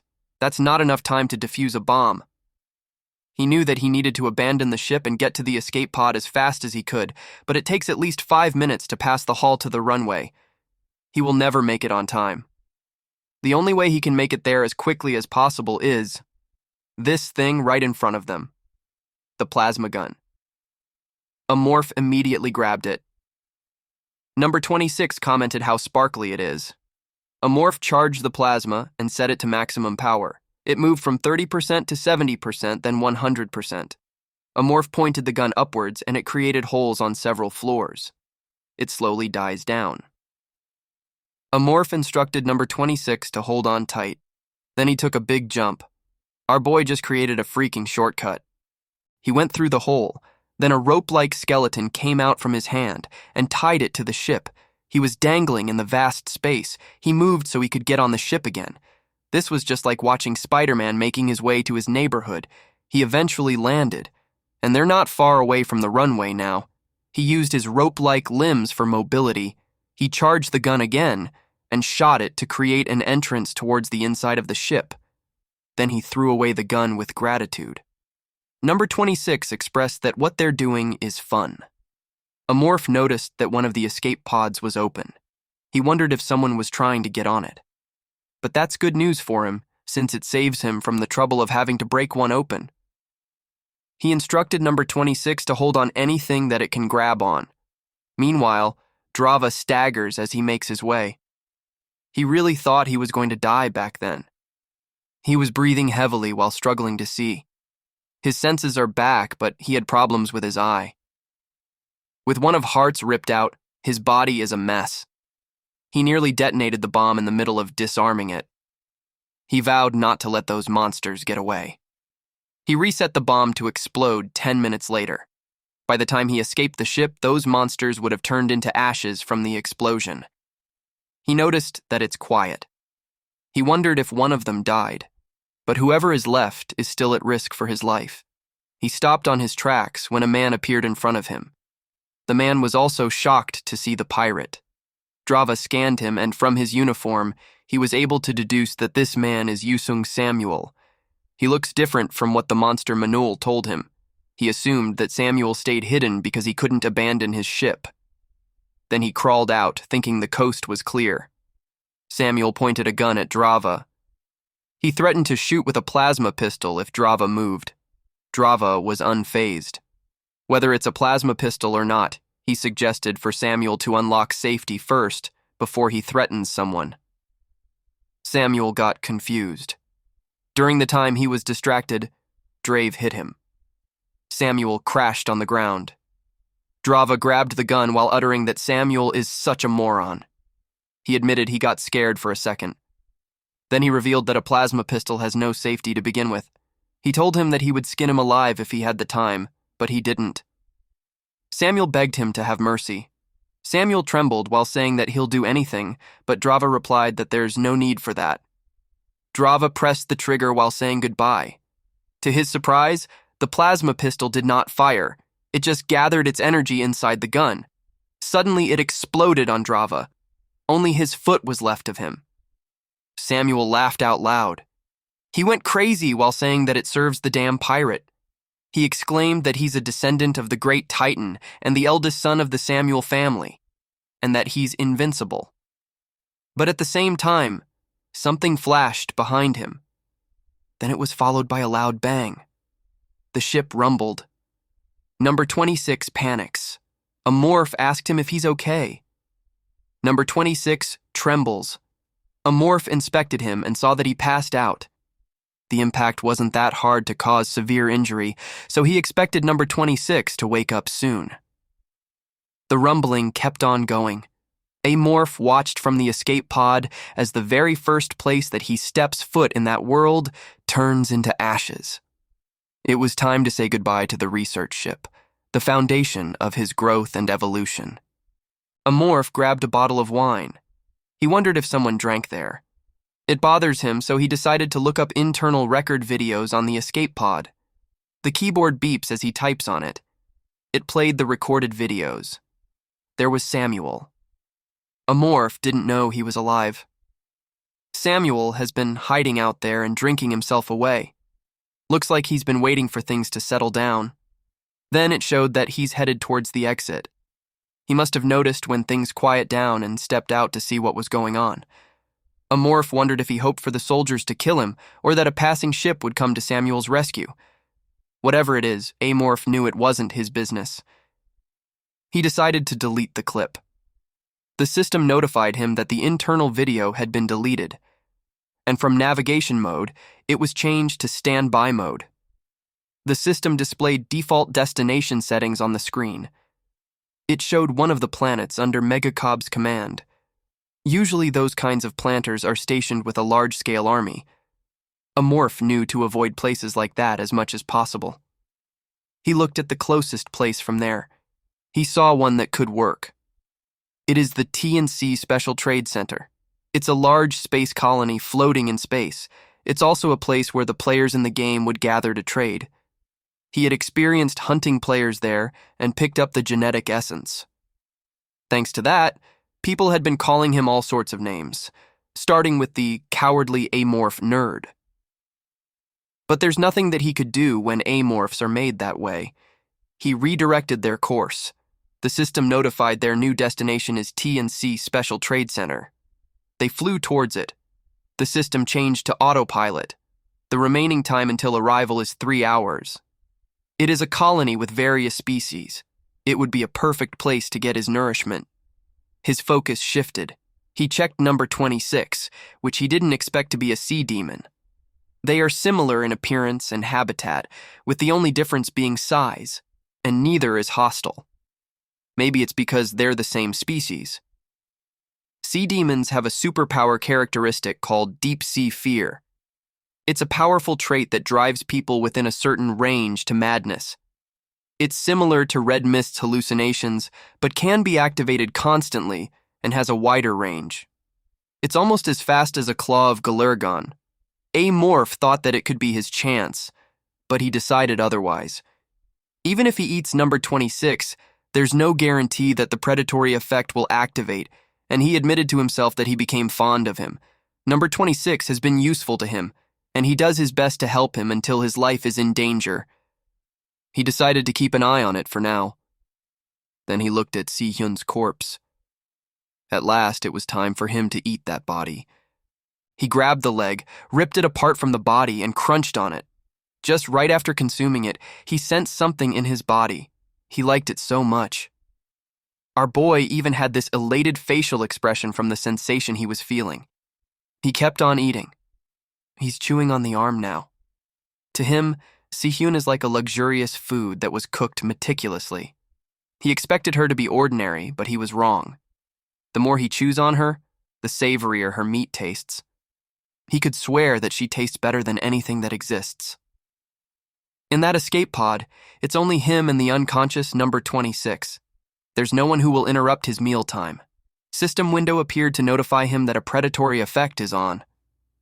He acquired X-ray vision among the biological properties of Yujin. In addition to that, he also acquired camouflage skin and claw of Galurgon.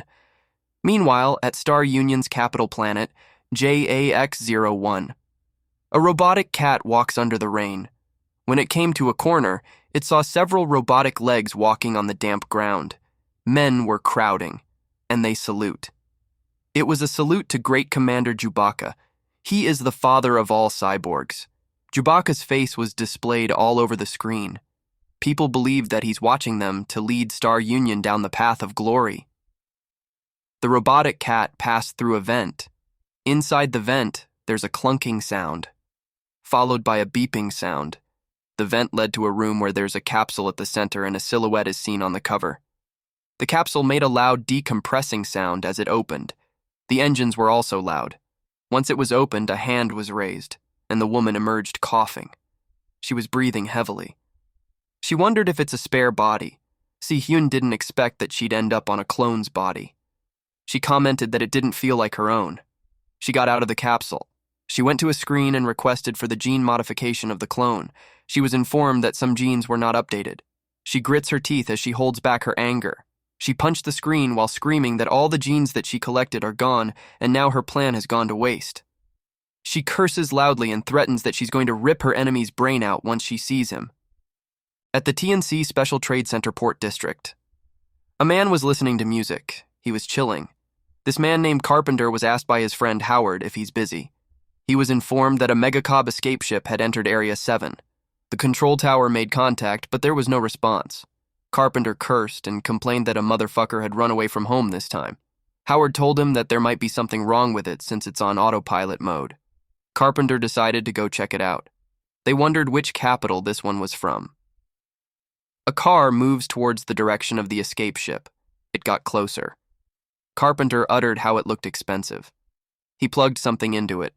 The door opened. He was confused to find out that the lights were off. He turned on a flashlight. Then he noticed a puddle on the floor. He wondered what it was. Then more liquid trickled down from the ceiling. It's actually the saliva of Amorph. Carpenter was about to get eaten. Carpenter's colleagues looked for him. One colleague shared that Carpenter said he was heading in early today. The other colleague was confused since Carpenter needed extra money to buy a new house. The man saw Carpenter. Carpenter was ascending the stairs. They called him. But the man flinched. When he was puzzled as to why Carpenter was standing there, he noticed that there's something off about Carpenter. They talked to Carpenter expressing how he thought Carpenter is going to work late. He asked if Carpenter is leaving already. Carpenter replied that he's busy. The man inquired if the chief had not said anything about him leaving. Carpenter simply replied that he told the chief he was busy and the chief let him go. The man got annoyed that Carpenter talked to him that way. His colleague told him to just let him be. They made fun of Carpenter on why he's acting that way. Little did they know, Carpenter's eyes turned red. Carpenter kept walking. He was alone in the hallway. He kept moving forward. But it wasn't the real Carpenter. Eventually, Amorph showed his true form. Amorph had no idea that his new characteristic would be so effective. Amorph knew something that even the rankers don't know. Fusing the camouflage skin characteristic that he got from Yujin and the imitation characteristic gives him a mimicking organ. It analyzes the victims that he had eaten and emits a special pheromone disturbing the senses of the other creatures. It causes others to see him as the victim. It may seem like an invincible characteristic, but there are many disadvantages. The pheromones don't work on cameras or mirrors, so his real identity can be revealed. In addition, the uncanny valley effect evokes eerie feelings in others. The effects of mimicking are long and hard to explain. There are clearly pros and cons to it, but it's something he can use effectively. Other characteristics he got are the Claw of Galargon, which he wanted the most. Although he won't have any use for it right now since it's similar to the super sense of the Amorph. The superpower characteristic, X-ray vision, will be useful for fusion later. Amorph was surprised when an unexpected mutation called the monster's tentacles occurred. The tentacles on the back of his head began to grow longer all of a sudden. They looked just like the tentacles growing out of the mouths of Galergons, otherwise known as the dragons of space. Amorph isn't sure as to what happened, but he's sure that it's a better weapon than the claw. He acknowledged that it's thanks to Si-hyun. Now that Amorph has the 4 superpower-related characteristics, when he gets the superpower tolerance, after evolving into a juvenile, he'll be able to get superpower type. Number 26 then informed him that he's suffocating. A morph asked him to bear with him. As A morph walks around, he recalled how he's been there several times in the game, and now he's in there in reality. The T&C Special Trade Center may look fancy on the outside, but it's dead on the inside. That's one of the reasons why he chose this place. It's divided into 4 districts and a central administrative district. The entertainment and residential districts have the lowest level of security. The entertainment district is where MangaCap's citizens unwind with hired slaves. A combat android is always going around to catch criminals. The residential district is close to a slum where the low-class residents live. This is a place where no one finds it strange, even if someone disappears. A morph chose to go to the residential district. He shouldn't have problems as long as he watches out for the android that comes there occasionally. Now, the problem is how he's going to get there. His options are sewers or an underground railroad. They both were made at the same time when the city was built. However, they can't get water in space, so it's very likely that sewers are getting high-scale maintenance. A morph chose to appear as Carpenter again. He would go through the sewers if this was a game, but this is reality. It's a shame, but he decided to take the underground railway. The passage he used to use should be somewhere around there. He turned into a corner and grinned. He found it. Only he knew about the place. He turned the knob to open the door. The door opened. A morph entered, an underground railroad that is located on the border of the port district. It is his very own special passage. A monster roared loudly. It was being restrained in the wildlife smuggling monitoring office in the port district. Several men held down this monster, but they're reaching their limit. They wondered what the binding team was doing. The boss yelled at someone to get a tranquilizer gun. One worker wondered who was the crazy fool who brought in a baby mountain crawler. Suddenly, she was approached by a man to tell her that he'll be going home. She cursed at him for saying that while they're in front of him struggling. She couldn't believe he dared to go home while they were all tied down because of that monster. This cyborg-looking guy replied that he doesn't do overtime, and then he left while the boss screamed at him to come back. Meanwhile, at the T&C Special Trade Center Entertainment District, the cyborg man was welcomed to this place where his fantasies came true. The place was called Special Entertainment Lounge. He checked the women through the screen, and he found someone that looked like his snarky coworker. He remembered that she was a regular there as well. He decided to pick her. After that, he washed his bloodied mech hands. He was pretty satisfied. In fact, it was better than what he expected. He glanced at the body while wondering if he was too harsh with her.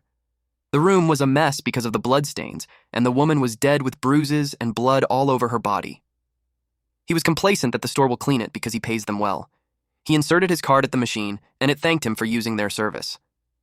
Now that he had fun, he craves alcohol. He decided to get 2 bottles of liquor before he heads home. He rode the train and got off at his destination. But he was surprised at what he saw. The streets were so dark. He angrily asked who broke the streetlights. He felt so annoyed. He turned on the flashlight on his arm. As he walked through the dark street, he started wondering when he would ever get out of the dump area. And then he smelled something. He had no idea what it was, but it was giving him an unpleasant feeling. So, he hurried, until someone called out to him. That person asked him where he was going, and he replied that he's on his way home. It was really dark there, so that person asked if he could tag along with him. He told the guy to follow him, and the guy thanked him. They continued to walk. While following him, the guy called out to him, and asked if he's a cyborg. He replied yes. The guy answered, "I see." And it made him furious because he thought the guy was mocking him, a cyborg, for living in the MangaCap area. So he turned around and flinched at what he saw. The guy was carrying a pink blob with tentacles. It continuously wriggled, so he wondered what it was. He remembered his coworker telling him about it.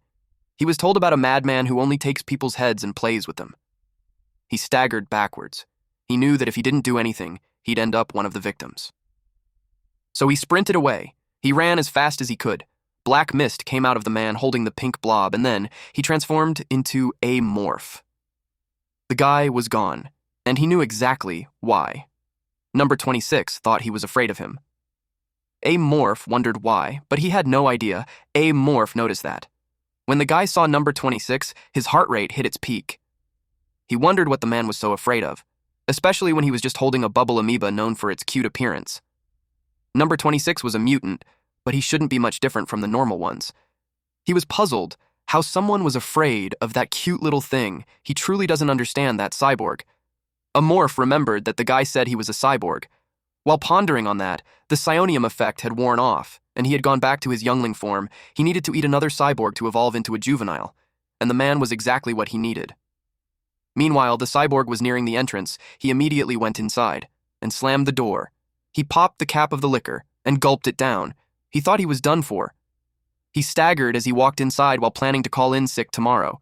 He flopped on the bed and turned on the TV. Then he complained of how much he's sick of the dump area. He planned to move out as soon as he earned enough money. Little did he know, a morph had followed him to where he lives. A few hours later, the cyborg went to buy liquor again.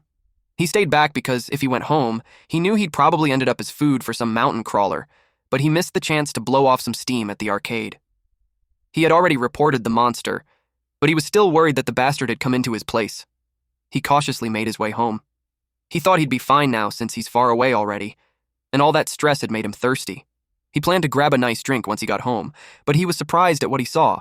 He was hiding behind a wall when he saw Amorph tinkering on the machine in the wall. After that, Amorph made his way, and he was gone.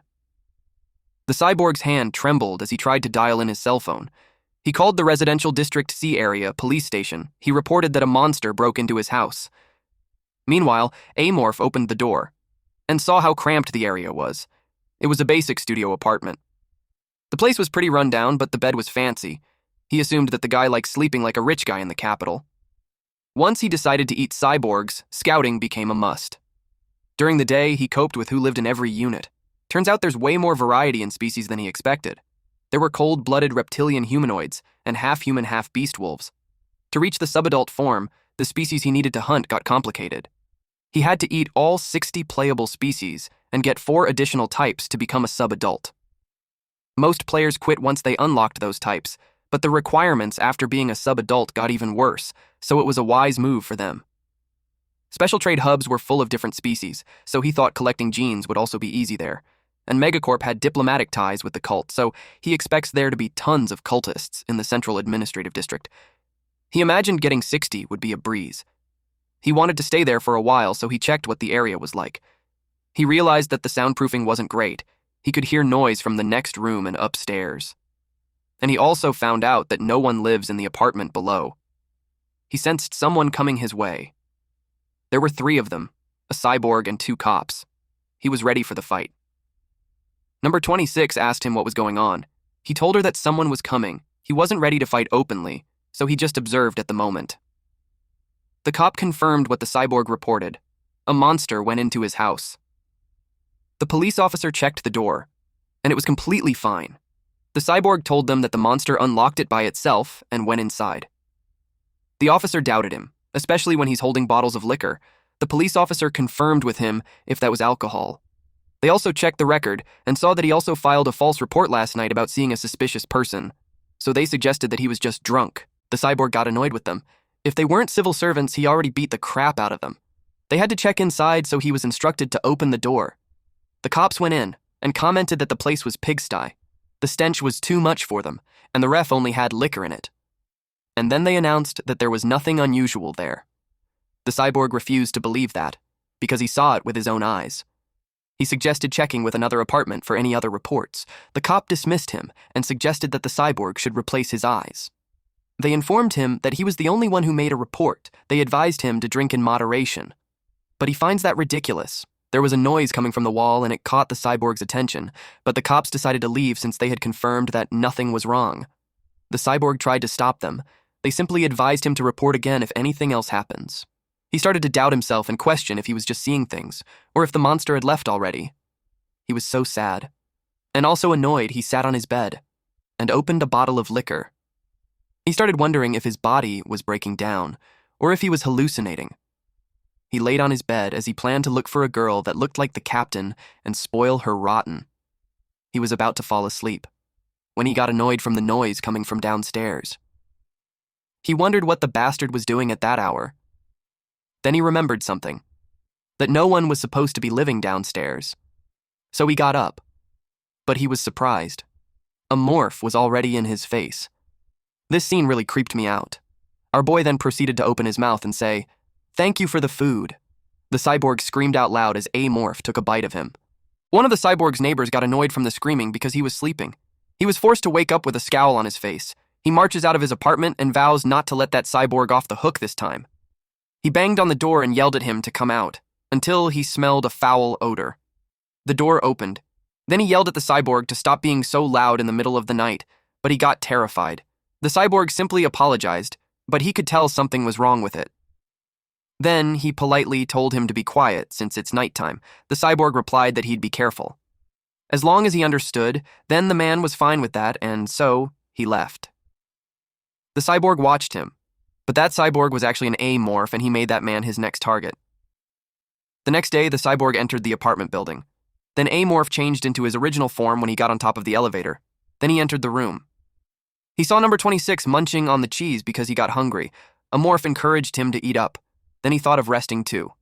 He took a bite of the cyborg's leg and complained that it's the second worst thing he had ever eaten. It was a mix of ingrained alcohol and rotten meat.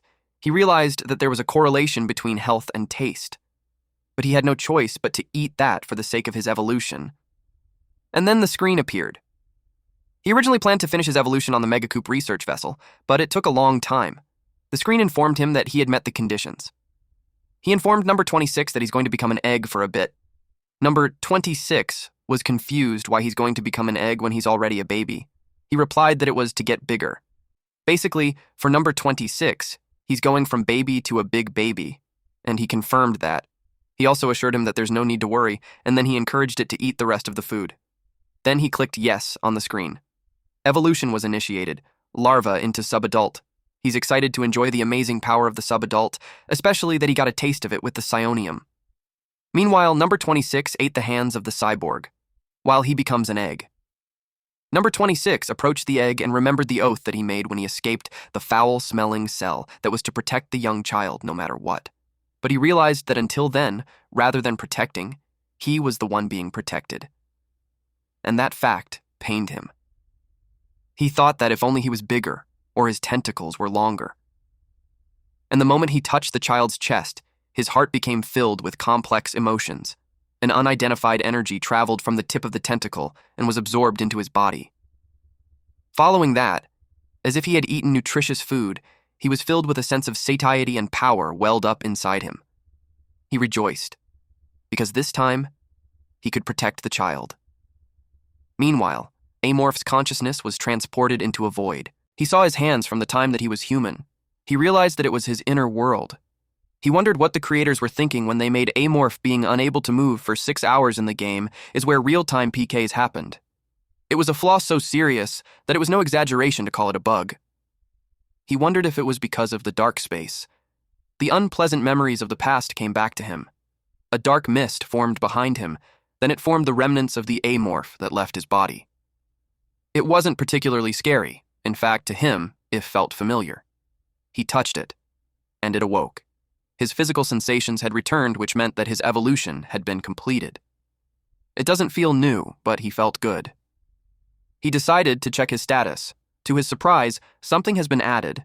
The system screen showed his status. It had his species, which was an unidentified hostile space organism, state was subadult, and the objective was to survive 2 successful evolutions.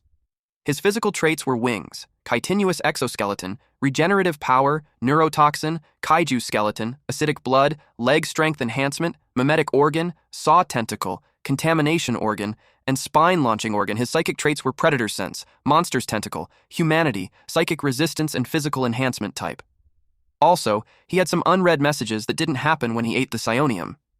He realized that a new system only appears after a formal evolution. He clicked yes, and the message was displayed.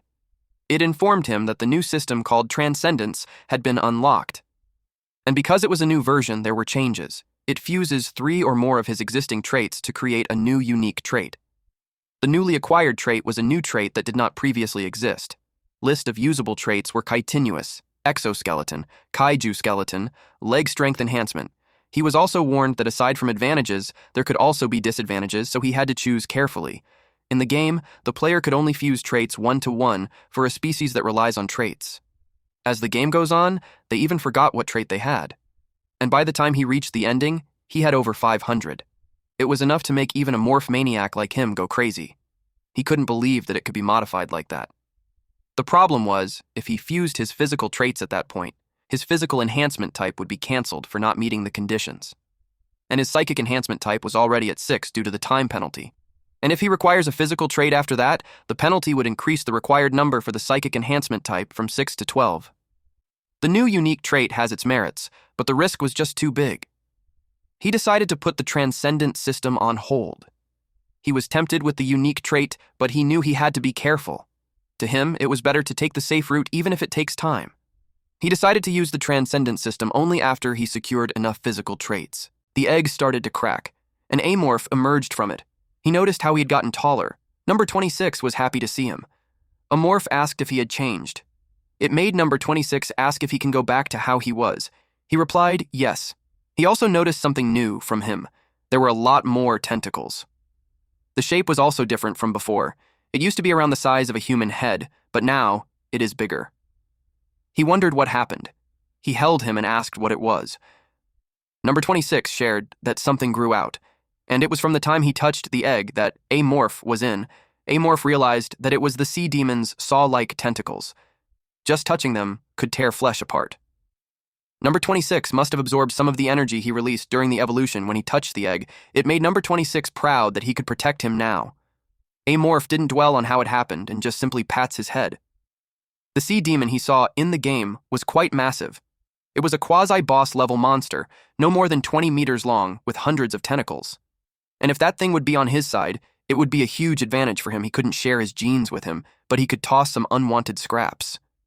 They went out to eat. The target was the house next door. He got thrilled for his next meal. The motto of the TNC was to maintain their position and keep advancing. It was a company that started out as a New York insurance firm. Rather than divide the limited land, TNC aggressively pursued the development of space colonies. They shifted their focus from Earth to new frontiers. They poured massive funds into artificial habitat construction and terraforming tech. They grew their reach through projects like Mars terraforming, solar system stations, and orbital colony construction. The result was the first space city connecting the solar system to outer space T, and C's Special Trade Center stretches a full 60 kilometers in diameter. Thanks to it, countless alien races now visit daily to witness humanity's architectural milestone at the Monument Tower in the Special Trade Center's administrative district. A woman with blonde hair told the Human Resource Management team that they need an explanation for the 3% drop in incoming supplies. She was informed by the Human Resource staff that the production dropped on Z101 Ranch Planet and P82 Livestock Planet.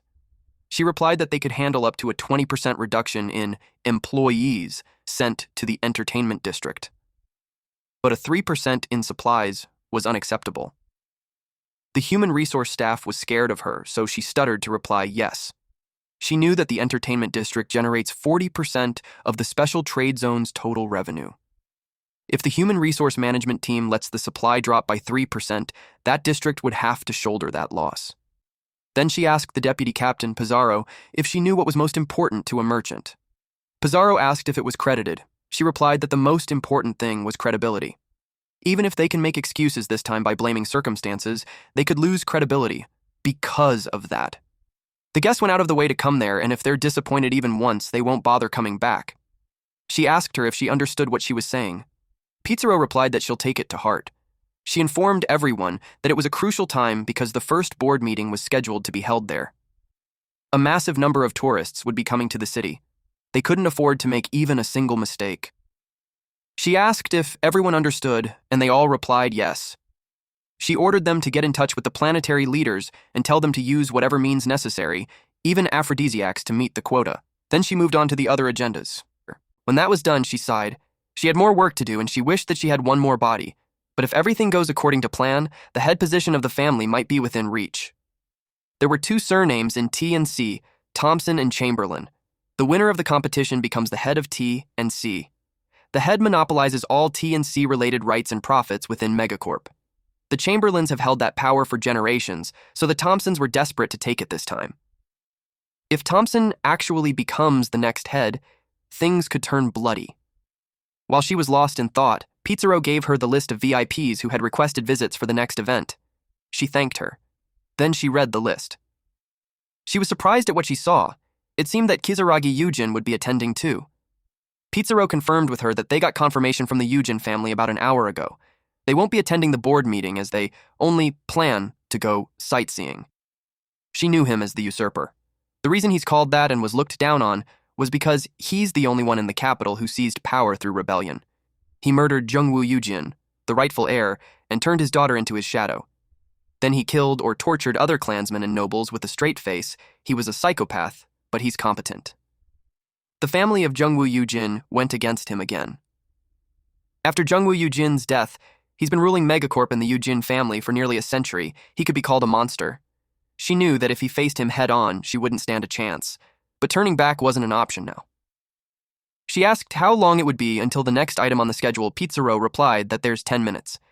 Their schedule involves inspecting critical facilities and discussion on security systems for the administrative districts during the board meeting.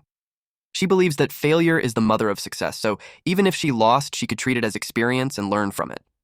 True to T&C's motto, she never backed down from a challenge. She believed that she could always bounce back even if she lost. But she didn't know that. A terrifying thread had already deeply rooted itself into her territory. A morph has started its mukbang again.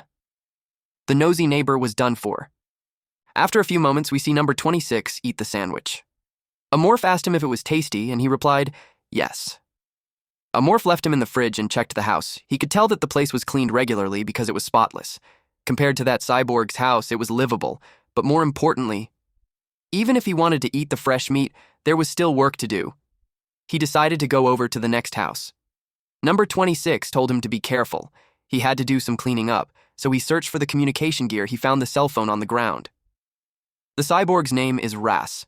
He searched for work contact, and there was an entry named Bastard. He knew that was it since most office workers hate their bosses anyway. As soon as he dialed the number, the boss interrogated Ras on what he was doing in the middle of a busy shift. A morph pretended to be Ras and replied that he wanted to quit. The boss thinks he's out of his mind. He cuts her off by saying bye. She was still yapping when he ended the call. He knew the boss would forget about it tomorrow, but he wanted to handle it properly by sending a resignation letter from a company laptop. He turned on the laptop to look for more info about Ras. He read about smuggled animal surveillance team seizure inventory. Even a glance shows quite a variety.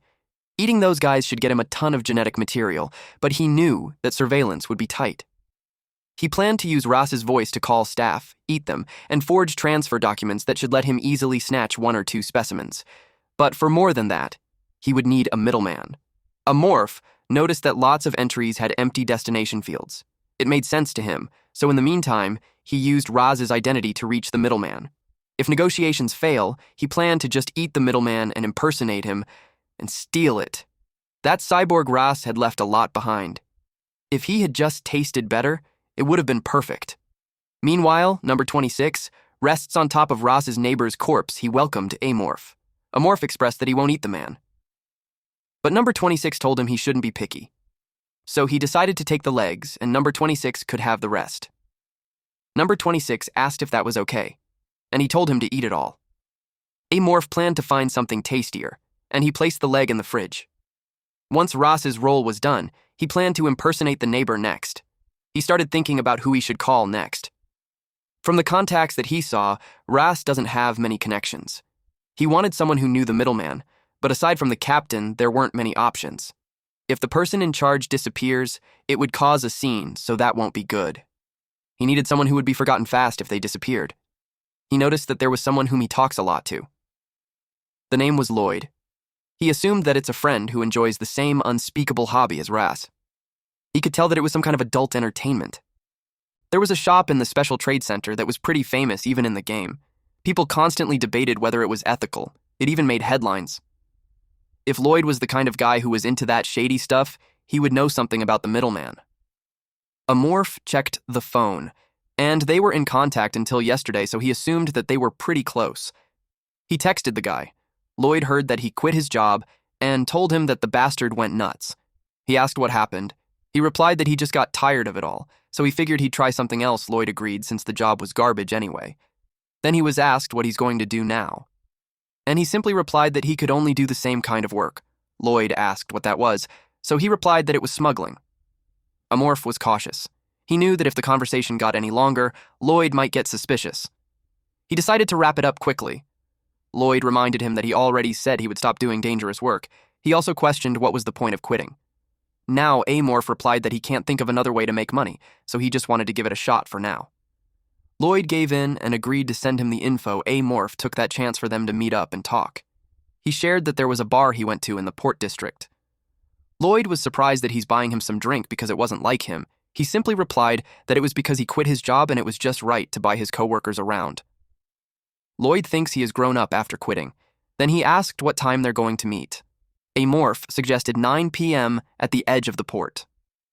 It was because it would be easier to eat him after he's done for the day. Lloyd sends a text that going to the bar alone feels lonely. But in Amorph's mind, he wouldn't be lonely because he'd be joining Roz soon. Now that the meeting has been set, he thought about what to do next.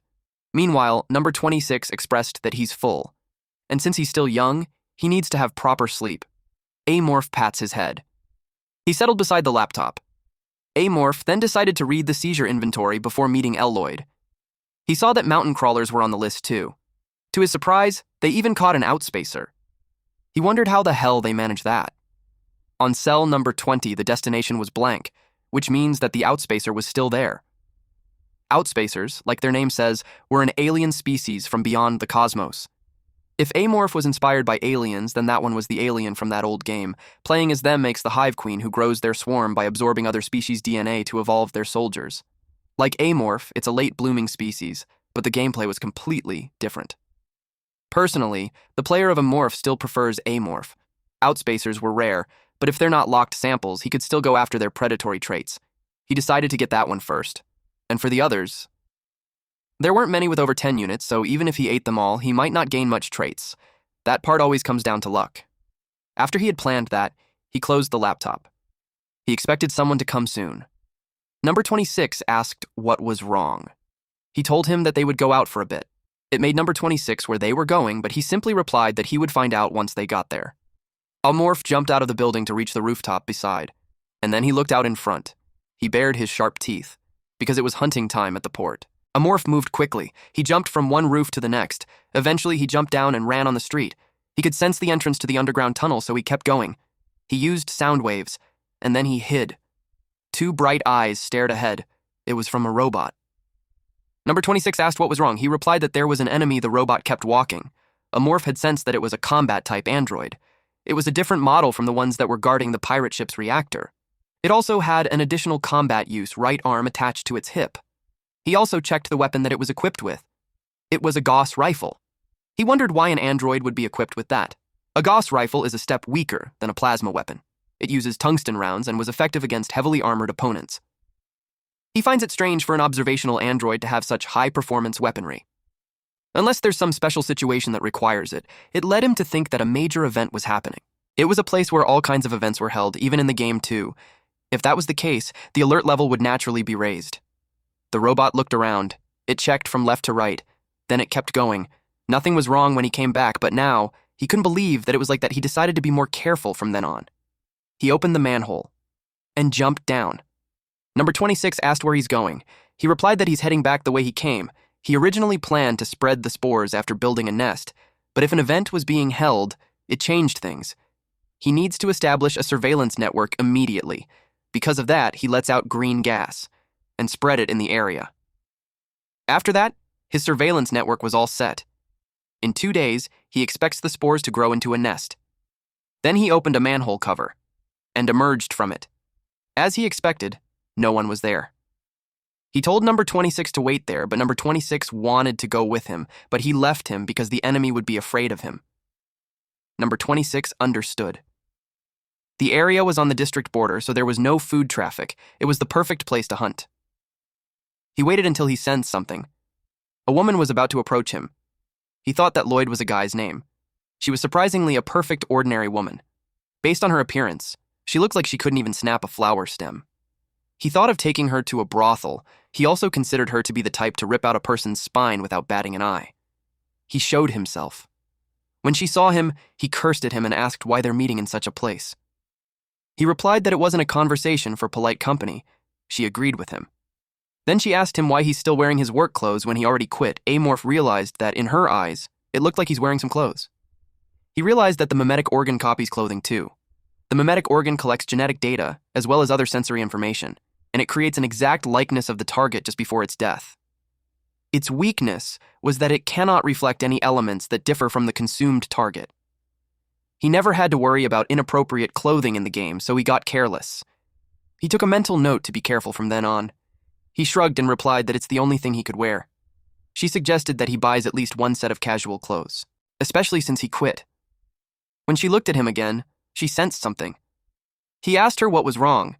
She replied that she smelled something strange. Amorph took the chance to ask about the middleman. She was surprised that he wanted to talk about it in that place. He expressed that someone might overhear them at the bar. She agreed that it wasn't a conversation that they wanted to be overheard. She gave him a flash drive containing the information on the deals with the middleman. She advised him that the file would automatically be destroyed in 24 hours, so he should remember that. He complained that it was such a pain. She answered that it was how business works. She also sent him the contact info. His cell phone notified him that he received the contact info of S from Lloyd. He wondered if they used initials in case one of them got arrested. Now that they're done with the topic, she happily suggested we go for a drink. She tapped his arm and told him that he would be paying for her drink, but as soon as she did that, she felt something strange. It made her jump back and ask who he was. Amorph realized he's been found out. The mimetic organ can't fool the sense of touch after all. She ran and screamed for help, but he covered her mouth and wrapped her body with his limbs. He could see how confused she was. He's supposed to only have arms, and yet she's being grabbed from multi-places. He used that kind of sensory mismatch a lot in the game. He bites her, making her scream out loud, blood sprayed everywhere. Eventually, the hunt was completed. He disposed of the body there. Amorph took a bite. Lloyd tasted average. It wasn't good or bad, just plain, but it was still better than the disgusting cyborg named Ras. And now, he could turn into Lloyd. Next thing he did was to gather the bones left to get rid of the evidence. He thinks it was enough to just dump the bones at the underground tunnel. And once he's back home and checks the data, he'll decide whether or not to meet the middleman. Meanwhile, number 26 smelled food. Amorph told him that he's back from eating. Number 26 looked for his share. That's when he realized he hasn't saved anything for him, so he took a mental note to save some for him next time. At the TNC Port Supply Storage Team, a man in a lab coat asked this bearded man, whom he called Thunder, if he's not heading out yet. Thunder replied that he still had something to finish up. So the man went ahead. Then he grabbed his laptop and turned it on. It was all money waiting to be made. He was annoyed at some bastards because of the money he's losing because of them. He was supposed to have the stuff smuggled off that morning. But because of the board meeting, every single outgoing shipment has an eye on it. Thanks to them, all the creatures scheduled for transport were stuck in limbo. He was frustrated at the loss he's getting from all the delays. He invested that much, and it didn't match the security level he received. Suddenly, he got a call. It was another bastard. It was named L in his phone, and he's annoyed because he already told her that things were heated. When he read the message, he didn't expect that someone would want to buy the Outspacers, since those creatures were pretty dangerous. He wondered who wanted to buy them. He read that the buyer was the cult from the administrative district, which made sense.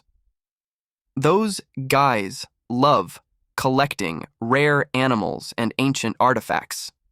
He knew Elle was sharp, but he didn't know that she had some connections with the cult in the administrative district. He thought of asking for some introductions. Elle messaged him to meet at 10 p.m. in the Port District, container berth, near the crane. After reading that, they knew that there was no need for external transport since they would handle it over there. He was about to do his next task when his phone rang again. She wanted to change the time to the middle of the night. It annoyed him since first she demanded a deal when security was that tight, and now she wants to change the time. He decided to call her because something was fishy.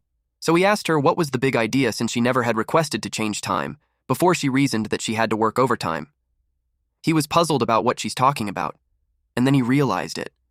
He heard from a guy at work that some idiot tried to smuggle a mountain crawler a while ago and got caught, causing a huge mess. He asked if it was because of the mountain crawler. She responded that things had been hectic because of that incident. He empathizes with her, so he agreed to the meeting at 1 a.m. But he couldn't shake the feeling that something was off. Even for a cult, a deal in the middle of the night was suspicious. He decided to prepare some insurance. He called someone to come with him, and ordered that person to go to the place at 1 a.m. He doesn't know what she was plotting, but if she tries anything funny, he is determined to kill her. Amorph realized that Broker S was a cautious one.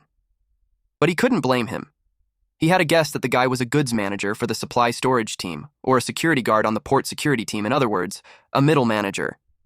So if he eats him, the cleanup would be a nightmare. There were too many people involved, and they would be on his tail in no time, so he needed to find a way to use the guy for the long term. But it's not like there wasn't a way. The Outspacers have a trait that can solve the problem. But the issue was that whether he could get that trait through predation was up to luck. A few moments later, our MC got out of the tunnel and arrived at the Port District Container Terminal. He was just on time. He sensed 3 security cameras, and they were everywhere. Just as he expected, S had some connections with the security guards too, but he was not one to be caught by something like that. Then he sensed movement by the crane. There were 10 of them, all armed except for one. He expected S to be cautious, but he didn't expect him to bring back up. He wanted to handle this as peacefully as possible. He showed himself as Lloyd. Then she asked S on who they were. S told her not to mind them, since he was their insurance amorph realized how it was. He didn't really mind, but there was a troublesome race among them. It was a wolf.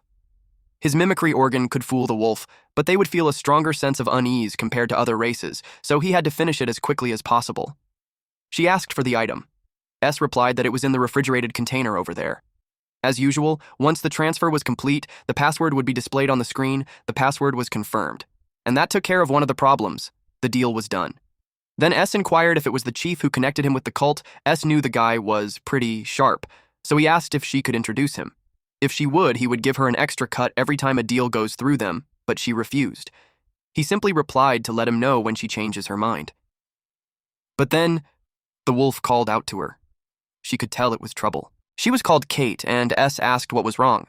She approached Lloyd and told everyone that she was suspicious. S wouldn't believe Kate since he had done several deals with Lloyd already. Kate couldn't exactly tell, but she knew she was hiding something. So S asked Lloyd, what was that? He revealed that Kate's sense of smell was superior to that of other wolves. He heard things were strange with the security team, but now he wondered if she was working for someone. So he ordered the man with a gun to seize her. Amorph wanted to handle things peacefully, but since it had led to that, he had no choice. He decided to kill everyone. First, he immediately pierced Kate's thigh using one of his limbs and poisoned her. Immediately, she fell. So the men fired at Lloyd. They continued to do so. But they're starting to wonder what she was since she won't die. Instead, she just stood there. And then she ran towards them. Lloyd's arm transformed into Amorph's arm. She did that to the others as well. She continued to charge at the others. The others kept firing at her. They thought she was using some kind of manipulation technique, and they realized that they couldn't handle her. Then, one of the men opened a box. He told his team that he will hold her off while the others escort the VIP. Then, he activated the machine gun and directly hit her. He kept firing, but she just stood there. It seemed like the bullets just bounced off her barrier. So the man took out a sword and warned her that he will not let her pass, even if he dies. Then, Amorph released some of his limbs. The guy attacked, but Lloyd threw some rocks towards him. Unfortunately, they were easily deflected. His sword emits some electricity, but he stepped back when she charged at him, and then he got stabbed with Amorph's hand. The security called her a monster, even when all he could see was Lloyd's body. And through Lloyd's body, he grabbed the sword. He inspected it and realized that it was a sonic blade, just like the Pines the pirates who infiltrated the research vessel were using. It was the same model too, which led him to think that they belonged to the same organization. Then, he threw away the sonic blade and left. He didn't pay much attention since they ended up being killed by him anyway. He admits that the guy's explosive power was impressive, but he picked the wrong opponent. Then he approached the wolf. Wolves were a playable shape-shifting race. In other words, they would meet one of the conditions of his evolution. His plan to contact the middle had failed, so he no longer needed to impersonate Lloyd. He thought that there shouldn't be any problem with him absorbing a wolf's genes. The wolf got spooked when he showed his real form, and then it was time for him to eat. But it was better than he expected. But first, he needed to take care of S, who escaped with his bodyguards. He used his sonic wave and sensed that they were closer than he thought. It looked like they wasted time trying to avoid the security cameras. That's when he realized that the place had no people, not even androids. He wondered if S used their connections to alter the patrol routes. After all, smuggling was a serious crime in Megacorp. Ironically, their caution had sealed their own fate. They must have never dreamed that a being like him could exist, but his hunt wasn't over yet. S ran as fast as he could. He refused to go down like that. One of the men sought his attention, and he asked what he needed. The man suggested that they go to the police. It infuriated him, because if they go to the cops, he'd be done for. But the man reasoned that they were no match for it. So the man wanted to request protection. S was so mad that he kicked the container. It also pissed him off that the man had a point. To him, it was better to buy some time than to die. Luckily, there was a police box right over the iron fence. He paid off the district general security team plenty of times. It has a good chance to see how effective that has been. He had no choice but to get there. But he sensed something. He shrieked when he saw the man with him was being drained of life, and Amorph was in his true form. Amorph looked at him. His legs trembled. He got scared of the monster. One of the escorts grabbed the monster's leg, then he begged for S to run right away. S did what he was told. He ran as fast as he could. He was almost at the exit. If he could just get past that fence. But suddenly he got dizzy and he fell when he was just a few steps away from the exit. He felt strange.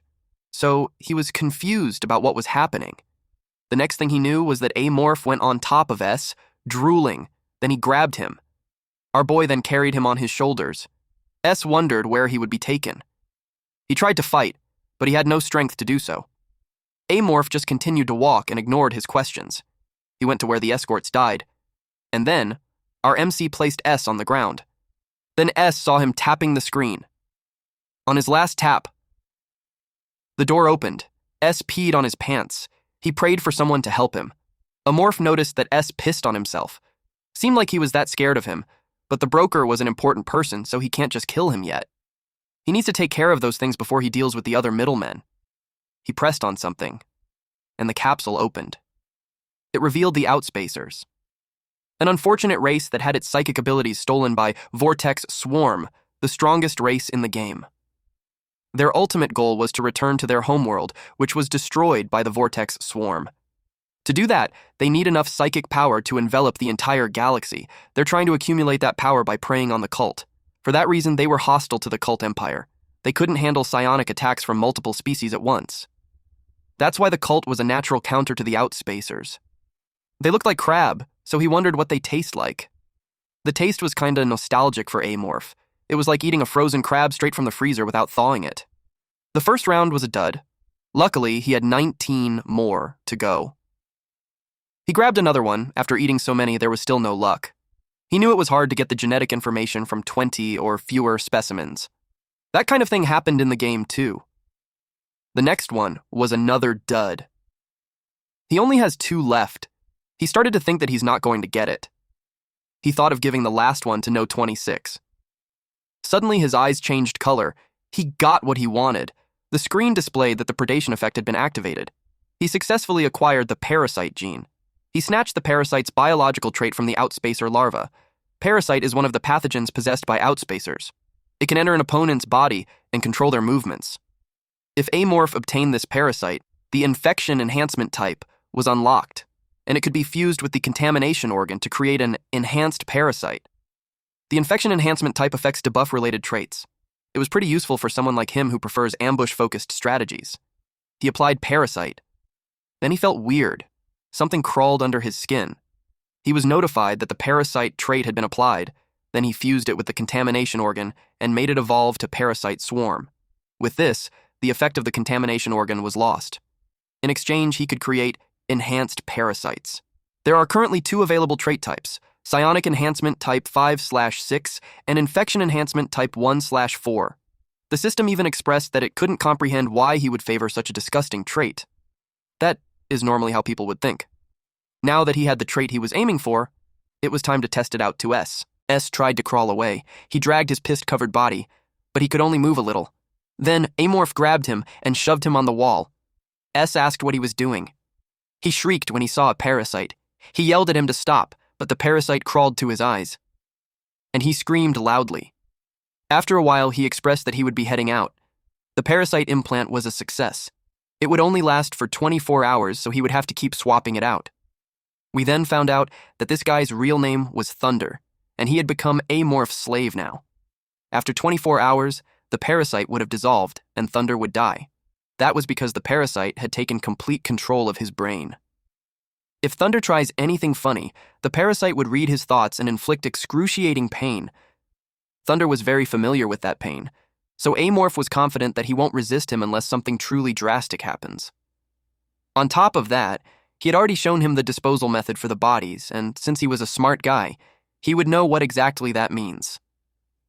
It was time for him to go home. Number 26 was waiting by the door. He was furious because Amorph's late, but he brought him some food. He threw one of the guards at him. He encouraged him to eat up. Number 26 happily ate. Amorph has learned so he won't make the same mistake twice. It was time for him to become someone else again. 1 week later. Someone asked what the status of Broker S was. These men were in the TNC District Security Team, 5th conference room. One man replied that they had suspended the smuggling investigation after the board's announcement, but he suddenly started up again a week ago. He had 6 successful runs since then. It means he was smuggling almost every single day. They asked if the method of operation has changed. One of them explained that S used to focus on brokering deals between planets, but his last 6 deals have all been with clients inside the city. They think it was because they had increased surveillance. But that couldn't be it, since there was no real profit to be made inside the city. The guy in the green shirt knew that Broker S was extremely cautious. They don't think that a guy who tries to maximize profit with minimal risk does something like that. He asked who was S's contact. They found out that it was an individual with no prior transaction history. It meant that it was a new guy, and they only spotted him 3 days ago. One of them said that a guy in pajamas avoided the cameras and appeared to be professionally trained. They tried tailing him multiple times, but the man had shaken them off every time. As if Broker S wasn't enough, now there's a new criminal. The green guy knew there was a reason why the always cautious was suddenly making such bold moves. He told them to get a composite sketch of the new face and run an analysis, and also to contact the port sector and find out when he first showed up there. Aside from that, he wants them to keep a close eye on all of Broker S movements. After that, they were dismissed. The guy in the green shirt failed to arrest S every time, because of the bribe that he had been paying the higher-ups. But this time, not even the execs could get in his way.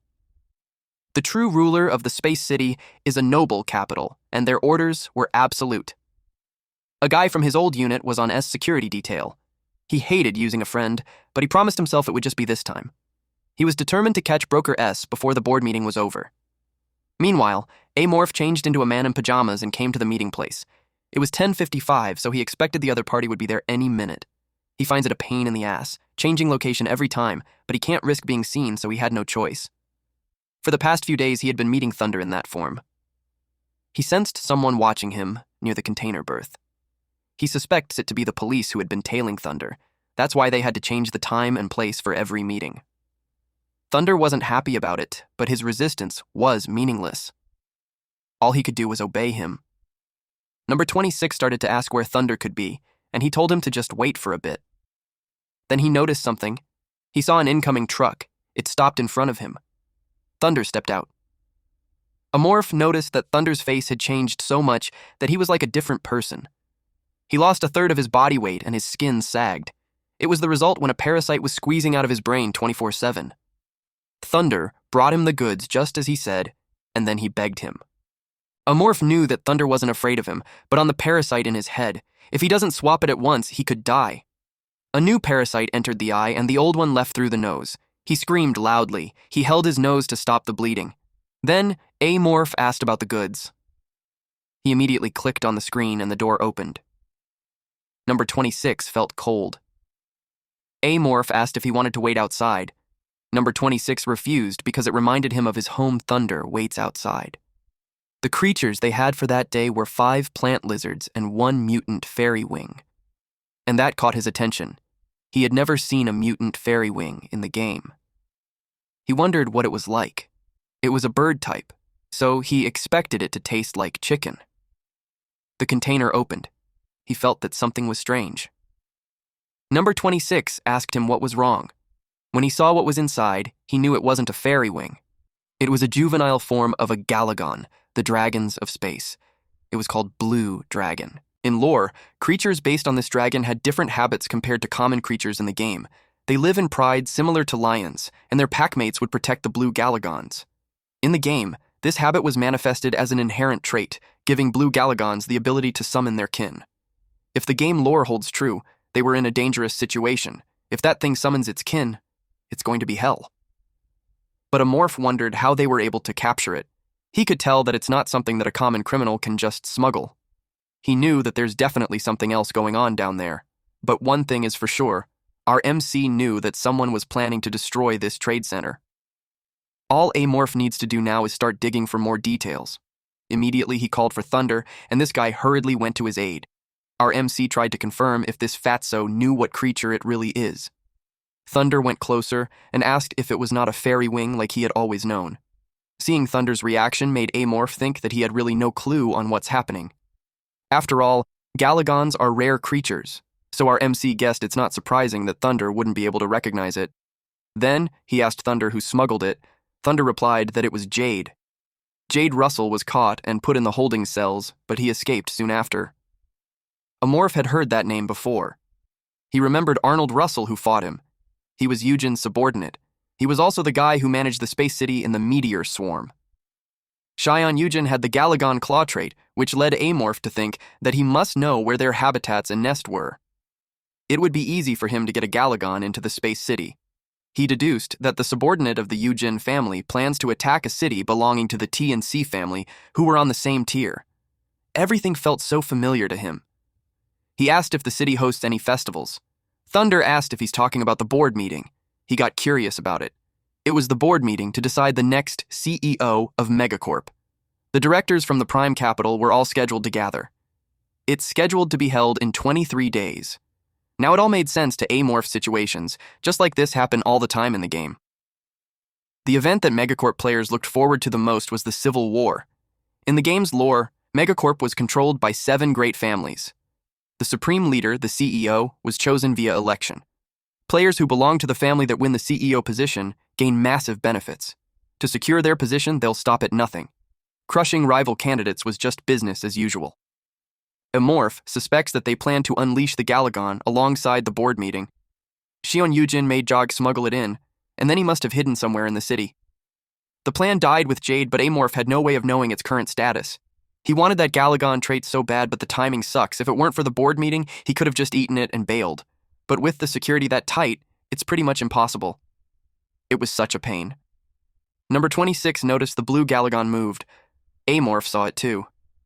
He quickly puts it in the cryotube before it wakes up, but he froze because it was already staring right at him. It was about to cry. Because it got scared, it released its powers, which knocked Amorph out of his feet. It's young, but it had a telepathic attack worthy of a Galagon. If he didn't have a psionic resistance trait, that would have actually hurt him. The blue Galagon uttered words like black, fear, death. Amorph told it to calm down. He assured it that he won't hurt it. So it stopped. Then it stated 4 words. You, adult, trust, calm. Amorph wonders if it sees him as one of its kind. He wondered if it was because of the tentacles on the back of his head. It looked like tentacles of white Galagon, so it might have confused the baby. He decided to use the situation to its advantage. He asked why it was there. It replied that it suddenly mutated and was cast out of its home. Amorph learned that it was cast out because it was a young mutant. He's aware that Galagon variants weren't supposed to be that small. If anything, it seemed more like one of those giant monsters mutated from a psionic power overdose, but he knew Galagons don't lie, so he thinks the story was true, and if it was cast out, it probably couldn't summon its kin even if it tried to. He confirmed that Shion's subordinate really messed up. Then Amorph realized something, that he could eat it without any problems. But it started talking. It told him phrases like, I survive, you promise, and my treasure. Basically, it was saying that it would give Amorph a treasure in exchange for helping it. It remembered a dragon nest and offered to guide him there. For an Amorph, a dragon's nest was basically a treasure trove. It was the perfect place for farming Galagon genes. Either way, he had to prey on a Galagon to evolve past the sub-adult stage. Aside from rare traits, it was a condition for evolving to the adult stage. There is no guarantee he'll get predation if he eats it now. On the other hand, if he kept it alive, he could get info on the dragon's nest. Besides, it sees him as an adult, so it wasn't showing any signs of resistance or deceit. It was leaving the choice solely up to him. Amorph made up his mind. Meanwhile, in another setting, a woman sat on a chair under the tree. There were birds chirping too. Someone came. This person snapped his finger. The image of the forest was gone. They were just in a room. The butler apologized for the interruption. He told her it was time for her meal. The lady was pale, and she's skin and bones. The servants brought the dishes in, and the cutlery was placed down on the table. They brought her favorite dishes. The main course was roast duck with maple sauce. She was about to grab the utensils, but she stopped, and the butler noticed her behavior. He asked if there was something wrong. The dish served to her was her favorite. She grits her teeth and replied that it was Sihyun Yujin's favorite. Her butler approached her again and expressed that she once told them about the side effects of cloning technology. She instructed them to make everything exactly the same. Her meals, her clothes, habits, and everything was just how she liked it. So the butler asked if they made a mistake. He knew the soul transfer to the clone worked. The proof of that was that she remembers every memory until her death. But she sees those memories as belonging to Sihyun Yujin and not me. He wondered what was causing all those. Sihyun had a memory of talking to a guy with antlers. It was her master, Beomho, who taught her not just combat, but also how to protect and transfer soul memories through psychic power.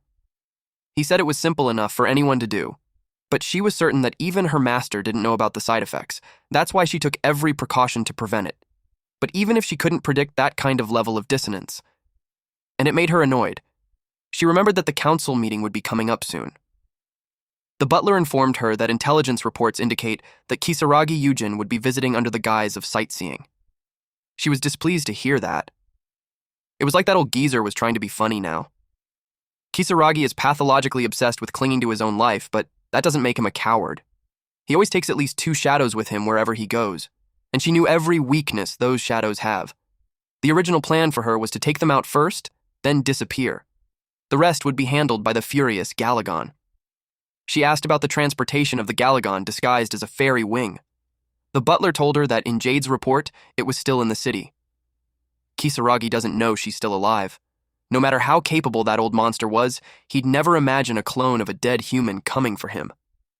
She thought about the best condition for an assassin. It was when the target didn't realize they're being hunted. And to her, it was the golden chance to wipe out a bunch of capital's nobles. She couldn't just let it slip away. She ordered the butler to proceed with the original plan and tell Jade that there were no changes. She was so annoyed with that monster. She vowed that once her job was done, she would find him and grind him into mincemeat. Meanwhile, Amorph carried some monster for food. He told them they could eat now. Number 26 got excited. Number 26 told him that he should eat too. The Blue Galagon asked if he could join. Amorph told him to eat with them, but he was hesitant because it was his food. So number 26 gave the food to him, and he thanked the little one. 2 days had passed since Thunder was offered the mutated Galagon. Instead of killing it, he made it swear to serve him, the adult. It said it was an Adhai belonging to Odo, but since he doesn't do packs, he decided to just call it Adhai. Finding the nest was a real pain in the game, so he needs to protect it until they get there. Number 26 showed him something. He got another tentacle, and that made him so happy. Amorph had no idea what his growth conditions were, but he felt good being able to gauge strength just by looking. Number 26 promised to protect him too. Amorph pats his head while thinking that their world was totally different from the game. Amorphs are solitary creatures that live and evolve alone, but he's carrying around 2 creatures like that. He told them that they would be leaving. When Amorph first came to that world, he had 3 goals: to survive, hunt, and evolve. Then rise to the top. Those goals haven't changed, but the journey was way too different from what he thought. He realized that it could be because he's evolving too, and he's adapting to that place while dealing with humans. From an amorph living in solitude to a predator that builds a group of hunts together. He jumped to the roof and sensed something. A big guy was standing outside Jerry's house. This guy doesn't look like someone with a normal job, and he doesn't look like the police either. Amorph wondered who he was. He decided that they would hide for a bit. Amorph transformed. The guy wondered when the bastard would come back. Someone approached him and asked if he needed someone from his neighbor. The guy asks Jerry if he knows who lives there. Jerry replied yes. Then he asked if he knew that the guy had been messing around with someone's woman. He was worried about her, so he bugged her communicator, but he hadn't been able to reach her for a week, so he tracked her signal and ended up there. It was a twist that Amorph didn't expect. He never expected Lloyd to have a man, but he also saw an opportunity since whatever the guy was doing was illegal. That's why he came alone, instead of reporting Lloyd's disappearance to the cops. Jerry replied that the neighbor probably went out to run some errands. The guy told him to stop being ridiculous since he had been waiting there the whole time. Then, he invited him to wait inside since the neighbor would probably be back soon. The guy entered his home and told him to clean up his place. That guy wondered why it smelled like sewage. And then, he saw something. He got scared of number 26 and Odd-High. Then, Amorph placed his hand on the guy's shoulder while asking if he wasn't taught when he was a kid that he should never go with strangers. The guy shrieked loudly. Meanwhile, number 26 slowly closed the door, and inside the apartment, the guy screamed loudly. A few moments later, the guy wearing a green jacket knocked on a door, and then he waited. The guy he visited was someone who always checked in no matter how busy he gets. But for him to have no word for a week, it led him to think that something must have happened. He forced his way in by breaking the pad on the door. Then he entered. The place was dusty, which led him to think that his friend hasn't been home in quite a while. He saw half-finished coffee on the table. It had dried up, leaving the powder stuck on the surface. It looked like it had been left out in the dry room forever. That made him certain that something had definitely happened. He checked the drawers, then the boxes. He was surprised, because a bunch of his friend's favorite weapons and gear were missing. It led him to think that his friend vanished while still armed. Or it could be that he's already dead. Before coming to that place, he checked reports of violent incidents near the port, but nothing showed up involving weapons bigger than laser rifles, which meant that his friend was quietly taken out by someone. He suspects that the pajama guy's crew was involved. He called someone to give him the investigation results on the new face. He was told that after checking the cameras all over the Special Trade Center, they narrowed it down to 20 suspicious people. He wants them to send the details to his communicator. He checked his phone, and the profiles appeared.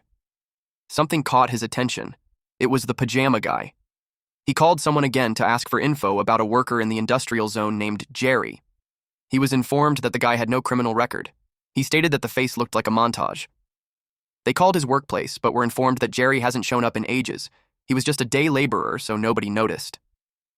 After learning that, he simply told them to check on other 19 individuals. He could see that down there, low-capital folks weren't considered people. They're simply parts. No one bats an eye when one disappears. More people die in the entertainment district than on the battlefield. In that rotten city, human life was treated way too cheaply. He stopped himself from spiraling on those thoughts. Before he left, he bid goodbye to the cup as if it was his friend. Then he got determined.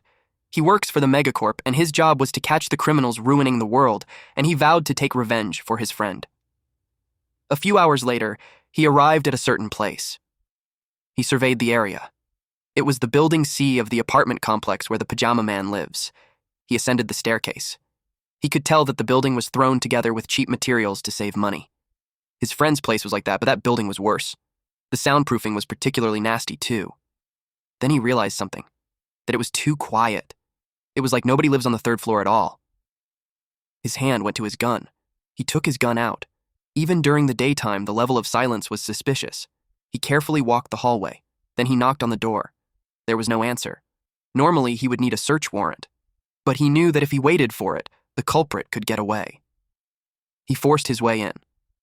The door opened, and as soon as he entered, the foul odor hit his nose. It was the smell of blood. On the surface, it looks tidy and clean. But his instincts as a veteran detective couldn't be fooled. He knew that it was the killer's attempt to cover up the scene. He opened the fridge. His eyes widened. There were bloodstains inside it. He found what he needed. He immediately went to the Doro while calling someone. He reported that he found someone working with Broker S. He gave the location and demanded reinforcements at once. Meanwhile, Amorph was eating. A sudden notification appeared before him. His predation effect kicked in for the first time in ages. The system informed him that one of the subadult to quasi-adult evolution conditions have been met. Transformable intelligent entities 2 out of 20 not achieved. Human-type intelligent entities 12 out of 20 also not achieved, and psychic power-using intelligent entities 10 out of 20 not achieved. The predatory effect successfully acquired the Ferocious Beast's Claws gene.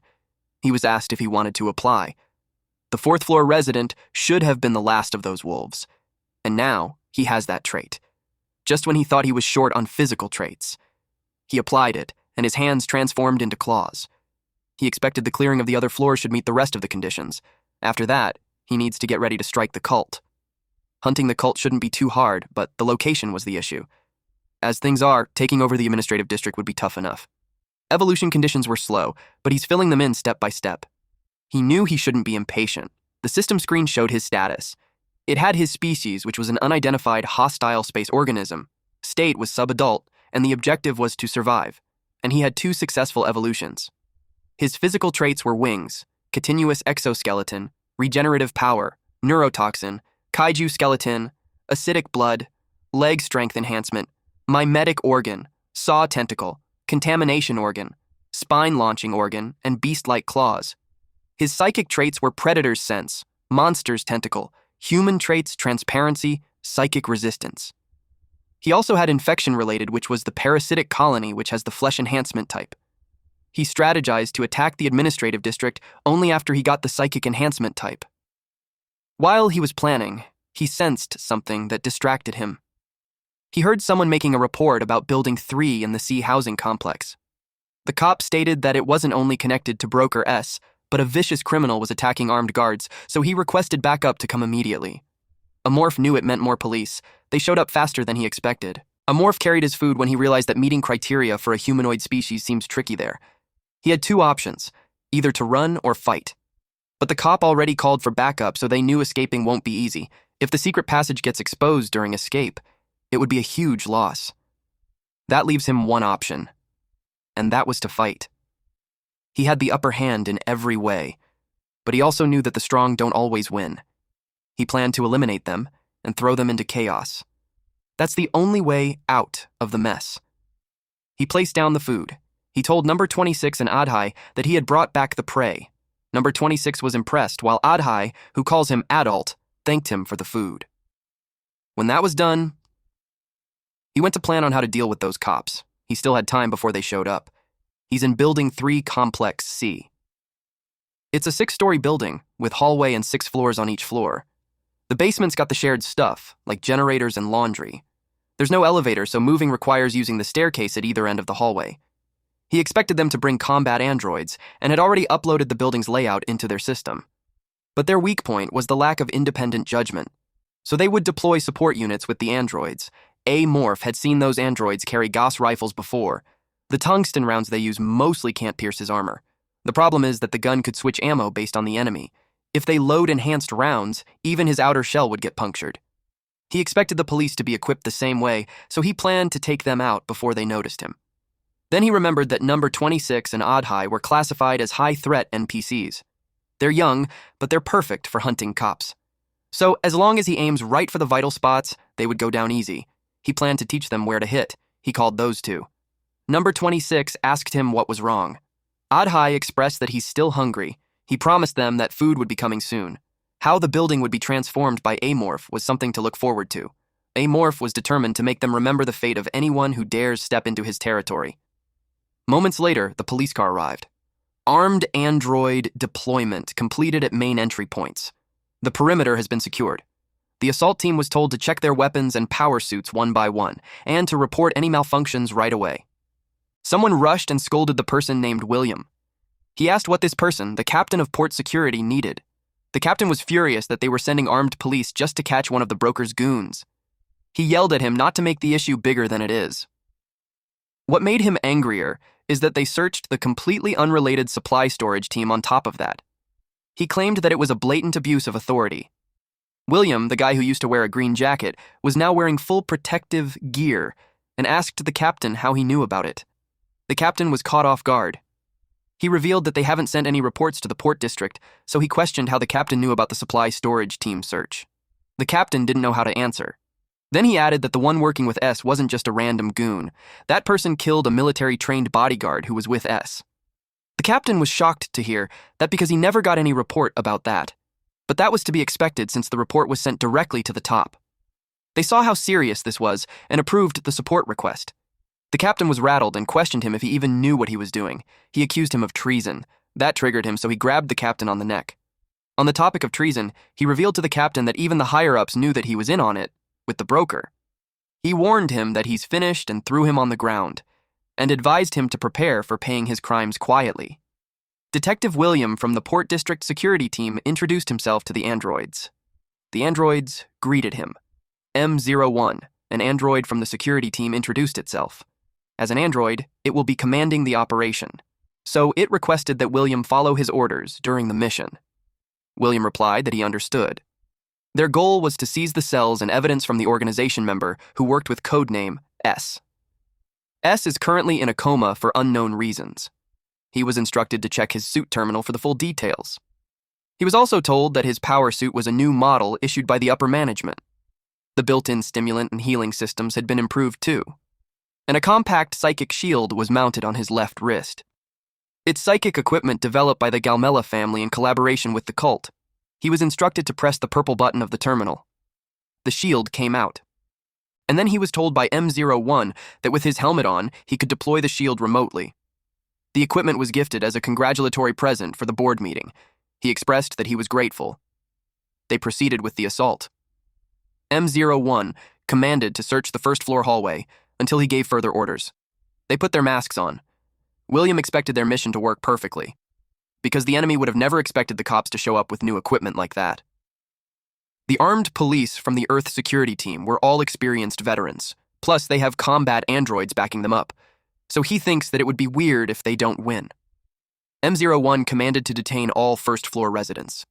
Then, it ordered M05 and M06 to stay on standby on the first floor. They moved to the second floor. They commenced searching on the second floor. Then, M01 ordered that after the search was complete, 3 personnel would be left on standby. M01 was commanding when he suddenly stopped and called out to M06. William asked what was wrong, and it expressed that communication with one android in room 10 on the first floor has been lost. M05 and Unit 11 were on the first floor, and communication with M06 was lost in room 105. It requested immediate verification. William finds it weird. The first floor was searched top to bottom by 13 officers and 6 androids, so there shouldn't be any space for the enemy to hide. M04 was told to report status. They were informed that M06's power unit seems to have been destroyed by heavy impact, but detailed analysis was required. M01 told them to contact them again if an emergency occurs. William had found something strange. Meanwhile, officer number 101 trembled, and then its head was twisted 360 degrees until the blood gushed out. They immediately got alarmed after learning of the psychic attack from the enemy. All armed police had activated the psychic shields. Androids were told to monitor surroundings. They glanced behind them when they heard someone scream loudly. Officer number 112 was being dragged away. William tried to reach him, but he was taken aback at what he saw. It was Amorph. Loud screaming followed. One officer reported that number 112 was taken. They spoke to him to see if he was alive. They kept calling out to him, until the final confirmation, telling him to respond if he's alive. Amorph pulled out the communication device from the suit. Our boy mimicked 112's voice to tell them that he's on the 4th floor because he was dragged by the enemy. They confirmed the message. Little did they know, they were already being deceived. Amorph then noticed that the gears of the police were pretty sturdier than he had expected. He thought it looked like mid-tier power armor, but it got a bunch of high-tier options added on, especially the psychic shield that was placed on it. Amorph activated the psychic shield. He lifted the left arm and it showed. He inspected it and he could tell that it was weaker than top-grade ones, but strong enough to block standard laser weapons used by small-time criminals. Our MC now found out that these guys came fully prepared. If they were normal humans, this fight would have ended fast. That is, if they were normal humans. Apparently, the parasite that Amorph planted in Thunder sent him a telepathic update. Thunder tried to talk about Amorph but was immediately punished by the parasite. Thanks to that, the enemy still hasn't figured out what he really was. They probably just assumed that he's some space dog or goon smuggler. Either way, Thunder had become useless to him, so he now has to find another broker. Before they get out of there, Amorph would pick one cop. He planned to plant a parasite in them, so finding the broker would be easy. More importantly, the kids that he adopted were more useful than he thought. Right now, the androids think its enemy is a human, so they haven't even considered that something could be dangling from the ceiling. It's also only detecting enemies without psychic defenses. So this scenario was perfect for the young blue Galagon. He also noticed that number 26 had grown and learned the Sea Demon's bind ability, and thanks to him, it knows human weaknesses really well. But it's not perfect. He looked forward to how strong he would be. Those two had done well so far, and now it was his turn. Our MC started mimicking his victims' voices and tried calling for help. M03, the android assigned on that floor, immediately responded and kicked the door open as it had detected human presence. It immediately prompted the other androids and police to begin searching on the 4th floor, and at the same time, Amorph used this time to hide again. M03 reported that bloodstains were found in room 401. They continued the search until further notice. Little did they know, Amorph was watching them. And suddenly, he struck one officer in the back, then he choked him. Number 106 reported loss of contact with number 110. Number 110 was told to respond, but he could only groan as Amorph was holding him. He was told to respond again, but Amorph squeezed tighter on his neck until it exploded. When Amorph placed the body down, it was already hopeless. He planned to throw those cops into more chaos, for chaos and fear paralyze reason. Seeing that the cops were still rational, he decided to hit them one more shot. He used their communication device and pretended to be a cop reporting that he's being tortured by the enemy. A morph, who was pretending to be number 112, told them that he's on the 5th floor. M01 responded and told him to stay calm, but he screamed for help. He was so loud that the residents simultaneously opened their doors. One guy scolded him for being so loud in the middle of the night. But when this guy saw Amorph, he got scared. Amorph screamed loudly. He intentionally scared them. Those people ran as fast as they could. They screamed for help. As they were about to reach the staircase, M02 and an officer had arrived. But since they were civilians, the androids were not able to go into battle mode. Our boy then used this opportunity to extend one of his limbs, and then it immediately got wrapped around M02, which automatically reported that an enemy attack was detected. Immediately, M02 requested permission to engage, but it was suddenly hit by Amorph's limbs. At this point, Amorph became annoyed. They fired at him, so he entered one of the apartments. It was the reason why he thinks androids were a pain.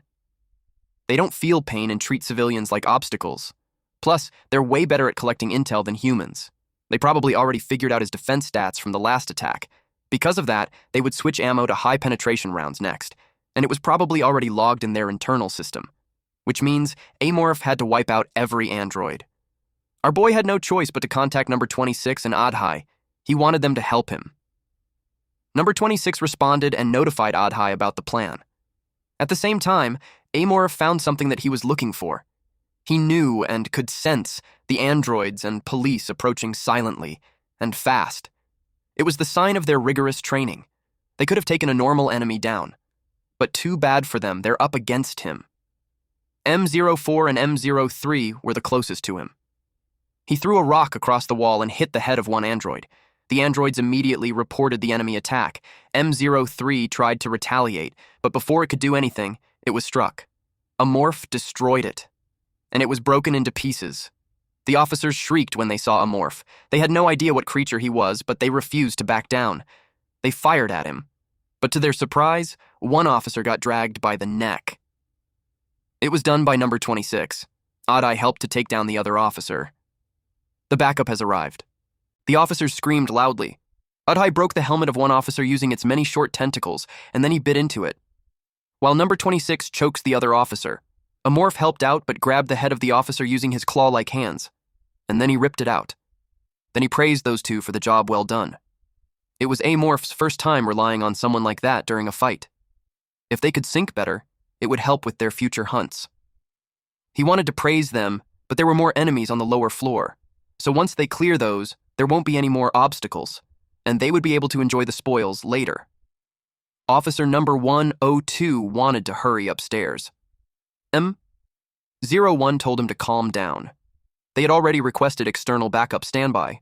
Officer number 102 didn't like that, because it meant they would let the enemy do whatever he wanted until then. He suggested that they move before he picks them off one by one, but M01 didn't permit that. It made him angrier that he told him not to mess with him because he's just a piece of scrap metal. William noticed that Megacop's hatred for robots hasn't changed a bit. Back when Megacop was still new, there was an incident during space development. The androids managing the colony ships malfunctioned and turned on their masters, the High Capitals. A massive uprising led by machines, supported by workers, was the beginning of the Star Union. The Star Union claimed body mechanization was key to survival. They were humans who agreed to become cyborgs. However, their ideology gradually escalated. They started kidnapping colonists who refused to be modified and forced it on them. By implanting chips into their brains, they erased free will and grew their power. Because of this, even centuries after the rebellion, a deep-seated aversion toward machines still lingers in Megacorp. William understood the feeling of wanting to disobey orders from an android like M01, but fighting among teammates won't help. He encouraged the officer to calm down. He reminded Officer 102 that they are the police. He understood that he's worried about his comrades, but he shouldn't forget their mission. William knew the command android got some data on the enemy from his subordinates. M01 confirmed that. But their policy changed recently to prevent EMP attacks. Now, all models were equipped with shielding technology to defend against EMPs, and this restricts data transfer using communication networks. William asked if he could investigate something using that information, because he had an idea that the enemy wasn't human. M01 was shocked that the target could be an intelligent life form different from humans. He admitted that when 112 was taken, he had a glimpse that it wasn't human. He related that it looked like a monster or beast. M01 understood, and it initiated data analysis. After the rebellion, Megacorp put heavy restrictions on android production. One of those was cutting off their shared network to prevent thought linking. It was a necessary measure because that network fueled the rebellion.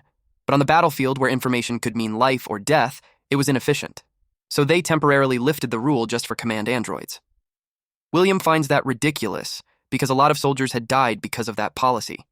M01 finished the data analysis, and as William presumed, the target was non-human. William urged it to tell him more. So it was narrated that M04 and M06 attacked with advanced piercing techniques. M04's memory unit was destroyed by a bullet smaller than tungsten. M06, stationed on the first floor, had its power source destroyed by psychic force. So the enemy had both psychic power and advanced piercing weapons. Also, M03's data revealed biological weapon traces from a strange organism. William asked what it meant. By widening the search, it showed that the weapon resembles tentacles of a large alien jellyfish species from planet E101's deep seas. The E101 planet was entirely covered by seawater. It was hard to imagine that aquatic life ended up there. He asked if it was a Hulk mutant model. M01 responded that no model exists with transplanted genes from that creature. So either it's a new type or something totally unknown. It might be an unreleased Hulk mutant prototype. William knew that the Eugen family had exclusive rights to Hulk mutant technology. He wondered if the Eugen family used that creature to destroy T and C. M01 assured that he added a data storage device when applying the shielding technology. So even if they're wiped out, as long as they aren't destroyed, the information would be reliably transmitted to Earth's central security team. He replied that it was reassuring. He suggested waiting for backup, but the enemy could attack while they waited, so he wanted to get ready. He requested stimulant rejection. M01 knew that the side effects had been reduced through improvements, but it still asked if it was safe. For William, it was better than dying. M01 understood, so it authorized the use of stimulants. The drug passed through William's veins. His pupils became smaller. He looked like he's in pain. But one thing's for sure, he's more powerful now. Suddenly, they heard someone scream. William talked to 112 to respond. M01 attached something to William so he could listen. Then M01 urged 112 to respond. 112 informed them that he's being tortured by the enemy. M01 asked if the entity torturing him was human. It was quiet then. 112 just told them to help him. They had confirmed the 15-second delay in response, and M01 calculated that the probability that this person on the line was 112 was less than 30%. So it declared that from then on, 112 was considered deceased. Then M01 pulled out the wire from William. Then it ordered all units to switch to communication frequency. Based on analysis of the information they gathered so far, the enemy was judged to be a life form capable of mimicking the victim's vocal cords. And if communication was lost even one, the member would be considered deceased. A morph learned their strategy, and it was something that he hadn't seen before. He suspects that it realized that he wasn't a human. He remembered that one of the cops saw him earlier. It was too dark for them to notice him. But now, he knew tricking them was impossible now. He decided to go for a more direct approach. The cops and androids were armed with Gauss rifles and juiced up on stimulants. He suspects that their stimulants were upgraded along with their power suits. He would probably lose a limb or two in the fight, At that point, he couldn't even leave a single one alive, especially when they already knew that he could mimic voices. Galagon's monster tentacles were like the beast's claws, and it lets him use Galagon's psychic powers, a technique modeled after the heat rays monsters fire in Japanese movies. So he thought that if he used it, he could wipe out all the enemies. The only issue was that it burns through a ton of energy. Using that technique could leave him vulnerable. So he decided to save it as a last resort, and this time, he had to pull off the two-pronged plan perfectly. He told number 26 and Adhai to listen carefully on what he's about to say. After that, number 26 told him to be careful. Adhai knew how dangerous it would be for him, so it told him to take caution. He was touched by their gesture. He expected things to go smoothly if they stick to the plan. All that was left was the assault. He gave his enemies credit for noticing him, but they still hadn't realized that there were 3 of them. So this time, in his plan, he puts his faith in his outer shell, and to the strength of those 2. As Amorph left the room, he wondered what route he should take. If he used the hallway, he would be shredded the moment he shows himself. He couldn't go to the outer walls too because they would be watching it since he already pulled that trick once. He thought of dropping into a second-floor room from the window, but if they caught him beforehand, the whole move loses half of its impact. If he wanted maximum shock, he had to make a scene, so he kept thinking. And then he remembered something. The trick he used on the pirate ship might work again. He decided to use that trait one more time. He climbed outside. He sneakily went down, while also feeling every detail of their physical state.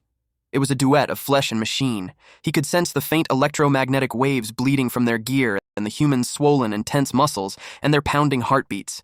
They had stimulants, so their whole bodies were burning with boosted power.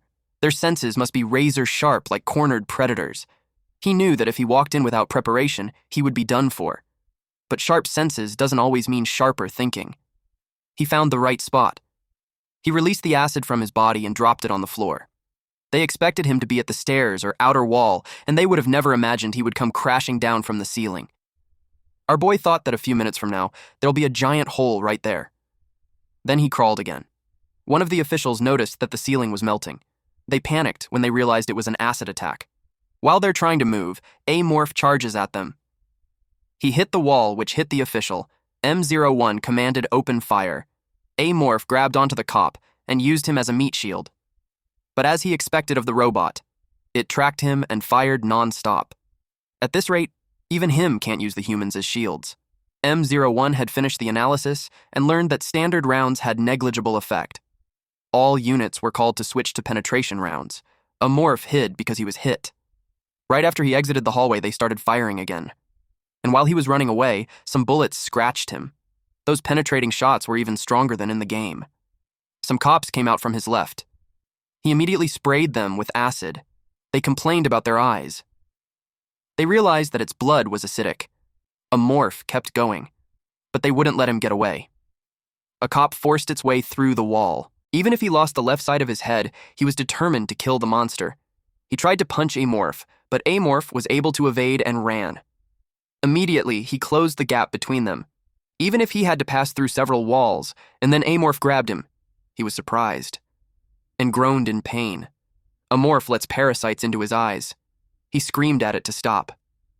Suddenly, an android appeared. Amorph lets out a chain attack. M01 detected this, but it got surprised when the cop was sent flying in its direction.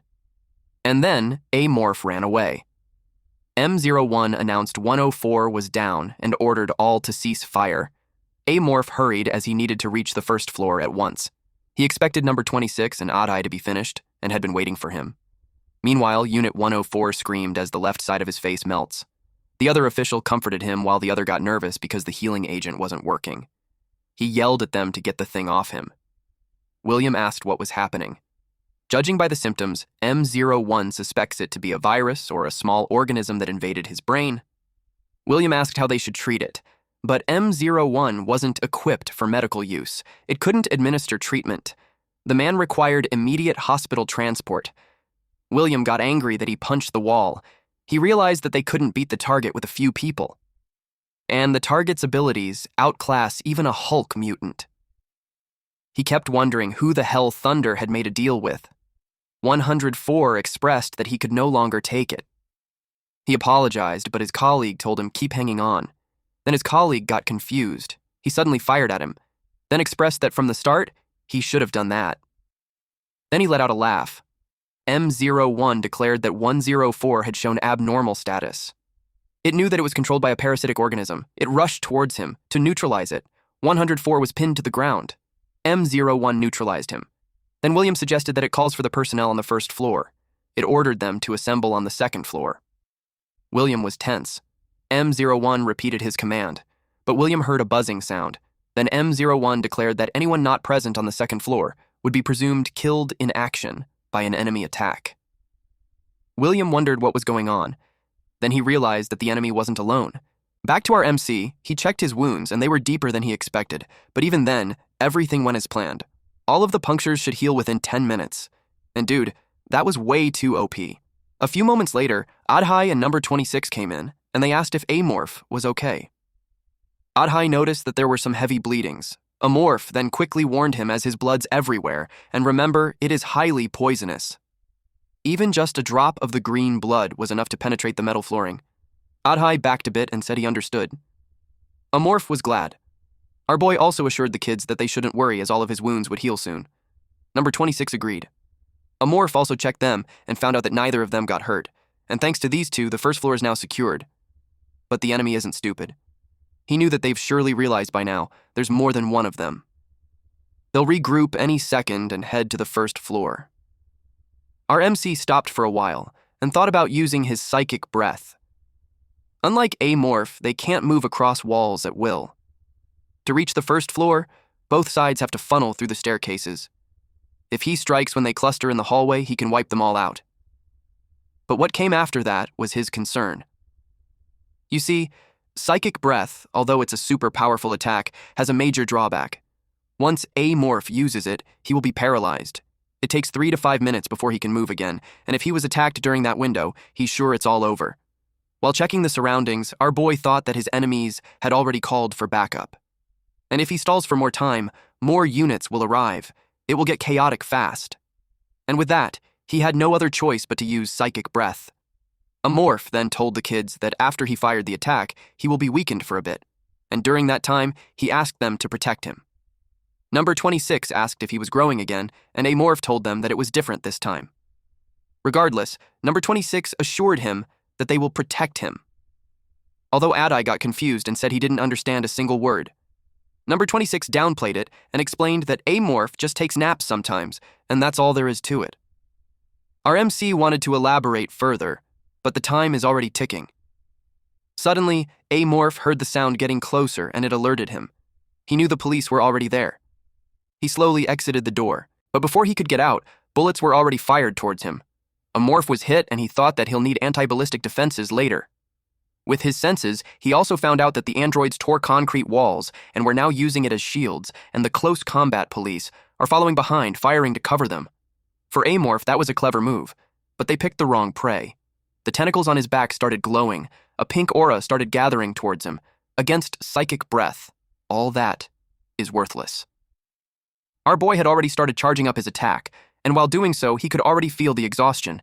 His energy was being drained. He knew he only got one shot and he needed to make it count. In a split second, he revealed himself towards the enemies. The android M01 immediately noticed him and warned the police about the ultra-hazardous level psychic power. It advised everyone to evacuate immediately. But they do not have enough time to react.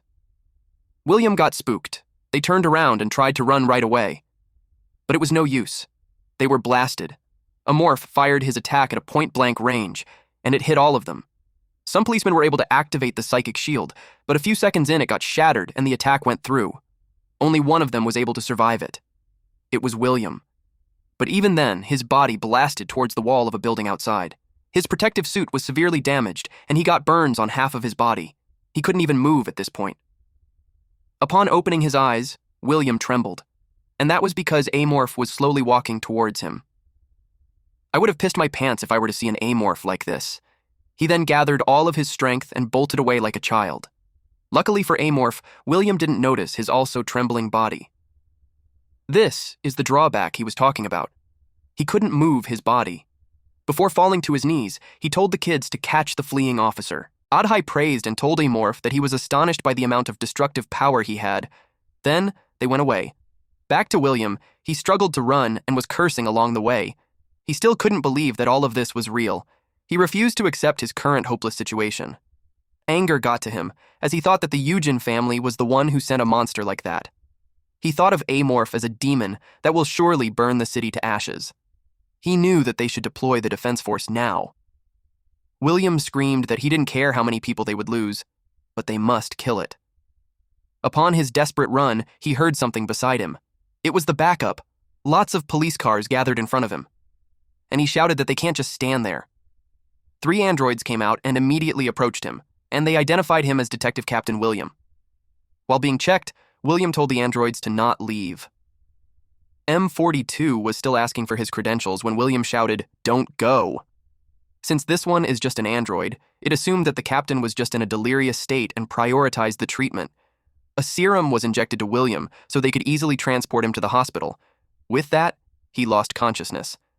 The androids declared that the first aid is complete and they will just wait for backup, then move. But then, the driver of the vehicle noticed something. He trembled at what he was seeing. He wondered what the hell happened there. The psychic breath that Amorph released pierced through several buildings and messed up the surroundings. A few hours later, they tried to wake up Captain William. When he woke up, he was at the hospital. He asked what happened to the others. The android informed him that the target escaped before reinforcements breached the perimeter. So, there were no further casualties. They have also recovered the android's secondary memory units. The Earth Central Security Team was already on the target's trail, so they told him to rest for now, but he knew that wasn't enough. All androids deployed on the mission were wiped out, and M01 was vaporized. Not a single trace of its data was left behind. He was the only one who could tell the command center how dangerous that monster was. He told the android that he needs to report it to the base at once, but he was inside a capsule, receiving treatment, so he can't leave yet. He insists that every second matters, but the android kept telling him to rest until tomorrow. But he wanted to go right at that moment. They gave him a mist, so he would fall asleep.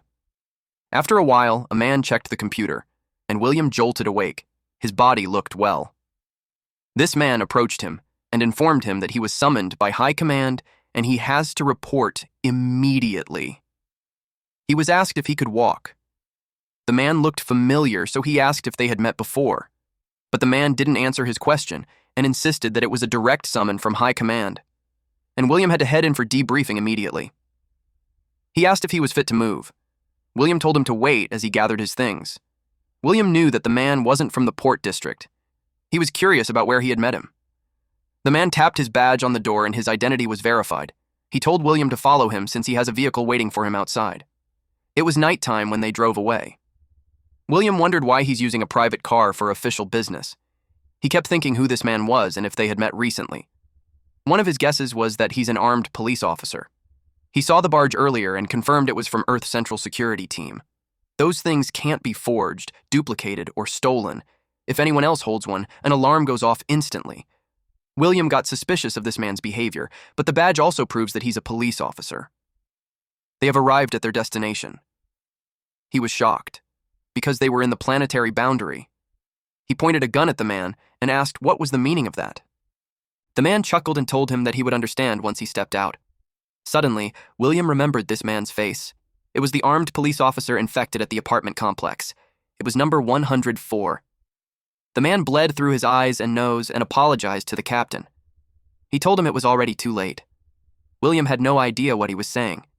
He was also oblivious to the limb creeping through the car's window.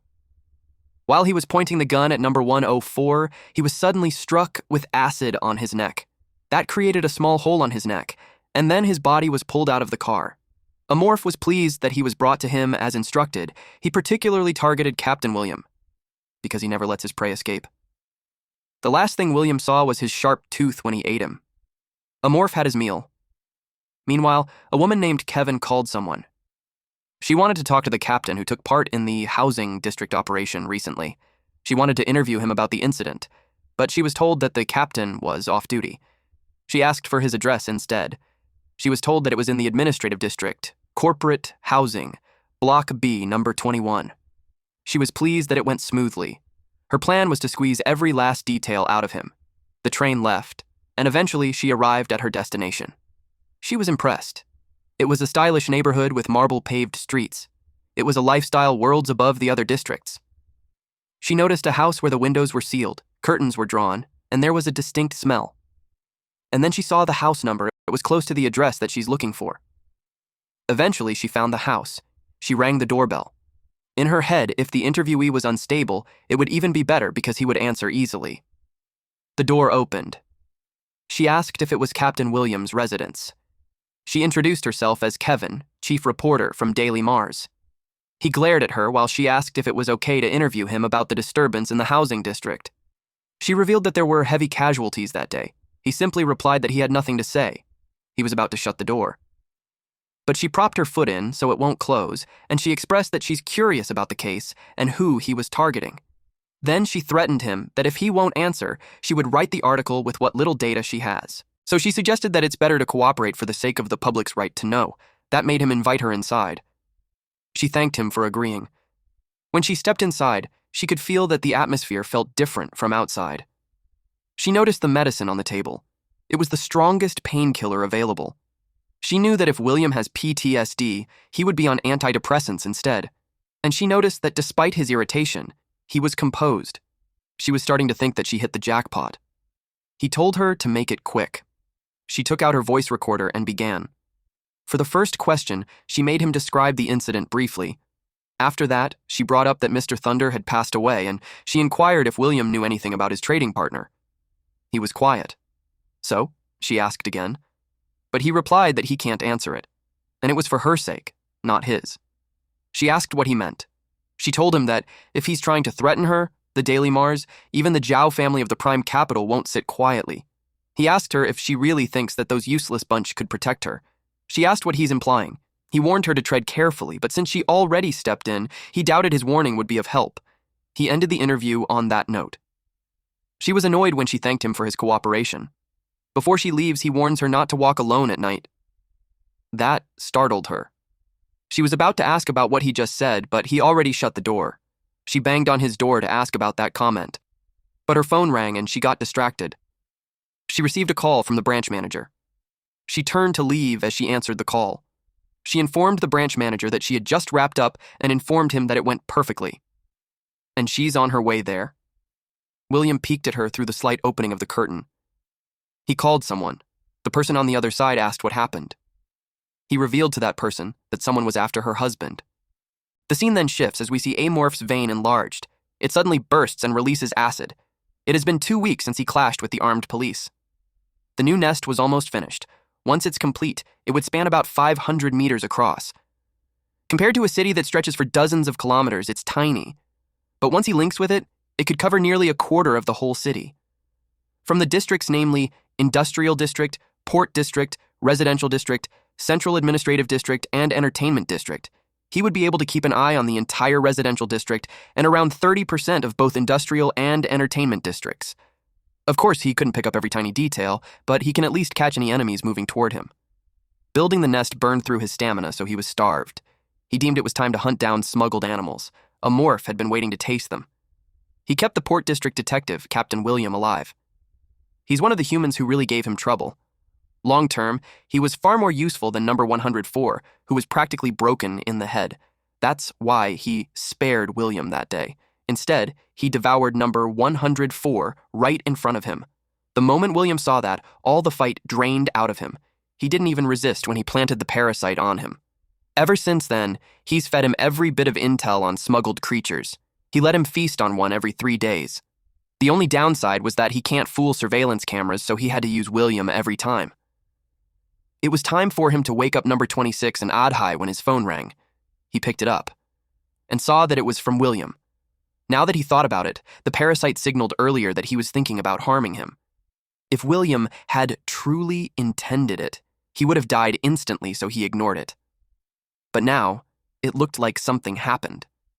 He answered the call, and then he was informed that he was being tailed. It was a media outlet operated by the Zhao family of Prime Capital. It was the chief reported Kevin from Daily Mars. Amorph never expected that he would hear the name of those lunatics again.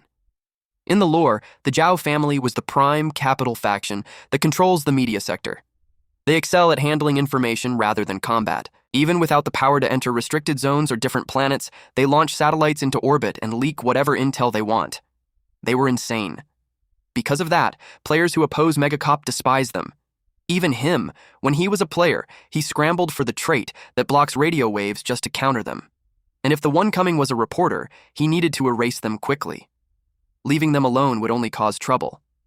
A photo caught by the surveillance camera was sent to Morph. He planned to take care of Chief Reporter Kevin at once. So he asked how she was moving. He was informed that she came by foot, so she probably took the subway. If a reporter has their eyes on them, Morph knew it was best to eliminate them as soon as possible. He linked and took a look. He finished his nest. Now, he looked for the newspaper company, which should be toward the industrial district. He swept along that route. One of the hidden passages was near the subway. The walls weren't thick, so he should be able to break through them without much effort. He noticed number 26 and Odd Eye getting along so well. He wondered if wild creatures understand each other somehow. Thinking about it, instead of joining parties in the game, he was always the one tearing parties apart. His best days were on the jungle planet. 4 massive clans allied to take him down. A whole swarm of Lankas cornered the planet he was on, but in the end, they fell for his tricks and turned on each other and wiped themselves out. He finds it funny that now he has companions acting alongside him when clans used to chase him out. After scouting, it was time for him to move. He broke the walls and passed through it. Then he reached the subway. It was time for him to track down the prey. Meanwhile, Kevin was at the subway checking the time on her phone. She was glad that the branch manager was satisfied, and he said he'd consider a promotion after the board meeting. If she gets promoted, she imagined that she'll be transferring to the administrative district or maybe even to a better planet. She was surprised when it suddenly went dark, and the announcement came that the authorities were inspecting the station's lighting system in preparation for the upcoming board meeting. And it didn't take any longer for the emergency power to activate. She couldn't believe that they were doing an inspection at that hour. She tried to check on when the next train was coming, and something caught her attention. She just noticed the man and wondered how long he'd been standing there. It was followed by a nasty smell that made her think that there was a gas leak.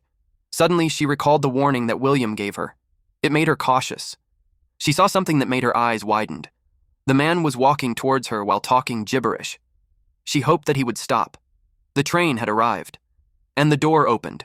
She rushed inside, and then the door closed. The man banged at the door while speaking gibberish. She wondered what was wrong with him. The train started, and the man watched it leave. Meanwhile, Kevin was relieved. She sat down while expressing that everyone had been strange. Suddenly, she smelled the same scent again. She looked at where it was coming from, and then she saw the police. Thanks for watching, bros. If you enjoyed this update, make sure to drop a like and hit subscribe so you never miss the next chapter we upload here on Manhwa Updater. New episodes from the main Manhwa dealer channel will always land here every week, so stick around and stay updated. And hey, if you want more fire stories, check out the latest upload on the main channel right after this.